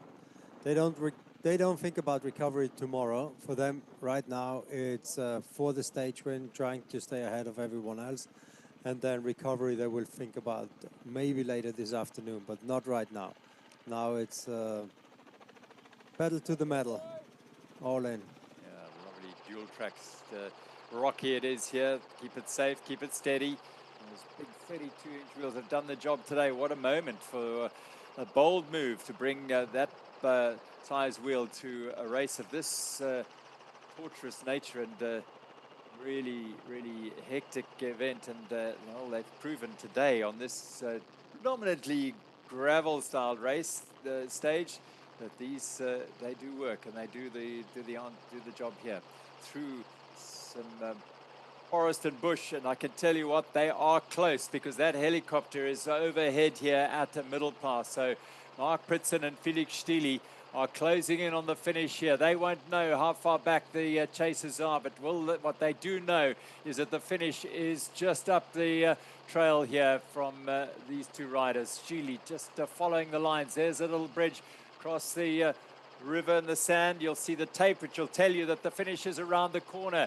Honeycomb 226ers, a bold move early on. They've been out front for close on to 35 kilometers, and they're bringing it home through the little trail and forest here at Middle Pass. A moment of glory beckons for the South African champion and his Swiss partner, Felix Stili. What a job they've done. And what a way to honor his late mother, Felix Stili. Only just lost his mother a few weeks ago, and I'm sure he is thinking of her right now. And we will possibly see him stretching out to the sky. In he goes. There's the race village. First time here at Middle Pass, and a first time win also for these two riders. Mark Pritson just looks over his shoulder at Felix Stili.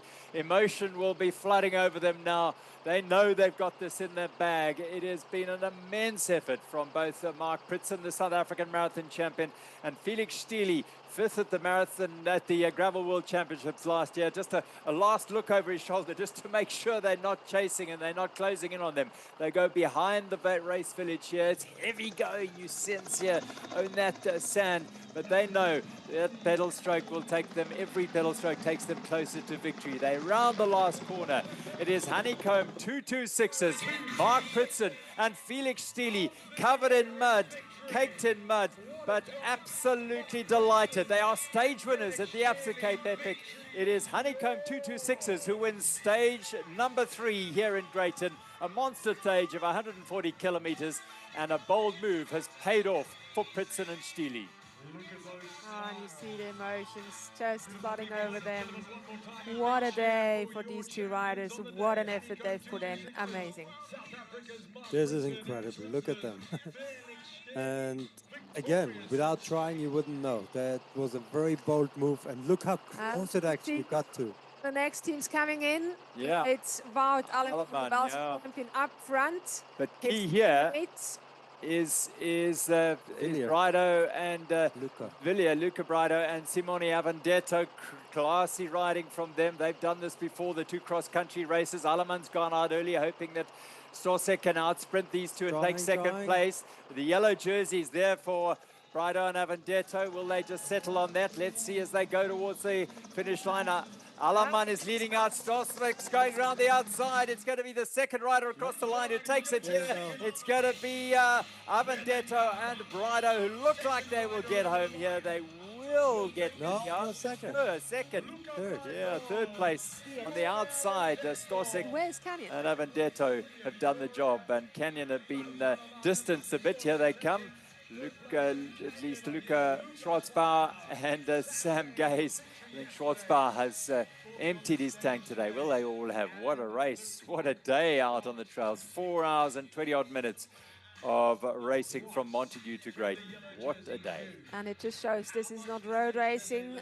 We would have seen probably a very different scenario with the sprinting power of a Sam Gaze and Luca Schwarzbauer if it was taken on the tar road here. Let's go to the stage winners down at the finish.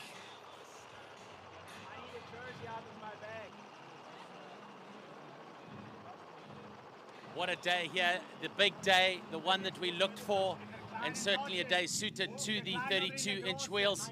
Having a chat to the team here, Mark Pritson, what a day. I can't believe it. This is honestly probably the best moment of my life. I mean, we've had a really terrible 2 days with punches and everything, and yeah, last night I had a talk with Thomas Stoll, and I was struggling to accept what has happened and that the Epic has gone so badly for us so far. And yeah, he just said to me, you know what, it is what it is. Let's just make the most out of the situation, and that's what we did today. You know, we raced with our hearts on our sleeves, and we just gave it our all, and it paid off. Proud day for the South African marathon jersey.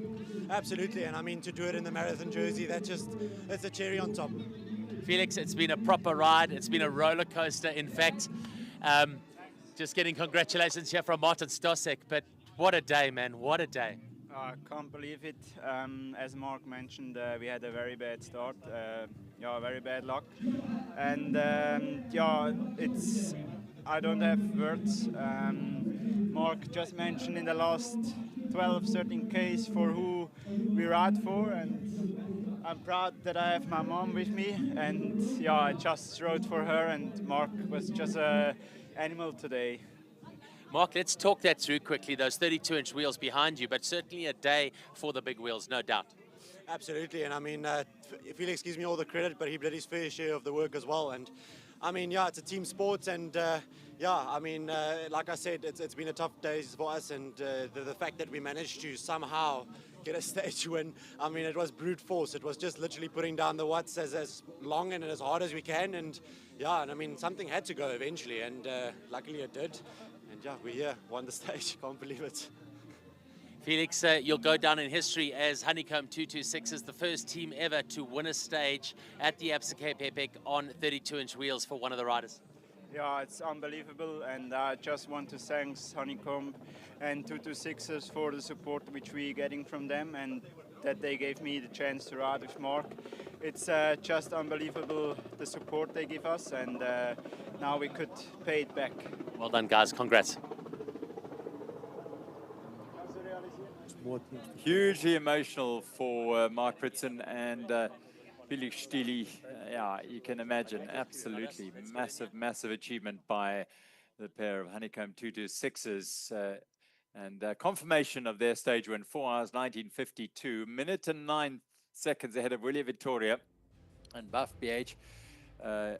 In fact, so Willie Vittoria did get the second place, Buff BH in third by a fraction of a second, and Canyon in fourth place, 20 seconds behind the fight for third. And let's hear from Martin Stosek and Bart Alleman. We don't have always plenty of them in a car, no? No, I mean we have a lot of them. Here we go, Martin. Looks like about 1 minute 8 seconds. You got the sprint ahead of William Vittoria there. That was a proper stage.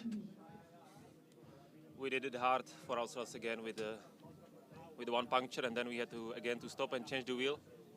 And it's quite hard mentally to chase second day in a row, because I always feel like I feel like I did 4 races in the last 2 days, not just 2. But on the other hand, the good thing is that it seems like we have super good legs because we are managing quite well, and I also like we are super resilient mentally, and this is something you need to have for a K, because in the end it's hard for everyone. It's just about how you go through, how you try to ride in the circumstances. Also in the rain and all this mud and everything, it was quite demanding today. Yeah. Wout, we spoke earlier this week and we knew that today would be a good day for you. We knew that it would be a long day. Was it as hard as you thought it would be? Oh yeah, and especially with the rain, and the middle part was super muddy, and it was a big mess there. It was, yeah, but we messed up quite badly again in the beginning, and it was a really long and hard chase, and yeah, we suffered a bit in the end, but I think that both we came through nicely towards the end, and we started to feel better and better, and yeah, it's looking really good for the next days, and I think that we can say that we are in the fight, yeah. That rain was actually perfect to make the conditions what you needed today. Very little dust today, almost champagne gravel today. Yeah, some parts were really bad, really muddy, super slippery. Like the top layer was so muddy and so slippery. It was like ice that we were riding on, and then the last gravel part was so fast. I don't know what time we had, but I think a lot faster than expected. It was like, yeah, it was so, yeah, I imagine it was just a crazy pace, and then the attacks in the last 30-40 kilometers, we were suffering really hard, but everyone, I think everyone was suffering. We saw it, there was like no one that had really another attack in the legs, and then yeah, Felix and Mark was crazy. We chased with 3 teams, full gas, and yeah, I think they really deserved the stage when they were the strongest today. Do you think we're going to see more 32-inch wheels coming to the Absa Cape Epic in future? Let's see. I wish I also had them today. No. But not even with normal bike. They were the strongest today, so well deserved. Martin, halfway through the Absa Cape Epic for 2026, 4 stages to go, 4 done. It's still lots to play for. Yeah, sure. I don't know if it's a good news for me that it's still half in front, but yeah, it's always like this. You count the days, and in the end, you go day by day, and suddenly it's Sunday, it's over, and then you are almost like sad that it's over now. But yeah, so far we were not super lucky, but we will fight until the end for sure. Well done, Team Buff PH. See you tomorrow. Thank you. Well done, boys. Well, the emotions, I tell you what, Wout Alleman talked about yesterday being one of the hardest days, and you can see how much effort they put in today. The conditions changed, the rain, the mud, but they all came through. Here as Mark Pritson and Felix Stili join the ranks of stage winners at the Absa Cape Epic in sensational fashion. Very generously credited as the strongest men on the road today, Mark Pritson and Felix Stili by Wout Alleman. 4 hours 19:52. Luca Braido and Simone Avendetto, second for the 4th day in a row, believe it or not. But the end of their little line there, you see that gleaming yellow jersey, and that's their reward for the efforts they put in today. Wout Alleman and Stosek in 3rd. Hans Becking and Toys Reuter, Double Dutch, are having an amazing week. They continue to climb the rankings. Fabian Rabensteiner, Casey South in 8th. Joubert and Stedman, great day for that pair, riding in support of Beers and Nokia. Porro and Martinez, one of their better days. Steve John and Martin Frey for Singer KTM, and Pierre Bilot and Theo Duprat in 12th place for Bear Hexatri, their best day as well. Let's go down to the finish and hear from the new race leaders.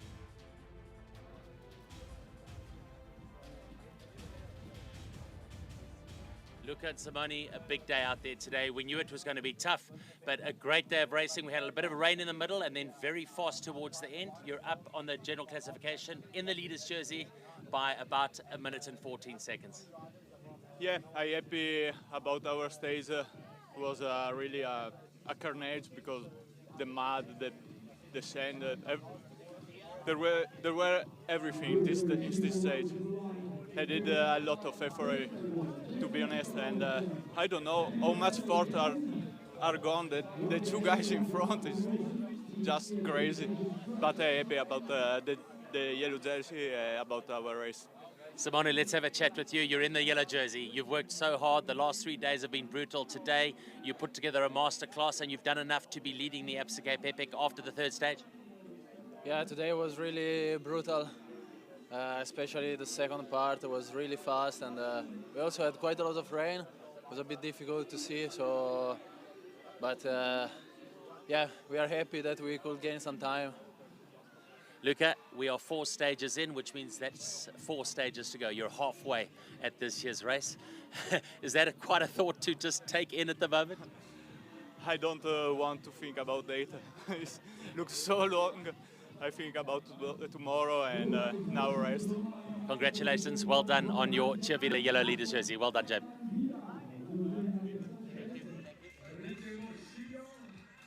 Living, doing an hour and a half's racing every weekend.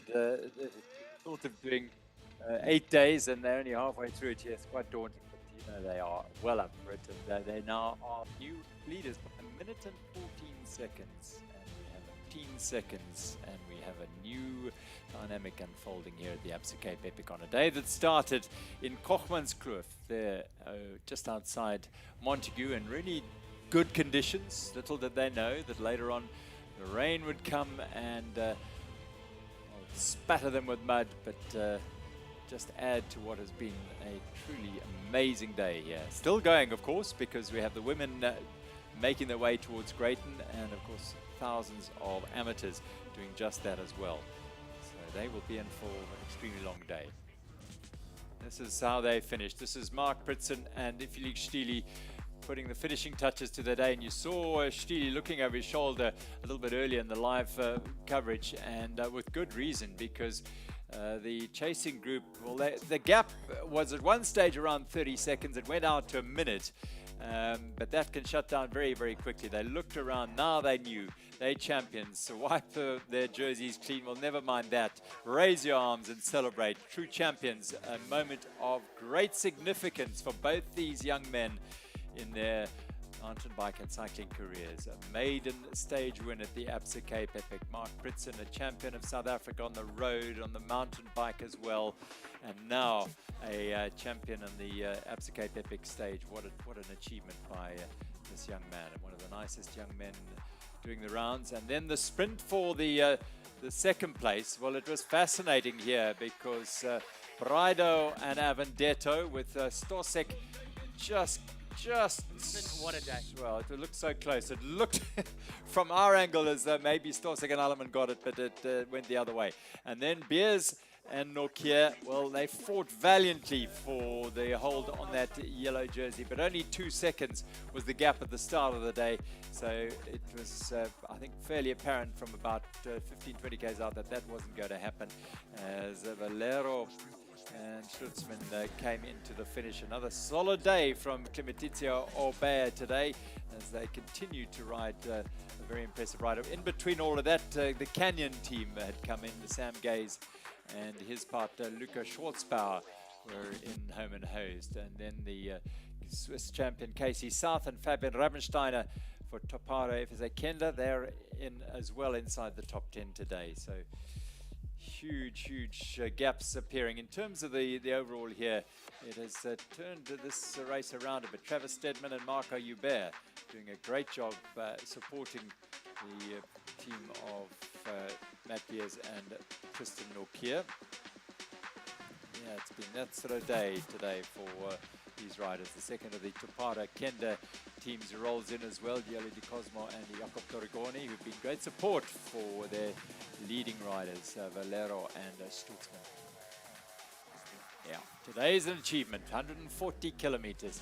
Becking and Toys Reuter have had an excellent last couple of days. Now we turn our attention to the women's race, and this is live footage from out on the trails. And Kate Courtney and Greta Seiwelt had tried a bold move to escape the clutches of the leaders and put them under pressure. They did put them under pressure, no question about that. Forced them to work, forced them to really put an effort in to close the gap. And it took a while, but eventually Candice Lill and Alessandra Keller did that on the open gravel roads. And now they're all back together again, and they have put some distance into the chasing teams. So She Sends Foundation, 3 minutes and 35 down on general classification, and they have fallen into a situation they are quite familiar with now, because Candice Lill and Alessandra Keller will follow their every move as the race leaders. That's pretty much all they need to do. Yeah, it's awesome to see that Kate and Greyton are not shy to try anything possible. We saw it did work out in the men's race. So you never know how far you get when you launch an attack like this. But of course, Alexandra and Candice, they're always there. They know that they want to stay with them just to keep it safe. They don't want to give them an inch. 3 minutes seems like a lot, but it's nothing as we're only halfway through. So it was a very bold move, and the best strategy for Kate and Greyton is definitely to keep the pressure high, keep the pressure on the others behind, and try to put them in the hurt box or in a situation where they make mistakes. Keep knocking on that door. You're right, absolutely. Keep putting them under pressure. Force them to work, force them to respond, and make them have to come out their box and respond to your attacks. That's the key. Now we can go down to the finish and hear from the former yellow jersey wearers, Tristan Nokia and Matt Beers. Matt Beers, a big day today. We saw that that field was absolutely moving, quite sticky in the middle of the racing, and then towards the end really fast. Yeah, it's really weird conditions. Obviously the rain, and then yeah, it was actually dry all the way here into Greyton, and then it got wet again. So quite a whirlwind of conditions. Obviously it made everything like slow and just like really grippy. And yeah, the tailwind, I mean, the guys they took the opportunity. I would do the same, and to try and make up a tailwind is so hard. But yeah, we did everything we could, and I think Tristan did a great job. A great day for the South African marathon jersey. Mark Pritson and Felix Silly taking the win by over a minute today. So good to see them at the front after also 3 hectic days on their side. Yeah, that's awesome. I mean, Mark is super strong at the moment, and Felix has gone through a rough time, so it's really, really happy for him to get that win, and yeah, they're good guys and stoked for them. Matt, you've got so much experience in this race. We're only halfway. 4 days down, 4 to go. Yeah, exactly. I mean, you don't want to lose any time, but I mean, if it's only a minute, we can be happy about that. Yeah, there's a lot to come, like you said, and it's going to get gnarly. We'll see you tomorrow. Yeah. Thanks to Max, and thanks to Matt getting the insights from Matt Beers. Yeah, halfway through the race. So there's just so much work to do now. Alessandra Keller and Candice Lill. Now, last we saw they were together. Yeah, well, they front or behind. We're not entirely sure. The track looks empty in front of them around this corner. They're behind. Oh, these are in front. Beg your pardon. I've just been informed that they are in front. So there we go. Kate Courtney and Greta Servold. Greta, that's the question.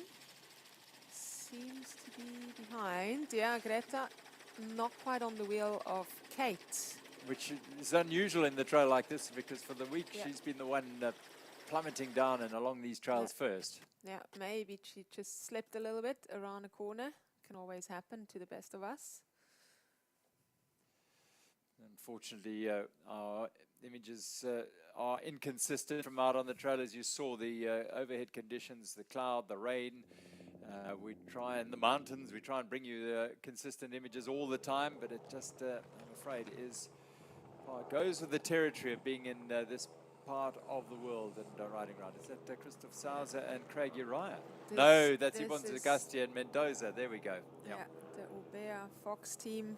Leading the great Grandmasters, yeah, very strong, still going. Former road pro, Yvonne Zagasti riding for Aubert Fox factory team. Closing in on the finish, 14 Ks there. Unfortunately, we're doing the best we can to bring you images. Don't doubt that. Our team are all over this in these trying conditions, moving from Montagu through the mountains to Greyton.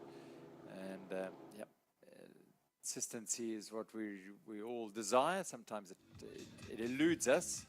But, Africa after it's all. Africa. It's patience is all that we ask, and we try and get it all right. So that day of racing is just a chat about the men's race and how that might impact the rest of the week. I mean, 4 days to go, Benno. So I mean, you almost feel. I think you suggested the race only starts today. We've got a day around Greyton tomorrow, and then that brutal Queen Stage, and then 2 days on the trails. Yeah, definitely. We're definitely halfway through the race only, I would say, at this stage. Anything and everything can happen still. You will see also, because country guys, who knows, if their tank is as big as the marathon riders. I know they're looking forward for those stages in Stellenbosch. That is the terrain they probably spent the most time on before the event. Once you know the trails, it's also a little bit easier to put time into the others that are not as familiar. But again, there's one more stage here in Greyton, and then all the way to Stellenbosch, and that's our Queen Stage coming up. Yeah, that's going to be, well, I mean, every day has just been fascinating, fantastic watching. I mean, just brilliant to see these top riders in the world tackle this trail and tackle the challenges thrown up by the Absa Cape Epic in 2026. Of course, the Absa Cape Epic, the pinnacle of mountain bike stage racing. This is where everyone wants to come and ride, to test themselves, to test each other, to test their equipment, and to achieve. So it is part, of course, of the Epic Series Global Mountain Biking. To go, stand by for the gun. You are now in the hands of the staff.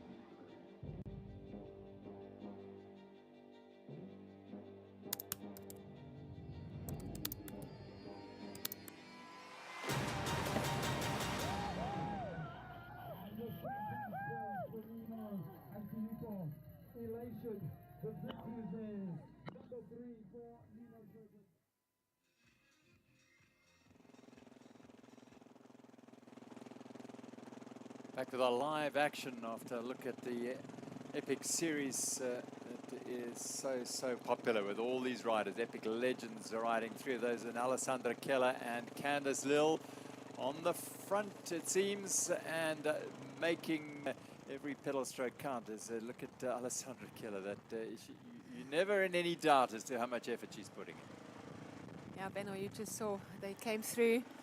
They made it through the last water point. That is at 98 kilometers. So from here, it's another 10 kilometers to the finish for them. And there, Alexandra and Candice, they got a small gap to Kate and Greta, 20 seconds there. And then there's 3 teams a minute behind them. So yeah, we have 5 teams coming through the last water point. And you can definitely see Alexandra and Candice putting the hammer down, kind of like responding to what Kate and Greta tried earlier, putting the hammer down, trying to see how the others are feeling and getting a little bit of time. This now definitely hurts. They still see each other. Kate and Greta are not far out, and it's definitely now their goal to get back on that wheel. But once again, what a fight for 3rd place between the team of ChemChamp, Honeycomb, Buff, BH, Efficient Affinity and Torpedo FSA Kenda. So it's going to turn out to be a very interesting finish for 3rd place once again. And also for the cheesy fight for 3rd place. So that's remaining very, very interesting here. Yeah, Thomas, Maxim, Sabi have just opened up a bit of pressure when it at the right time now. They're putting some seconds in. They're trying to hold on to that. They've got 3:35. If they can get away with adding another 10, 20 seconds to that today, just building on their position in the leader's jersey here, that'll be another job well done. They've run 3 stages in a row, and they are hunting a 4th consecutive stage win here. When you win one, you want to win another, and when you win another, you know that, don't you? It's that magical feeling. You always want to win. If you're a racer, you always want to win. That's no question. They might not here, because Kate and Greta are really hunting them down there. I think they won. Oh, sorry, they're one behind. That's the motorbike. Yeah. They are behind. But it's still, it was only 20 seconds early at the water point. You know, it's still 10 Ks, and these 10 kilometers, they can sometimes be long. Absolutely. They've still got a bit of work to do to get in there. There is some gradual climbs along these ridge lines and mountains just outside Greyton. So they do take a toll, but this pair are in sync. Riding so well together, never having ridden together before. Alessandra's done the Swiss Epic, but Candice, of course, a veteran of 5 consecutive 2nd place finishes at the Absa Cape Epic. And you never quite know with Alessandra how much she's suffering. It always looks like she's suffering. There's a look back over her shoulders just to see what the distance is between them and the She Sense Foundation team of Kate and Greta. Can't quite see the gap, or is that the gap between them? That's not them there, I don't think. Maybe the camera just swings a little bit to the left for us to get a glimpse of where the next team is coming. Looking back up the road, there's a gap. We are there's turning a gap. our heads. Yeah, we're going with it. There they come. There they are. Let's try and see if we can get a time gap at some point. So that's probably close to a minute, actually. It always looks little, but then it's a long stretch of road. You see a bit. They are right there at the front. As they go around the corner, the clock starts. As we'll try and keep this picture, and then we'll give you as close a gap as we can with 11 kilometers to go. Kate Courtney in the light jersey there, the marathon world champion, and Greta Servalt, the Italian, who's just such a magical rider in this trails and single track. They teamed up a late notice, and they're riding together so impressively. They tried an attack earlier on. Thought it may work. They put this pair under pressure, and then they just dug deep. They are champions, these two, and fought back to regain the advantage, and now they've gone on the attack. Yeah, and I can tell you, with Kate Courtney, not only the legs are burning, holding that aero position of tucking down very much hurts your triceps as well. Very uncomfortable over time. You can't really lean on your bike. And here we see the group riding for third place of the stage. Beautiful. We've got Georgia Marke in front, followed by her teammate on the left, just taking the lead. Katarzyna Szoszna, powerhouse from Lithuania, in her Lithuanian champion jersey. Behind her is Rosa van Doorn on the left, and then we've got Vera's behind her Hayley Smith, the Canadian, next to Vera Losser on the right in the African champ jersey, who's just joining the wheel of Rosa van Doorn, and Hayley Preen sits on the back wheel here. So that's the group chasing one place on the podium. Well, Sosna Pinele and Marquet, they did it yesterday. Yeah, Katarzyna doesn't mind riding in the front. She's got so much power to put down. She's a very tall rider, extremely powerful, just sticking to her wheel. It's the Matt Beers of the women's race. And here she's actually pulling away, getting a gap, and they are struggling to hold the wheel. Is that possibly opening up? No, it's not. Vera just saw it, and she's back on the wheel of Georgia Marquet. But I can tell you, this is not an easy pace to follow Katarzyna Szoszna on the flat. That is not comfortable at all. So a real cat and mouse going to be here for a third place, and of course a little bit of, well, certainly for Vera Loza and Rosa van Doorn, a chance to redeem themselves after what was just a torrid day yesterday, and they slipped out of the top three. So they want to pull that back today. Marga Moschetti and Claudia Peretti were into third place. They're nowhere to be seen at the moment. Yeah, we haven't seen that team anywhere near, so they are definitely looking at losing their third position today. It was only about a minute that they had advantage over the fourth team going into the stage, and it looks like there is more than a minute to the next team. In fact, they also just, no, even not yet. Yes, Simtech just crossed the timing mat at 98 kilometers at the water point, and they have 8 minutes 32 to the very front, which means about 7 minutes to this group here that we see on the screen, and that means they will very likely lose their podium spot on the general classification today. Plenty of changes happening in the race today, and that's the nature of the Absa Cape Epic. That's what you want to see. Yeah, and exactly that's also why the women have a shortened route. It allows these changes a little bit more. If you have longer routes, if you have longer days, the gaps just grow bigger much quicker. Yeah, you would feel this is the team of Kate Courtney and Greta Sevald, that, you know, if they were doing the much longer stage today, that for example, that attack by Kate Courtney and Greta Sevald, they might not have voluntarily gone and done that, because it's just still so much longer to go. But with 108K, take your chance, try. Yeah, sure. Yeah, it definitely allows a little bit more for risk-taking and less just conservative racing, and that's what makes it so exciting. And it was just so cool to see that bold move of Greta going ahead up the road, and then Kate bridging over to her and just trying to squeeze something out of these leaders' jerseys. Well, this is the gap. Down below we saw Kate Courtney and Greta Sevald, and up the road are the leaders, Alessandra Keller and Candice Lill, building on their advantage for sure, the overall race leaders. That is not them. They are There up here already. There they They've are. already overtaken some men that are definitely That should be not them. slow Yeah. either.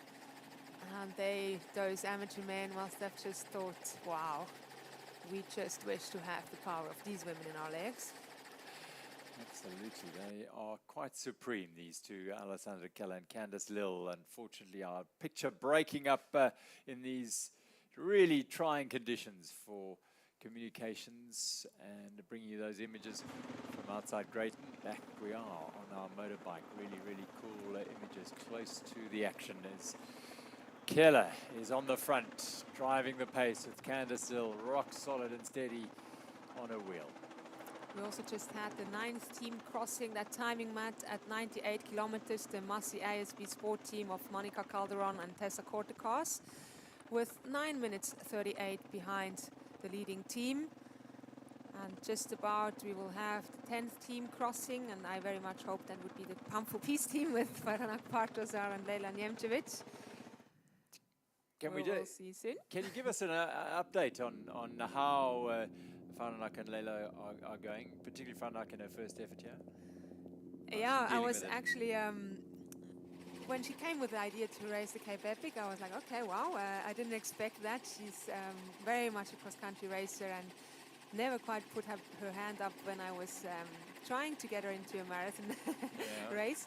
But she loves to challenge herself, so that she's definitely doing here. But teamwork is really great. Leila is an absolute perfect teammate for her in this, such an experienced rider from Bosnia and Herzegovina, and really guiding her through this race. And Faranak, she's well prepared. She's got really, really good training in her body leading up to this race. And yeah, they're doing well. They're pacing themselves really, really well. So I'm very proud. How did that combination come about? Well, we were asking around. We were asking really far and wide, and eventually I obviously raced against Leila in my later career and know her a bit, and she was on my list to tick off to ask, and she agreed, and we are just very, very pleased to have such an accomplished rider representing Amabubesi here, an absolute superstar. UCI Marathon World Cup winner in 2023, sorry, series winner, overall winner of the World Cup. Yeah, and just also just a great woman, super smart, very professional, and it's amazing that Faranak can rely on such a solid teammate here. Those of you fans of Bart Alleman and Martin Stosik have good news. I think they've been upgraded to second place. Oh, they have been, yeah. It looked like on camera, right?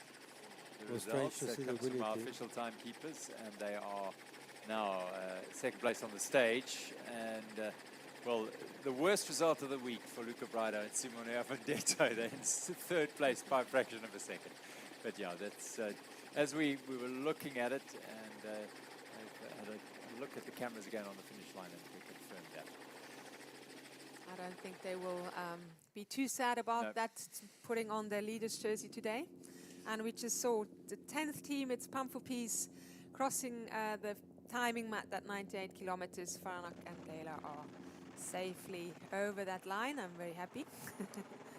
Every benchmark they get through, it's a sense that they're moving closer and closer to the finish, as are these two, Candice Lill and Alessandra Keller. They've been, I don't want to say utterly dominant, because it hasn't been that way. It's been much closer than that in this race. Less than, well, around 30 seconds on the first day at the prologue. Yes, they built on their lead, but they've certainly had to work hard for it. Today is a prime example of that, how they've been put under pressure by the second place She Sends Foundation team of Kate Courtney and Greta Sevold, and they've responded very, very impressively. And I think that's the key for them, how they've responded to that pressure. Yeah, for sure. With Candice being on a new bike as well, it always takes time to get used to a new setup, and it's quite different coming from a Cannondale to a bike with a normal fork. Yeah, it takes adaptation, and she seems as solid as ever. Well, they're rolling past some of the riders in that A batch without any problem at all. They are true powerhouses. Alessandra Keller and Candice Lill, and further vindication of the decision to alter the women's elite race from riding the full distance to riding a slightly shorter route, and starting the route from around about 20 k's in today. So that gives the women, the elite women, a chance to really bring out their racing, and for the racing to be perhaps more aggressive at times, and for the race to be closer. We're certainly seeing that. And of course, the idea is to have parity on time, closer to the men's riding time out on the road. Yeah, the winning time for the men today was 4 hours and 19 minutes. I mean, that's incredible for such a long stage. The women very much the same time, I would say. They will probably just be over the 4-hour mark. They have about 6 kilometers to the finish, somewhere there. For the leading ladies, women here in this race. Yeah, they started at 8 o'clock this morning, the top women, and they started from Weltervrede. So that's where we are.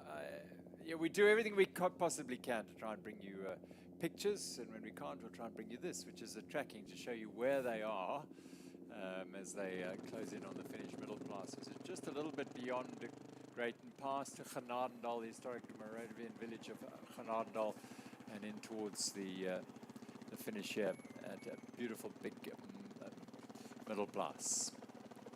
Yeah, and this is Alessandra Keller there on the left, Candice in the front. And this is not a women's team on their wheel, and it's actually a men's team that should drop the wheel in front of them. They didn't quite get the message yet that you're not allowed to draft between categories, but now they are overtaken. Yeah. And hopefully dropped.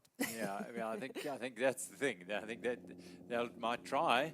They could try, but these are two of the very finest in the world, and around the cross-country scene, Alessandra and Candice.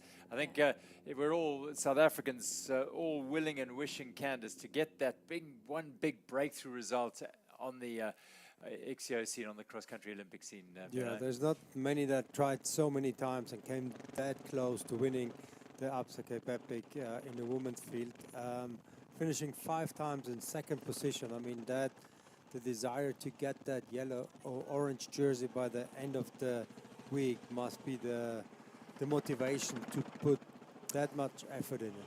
And they're just passing the mixed team with Simon Andreasen and Jenny Riesvets saying hello to the world champion in cross-country racing. And we're looking back to see where the world champion in marathon is. Yeah, exactly where the world champion of marathon racing is. And they're appearing on the horizon. If it's them, I believe so. This will be Kate Courtney and Greta Seewald, second on the stage. I don't think so. No, I don't know. This must be 2 men's team. I don't see a white. Yeah, they're coming at the. I think it's them at the back. So they are trying to close the gap, but tough as it is, there they come. Yeah. Kate, for once at the back, Greta pacing in the front. Here they come. It will be around about a 50-second gap at this point. To the leaders here, with Alessandra now pulling Candice along the way. So efficient, so smooth throughout, and you can see immediately when the terrain goes rougher, the men very much struggle to keep up with the pace, with the fierce pace of these two very strong women, Alessandra Keller and Candice Lill. The Termus Maxon Sabi team on their Termus bikes, running Shimano and DT Swiss suspensions. Yeah, we've touched on that then about the symmetry in terms of equipment in the teams, and we've got a couple of teams, and more than a couple of teams in this race, who are riding different components and different equipment on bikes, and it does cause problems. It can. I mean, we had it yesterday with Vera and Rosa, different equipment, different kit on their bikes. Rosa had to get to a tech zone to try and get a new wheel because she couldn't use anything else, and the next thing she knew, there was no wheel there. Yeah, because, that was the problem. Yeah. Bart Alleman had taken the wheel, so there was a problem. But they use different shifting components. I think one's on SRAM, one's on Shimano. So yeah, all sorts of complications can arise. Whereas these two, all good. Yeah, in an ideal world, you know, one would have all the spare wheels and all the parts here in South Africa, but I mean, I traveled with 130 kilos here. The airline was looking with big eyes at me when I was checking in. It's one can only just take so much, and you know, it's such a logistical nightmare getting this all sorted. And yeah, there's really just limitations to it. Yeah, and for some of the amateurs out on the they break a wheel, they break a piece of equipment, they have to replace it there and pay for it on the trail or at the end of the day, and it can become an expensive, more than expensive race than it already is for these riders, the amateurs. So yeah, it's one of those, one of the hidden costs that go with riding a marathon stage race. Is that if you want to finish it, you have to be equipped either with the equipment or with the financial means to be able to purchase the equipment along the way to replace what you've lost. Now, a little bit of rain here, Latvian flag up there. So the conditions have been, yeah, you wouldn't have wanted it today to be 35, 40 degrees, that's for sure. Having said that, I think these riders suffered a bit through that muddy section. You heard the men talking about how tough that was. And now as they close in on the finish, the leading women, it is overcast and a little drizzle in the air here. So onto this nice little section of single track. Yeah, they're very close to the finish now. They can almost smell it. But once they come to Race Village, they still need to do a little tour around Race Village, yes. which after such a long stage is not exactly what you appreciate, but well, listen, it's the Cape Epic. Well, I don't know if you did that event here. It's sort of quite renowned. The Absa Cape Epic in about 2008, 7 or 8, they had a race village in Greyton. And it was point to point still, and they came towards Greyton, and the race village was right in the village at that time of Greyton. And they came right past the race village and then headed straight up the mountain for another huge big loop and back down. And that really did get under the skin of quite a few of the riders, because you're so close to the finish. You can smell the lunch being cooked. You can hear the commentary on the finish line, riders being welcomed home, and you head off for another hour and a half to loop up in the mountains. Yeah, so that's mentally not easy. When you hear those speakers, you really, it's almost like the body already starts to relax, and it's like, oh no, we need to go another time. Yeah, they're onto this final little trail in on the edge. They will be able to now hear the speakers. They'll be able to hear the commentary on the finish line, and they are closing in on another impeccable stage for Candice Lill and Alessandra Keller. They've won stage 1, the prologue at Mirandal. They did the same on 2 days in a row at the race in Montagu. And with this race village, new race village here at Middle Pass, not many riders in yet, but this is the first of the women's teams are heading in here. They did 108k starting at Veltervrede. They survived a ferocious attack from the pair of Kate Courtney and Greta Servald, and then they responded themselves, timed their move to perfection over the last 20 kilometers, and have gone to the front and gradually opened that lead with a display of consistent, solid pedaling. Alessandra Keller and Candice Lill of Thomas Maxim Sabi, as we await them approaching here. Here they come, the stage winners once again. Candice Lill does it again together with Alessandra Keller, a partnership that has formed a superb hold, a really stranglehold on this race lead. They will surge across the line. Winners of stage 3 at the Absa Cape Epic in Greyton. It's Candice Lill and Alessandra Keller of Thomas Maxim Sabi. It's 4 in a row. What an effort they put in. They're sprinting all the way to the finish, not giving any seconds away. Great effort from those two.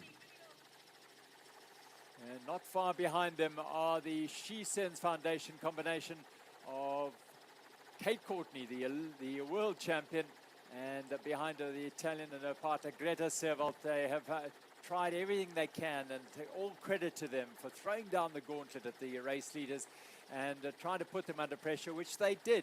There's no question that there was a period there for about 10 kilometers where the pair of Lill and Keller had to respond to the challenge thrown down here. Servald went up the road, and then Kate Courtney turned on the afterburners to go and join her and opened a gap that looked for a while as though it might threaten the opportunity for Lill and Keller to win the stage. But it turned out that they couldn't sustain that move, and Lill and Keller gradually winched them back, and so they were back into second place. But another solid performance by Kate Courtney and Greta Servald. All smiles. She sends foundation second on the day once again and holding on to second on general classification. Yeah, about a minute and 20 behind the leaders that they crossed the line. Great to see that. You know, they've clearly formed a wonderful bond over a few days, and they are really enjoying themselves out here.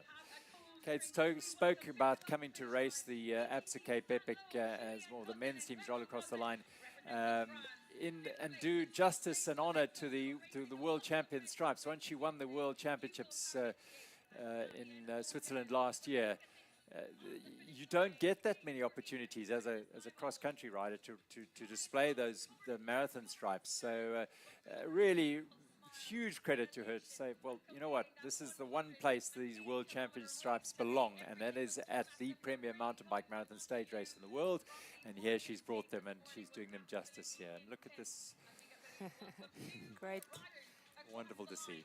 Great sportswomanship here from Candice and Kate, both sharing the same coach as well, all coached by Barry Austin, Greta, Candice and Kate. Yeah, it's not often they get to a finish and they don't find Barry in his hat standing there saying, where are you? But he's out there, he's busy. Here we go. This is the little challenge. Third place. Yeah, it's going to be a battle here. Vera Lossa and Rosa van Doorn. It is the two Haleys, Honeycomb, Kemchamp Honeycomb in there, as well as Sosna Pinele and Marquette. This is going to be the sprint to the line for the last spot on the podium. We saw it in the men's race for second and third. And J.C. Nixon, well done, J.C. Nixon, riding the media e-bike. Tough day for them in these conditions. She's not on the podium, right? No, Just to confirm. Well, Okay. she's second because Stefan finished a little bit earlier. Here we go, into the finish for the race for the last place on the podium. Sosna Pinele and Marquette did it yesterday for Tupara Kenda. Can the Kemchamp Honeycomb team get there, or will they be stymied? It's a three-up battle because Buff, BH, Infinity, and Hayley Preen goes to the front there. But it's Rosa and Vera very well positioned there. Position. Very nice position. Hayley's gone and banking on her partner Hayley Smith to try and get around those two, but these two are canny riders. Hayley Preen on the front, then it's Van Doorn, then it's Vera Lossa. Marquette is there. Preen goes, but Lossa and Van Doorn look as though they've got this. They should have it, because Preen is not going to be able to bring Hayley Smith along. So it is third place to Vera Lossa and to Vera Lossa and Rosa. Hayley Smith, not quite a sprinter like Hayley Preen, but she tried her best. Maybe the plan next time to send Hayley Smith out nice and early and then get Hayley Preen to put it across. But these sprints, this is not like these are really tough sprints. There's nothing to sprint on here, is there? Doesn't roll fast at all. And there's not a nice long drag, and But anyway, good drama, lovely racing, and again, the women's race catching fire as we expect it to do these shorter, briefer stages. Let's go down to the finish here from the race leaders. Candice, Alessandra, a good day today. 1:18 on the day, and now just on 5 minutes on the overall. Some sticky stuff out there today, but quite fast towards the end. It was a pretty crazy day. Like, it really escalated so fast from like a dry, nice track to like complete mud fest. So yeah, it was a bit tricky, and Kate threw a really nice attack. Like at one point, it was pretty cool, like having the chase, and feeling just so cool to have the women's racing like this. And then towards the end, we made another gap again. Alessandra, a good day on the bike for you. We could see you were working hard. A nice attack from Kate to them, as Candice said, but your last 10 Ks were clinical today. Yeah, I think, we felt like it's time to go. There was a dam. I think it was not the dam we wanted to go, but it was fun. And I think we worked together really well. Also in the flat parts, I mean, that's what we need. And they did attack hard. They did play the tactics, but we also, we were strong enough to like follow and stuff. Thank you. Yeah, good job by two consummate professionals, Candice Lill and Alessandra Keller of Thomas Maxon Sabi taking another 4th consecutive stage win to consolidate their position. As we look at the stage standings, 121.408, those 3 teams battling it out for the last space on the podium, and Buff BH Efficient Infinity. Redemption for them after a brutal day yesterday. They're back on the podium and no doubt will move a little bit closer to that top 3, if not into it, at the conclusion of today on the GC. But we'll wait and see how that unfolds. Teams still to come in. But well done to Thomas Maxon Sabi of Candice Hill and Alessandra Keller. But the fight is not over. They've increased their lead by 1:21, but they're still halfway to go in this. And, the further we look, I mean, yes, tomorrow, everyone's ignoring tomorrow's stage. Let's go down and hear from the She Sends Foundation team. Kate, Greta, an incredible day today. You rolled the dice, and I could see as they caught up to you, you gave Kate a little pat on the back, and you were stoked, right? Yeah, I mean, we tried that out in training. That wasn't a push because she was tired, but that was a push so I could stay in the slip. You know? So, yeah. Kate, sticky out there today at one stage, then rainy, misty, then this gravel at the end, quite quick and almost shim, and then sticky again. Yeah, the conditions today were pretty formidable, and this is epic. So we're enjoying it. She Sends certainly living up to its name, no doubt. Yeah, we were sending it out there, big time. Tomorrow, we're halfway. Only 4 stages to go, Greta. I mean, only 4 to go, you said it. It's nothing. Good luck. The irony are not lost on Greta Seville. Only 4 to go. Most sort of average stage races are 3 days. You know, that's it. And here they've done 4, and they've got another 4, and they're not insignificant. Those are brutally hard stages. That's what the Absa Cape Epic is all about. Tests you every possible way, and all these riders passing that test with flying colours as they roll in to the finish here. What a day for every one of them. Let's go to Max down at the finish.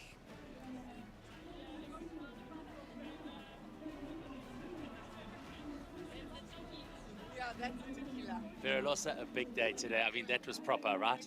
Yeah, it was a tough day out. You look on the profile and you think it might be an easy day, an easier day, and it was also fairly easy in the beginning, but then the rain came and you don't see. The bikes are like fairly working. My seat rest didn't come up anymore from all the mud. The gears don't quite want to work. The brakes, you slam on them and they don't really do anything. But yeah, it's so exciting to have that many women in the front battling and out for each other. And we always came back to the front. And yeah, it's cool. It's nice to see the racing that tight. As much as you were having a race between your 3 teams, we saw quite a big battle between Candice and Alessandra and Kate and Greta today as well. Kate and Greta going off the front at one stage. This is proper racing, right? It's so exciting, yes. I actually said to Rosa, because we planned to go on that climb, and before the climb I said to Rosa, they're sending Greta ahead so that Kate can attack, so she will go on the climb. It's going to be brutally hard. And that's exactly what happened, and I couldn't quite keep the pace. It was so hard, and then they got away. But yeah, we came back to them eventually, but then on the last single tracks, they just keep the pace high.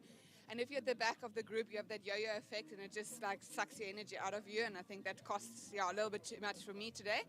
But yeah, we still have a few more stages to come, and we will not stop fighting. Namibian-born Mark Pritson taking the win today with Felix Tilly by over a minute.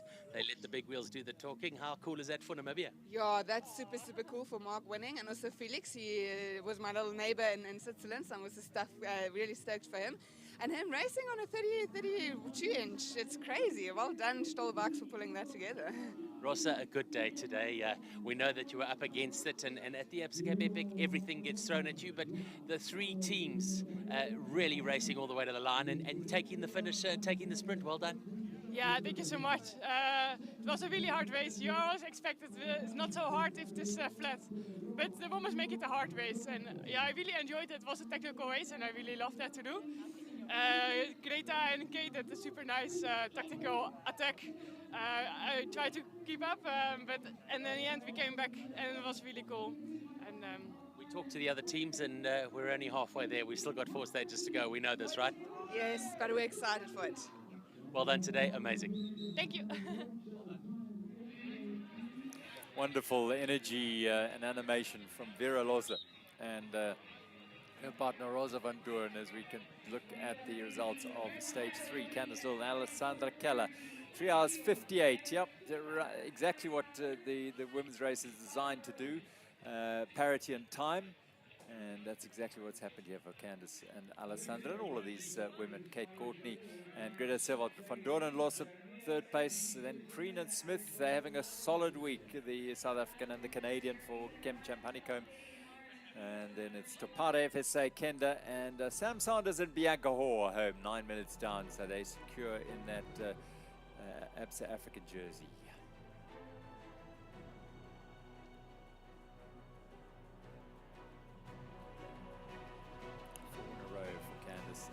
Alessandra in the stage wins. There's a bit of rain around here in Greyton at the race village at Middle Pass.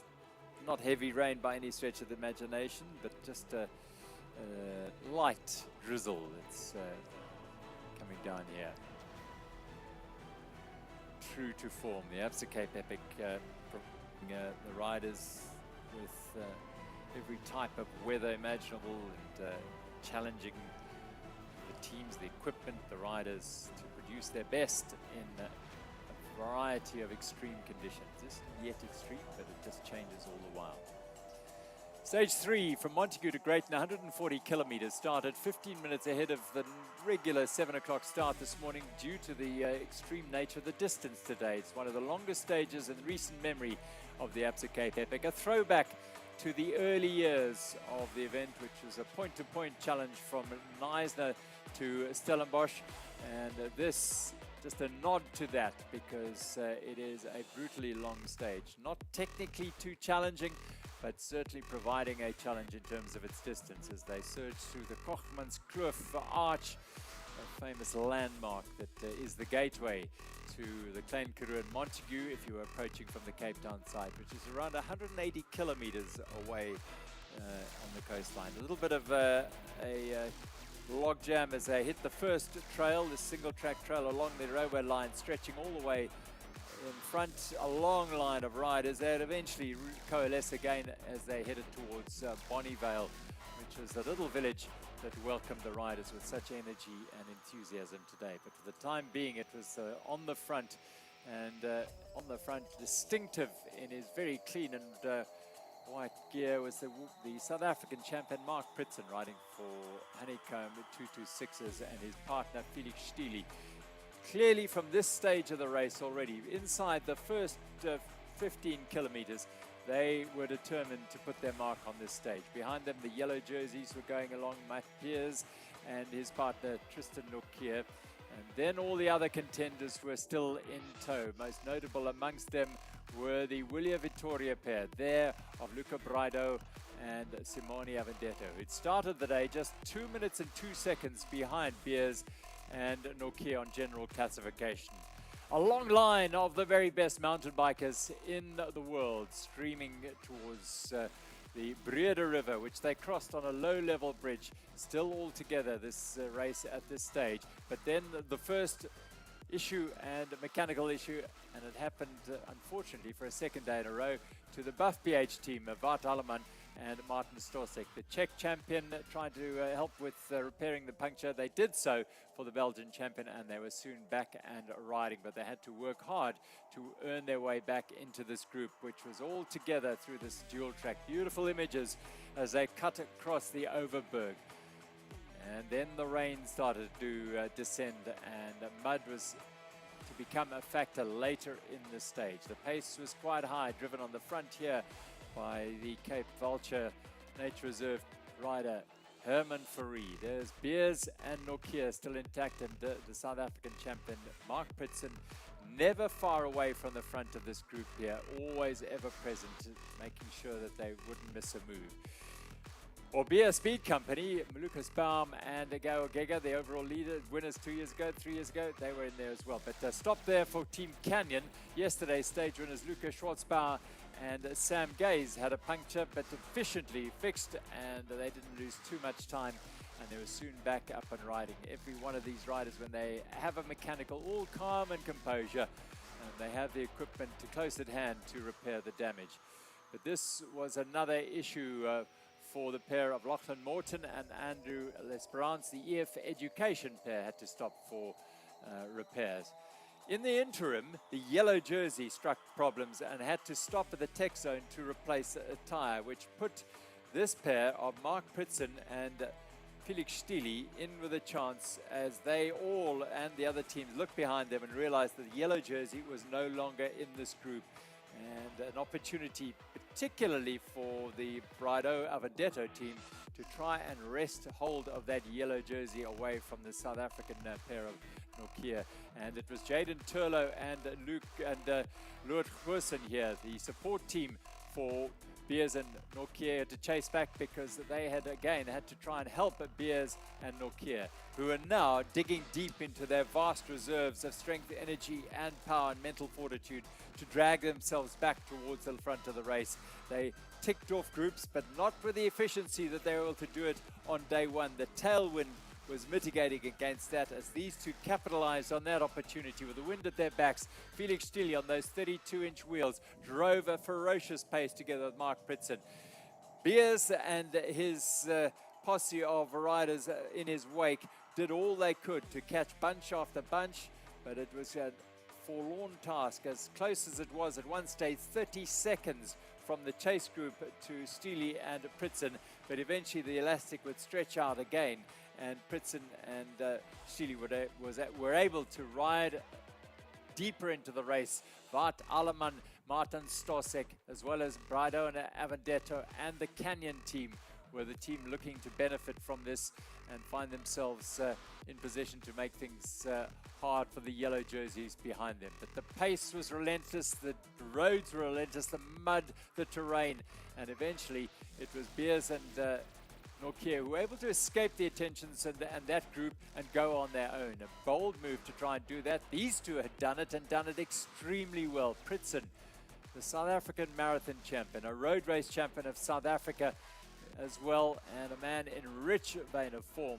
But he had a great partner as well in Felix Stili. Eventually the group behind was slimmed down to just the Buff BH team, Canyon team, and the Willia Victoria in the blue, the men who were to benefit most out of the troubles that had befallen the Beers and Nokia combination, because the gap at the start of the day was just 2 seconds. That gap looked about 10 seconds. In reality, it was about 68 seconds between Felix Stili and Mark Pritson on the roads going into Greyton. And they kept at it. They kept relentlessly pedaling away. Pain all over them, every single pedal stroke hurting, but the knowledge that up the road was middle pass and the glory of a potential stage win at the Absa Cape Epic awaited there.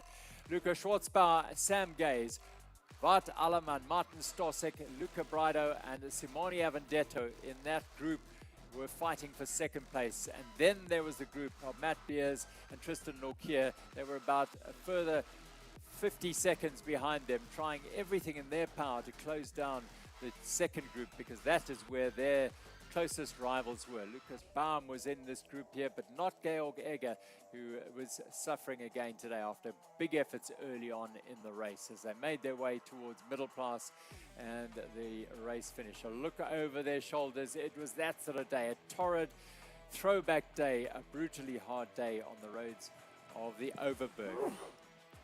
Matt Beers and Tristan Nokia. Well, by this stage, they, I think, had realized they'd got away from the chase group behind them, but the fire had probably just dimmed a little because they knew they were not going to catch this pair. Round the last corner, a day of glory for Honeycomb, 226ers. Felix Stili on those 32-inch wheels, and the South African champion, Mark Pritson, the stage winners at the Absa Cape Epic for the first time. What a moment of glory for this pair, and a redemption after a very, very hard day, and an emotional win for Felix Stili, who lost his mother just a couple of weeks ago in Switzerland, went home and had to have some really emotional times, but this would have been a great emotional win for him. And then the sprint for second place turned into an absolute enthralling tussle, and it came out in the end that despite their best efforts, Willie Victoria, who looked to have it there, they hadn't done enough, because at the second look at the camera, it was Wout Alleman and Martin Storsik who took second, just ahead of them. And rolling in behind them in fourth place was Canyon of Sam Gaze and Lucas Schwarzbauer, winners of stage 2. And then came Matt Beers and Tristan Norkier. They'd seeded the hold they'd had on that yellow jerseys, and mechanical failure, unfortunately for them, mitigating against their hopes of holding onto that jersey, and they would roll home in 5th place today, losing that lead. But it's just over a minute on general classification with 4 days to go. There's plenty of opportunity for them to get it back. Valero and Stutzman rolled across the line for the Klimatizia Orbea team, and another rock-solid day for the double Dutch team of Klaus Reuter and Hans Becking, a previous stage winner at this race. Toparo, Kenda FSA had a good day today. Gioli de Cosmo and Jacob Dorigoni getting across the line and enjoying an excellent day out. On to the top step of the podium, a moment of a true celebration for South Africa's Mark Pritson and Felix Stili, and in yellow for the first time at this year's race. They've done it before last year, and it is Luca Braido on the left and Simone Avendetto, Willia Vittoria lead the Absa Cape Epic after 4 days.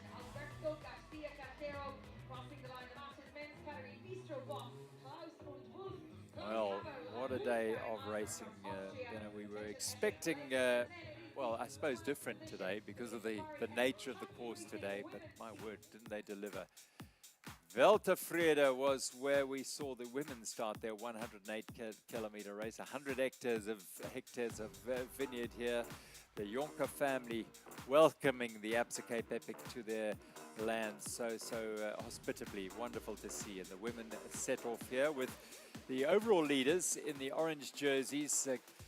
Candice Lill and Alessandra Keller. 3 minutes and 35 seconds they had in the overall standings over Kate Courtney and her partner, who has been so solid, Greta Sierwold.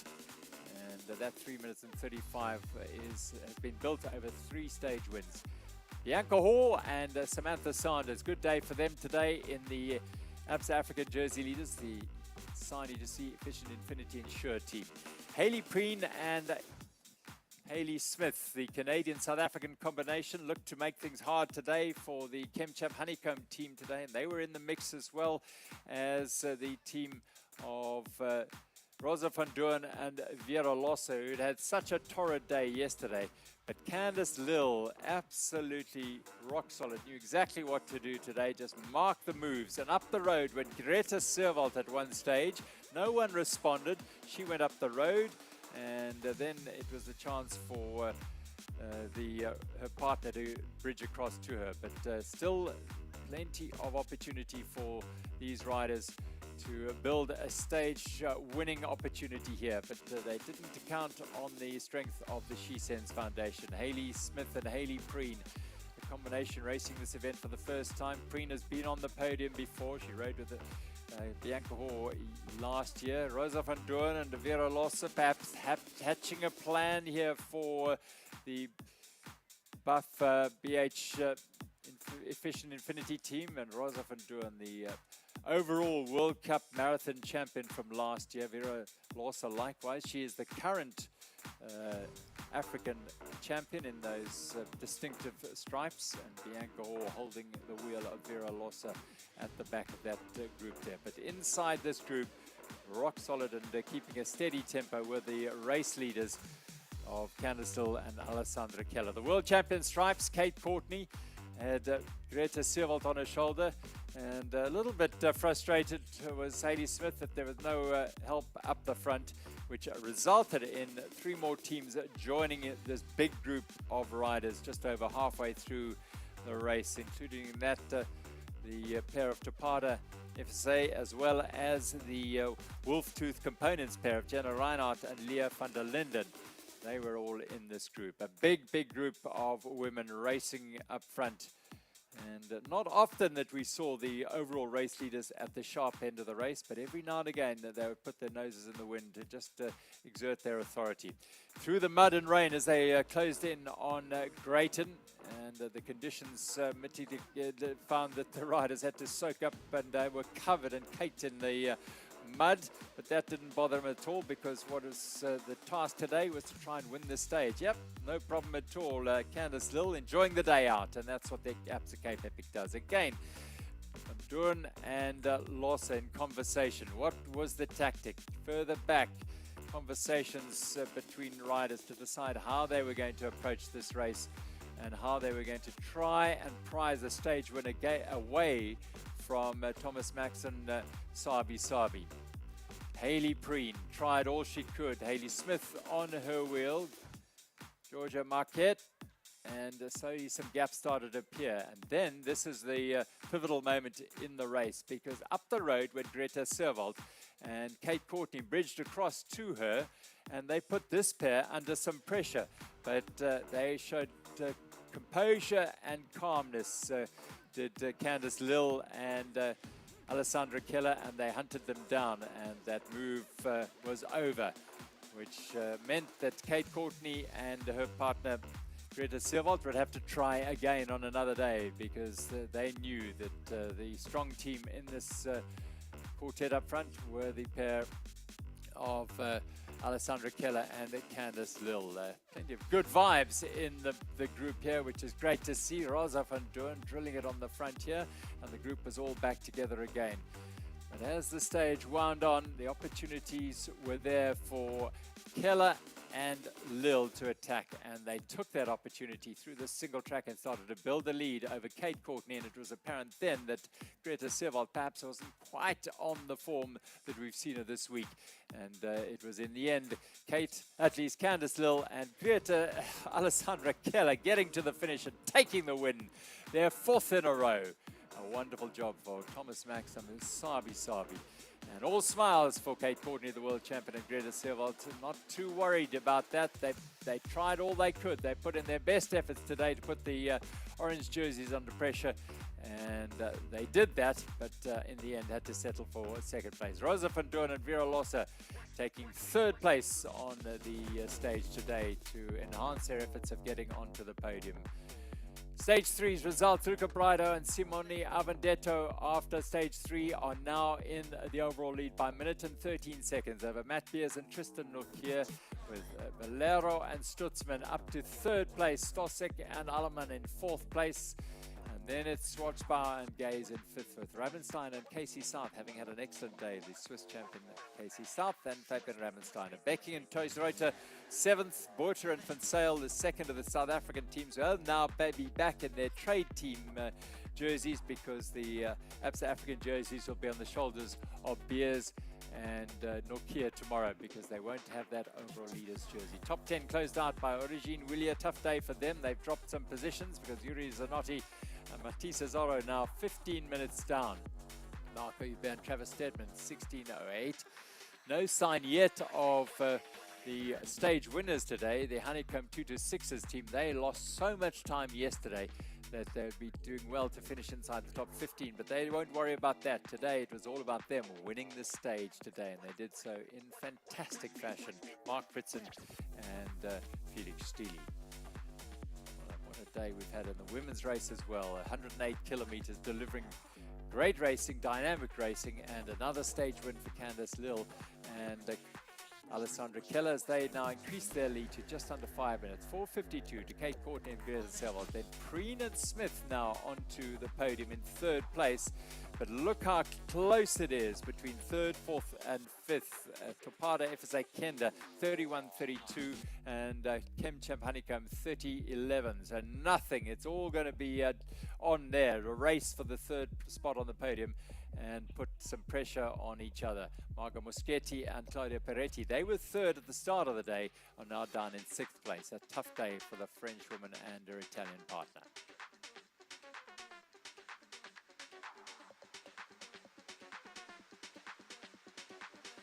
Here's Nokia in the Absa African jersey by 12 minutes over the Insect Science pair of Wessel Buerter and Johan van Sale. Marco Huber and Travis Stedman, good day today for them. That's a bit of a battle there, but of course when you've got Beers and Nokia leading the race and now in second place, you feel the fight for the jersey is going to be a forlorn one for the other teams as long as Viers and Nokia stay up there. Samantha Sanders, Bianca Horse still hold on to that jersey ahead of Fortress Toyota's Isla Stone, Cherise Willett. The battle behind them is intense. Kelsey van Schoor and Henri Greef, a Namibian partner for Pertic Hollard, are in the mix as well. Just 4 minutes there. A bit of pressure starting to build on Isla Stone, Cherise Willett as they fight off the girls behind them. A real battle. It's lovely to see. It's what it's about. Jenny Rizvitz and Simon Andreas and the Toyota mixed a superstar combination. They continue to lead that by 23 minutes over Verola and Prado Neto. With Nicholas Roach and Marta Toramia are the third place team in the Toyota mixed. What about the women?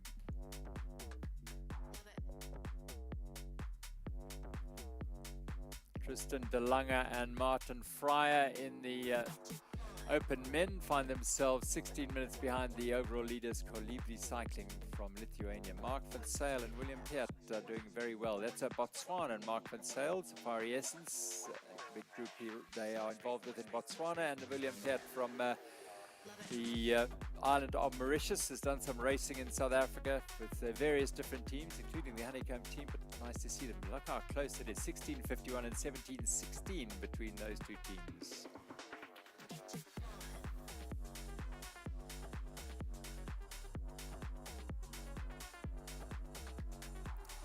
Well, we've had a wonderful day of racing on day 4, stage 3 of the Absa Cape Epic, and stage 3, day 4. Stage 4 is a loop around Greyton, and the wonderful trails here will be explored to their fullest here today as they get to grips with more trail rather than the gravel today. Tomorrow we'll see the stage 4 race take them 87 kilometers, 1,750 meters of climbing for the bulk of the field. For the elite women, they will do a 61 kilometer stage tomorrow that will certainly challenge them to their very limits, as it has done every single day. It's brought dynamic racing in the women, dynamic racing in the men, and a new leader team in the men's. It's William Victoria. Great drama. I'm sure you'll enjoy it tomorrow as well. Join us right here for stage 4 in Greyton. From us all, goodbye.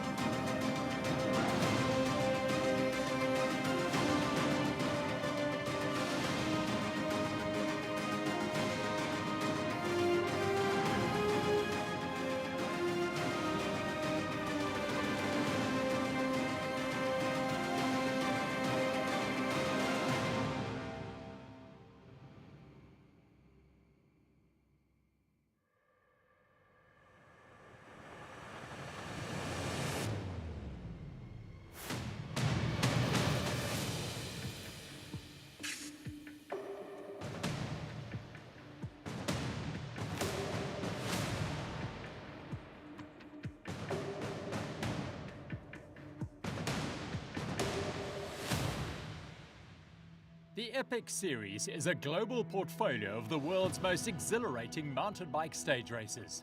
Each race is a chapter in a greater journey, a journey that culminates at the pinnacle of mountain biking.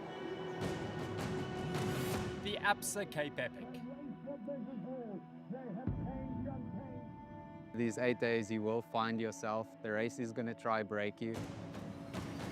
The Absa Cape Epic is the truest test of any mountain biker's abilities.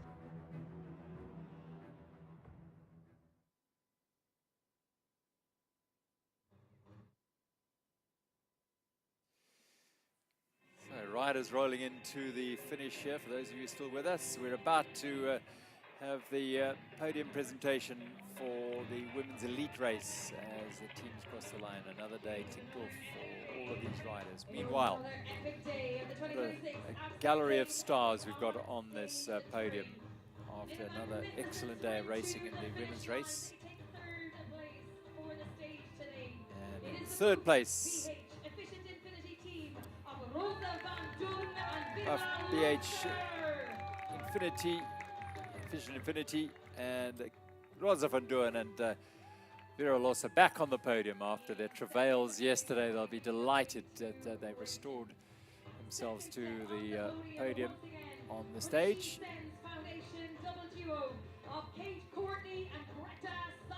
Second place for the world champion Kate Courtney and Greta Servalt of She Sends Foundation.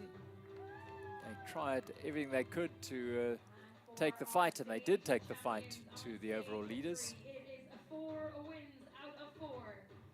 For the team of Thomas Maxim, Sabi, Candice Lill and Alessandra Keller on the top 10. Candice Lill and Alessandra Keller, Thomas Maxim, Sabi are the stage winners once again. 4 out of 4 for this pair. What a combination they are proving to be. The podium on stage 3 of the elite women, Thomas Max and Sabi, She Sends Foundation and Buff BH Efficient Infinity close out the podium.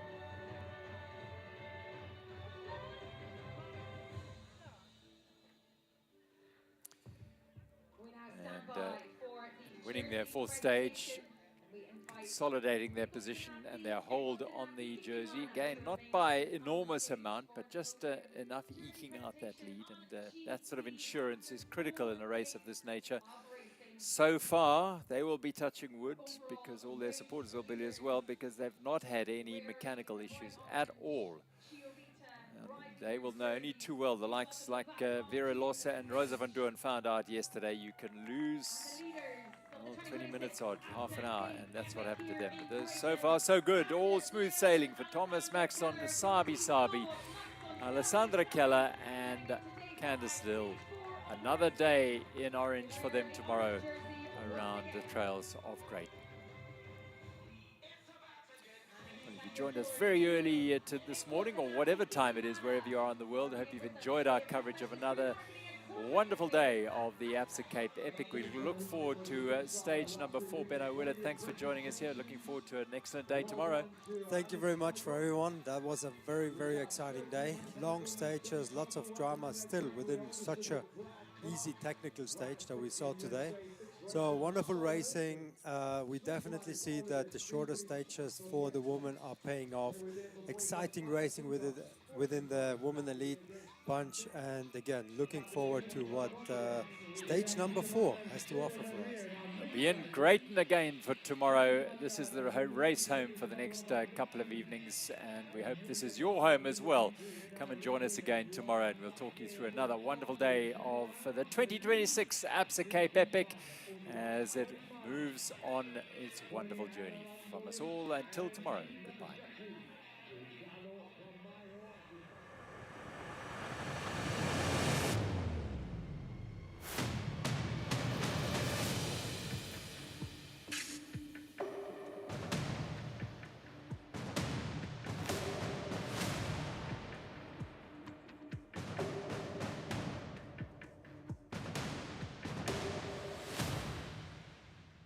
The Epic Series is a global portfolio of the world's most exhilarating mountain bike stage races. Each race is a chapter in a greater journey, a journey that culminates at the pinnacle of mountain biking. The Absa Cape Epic.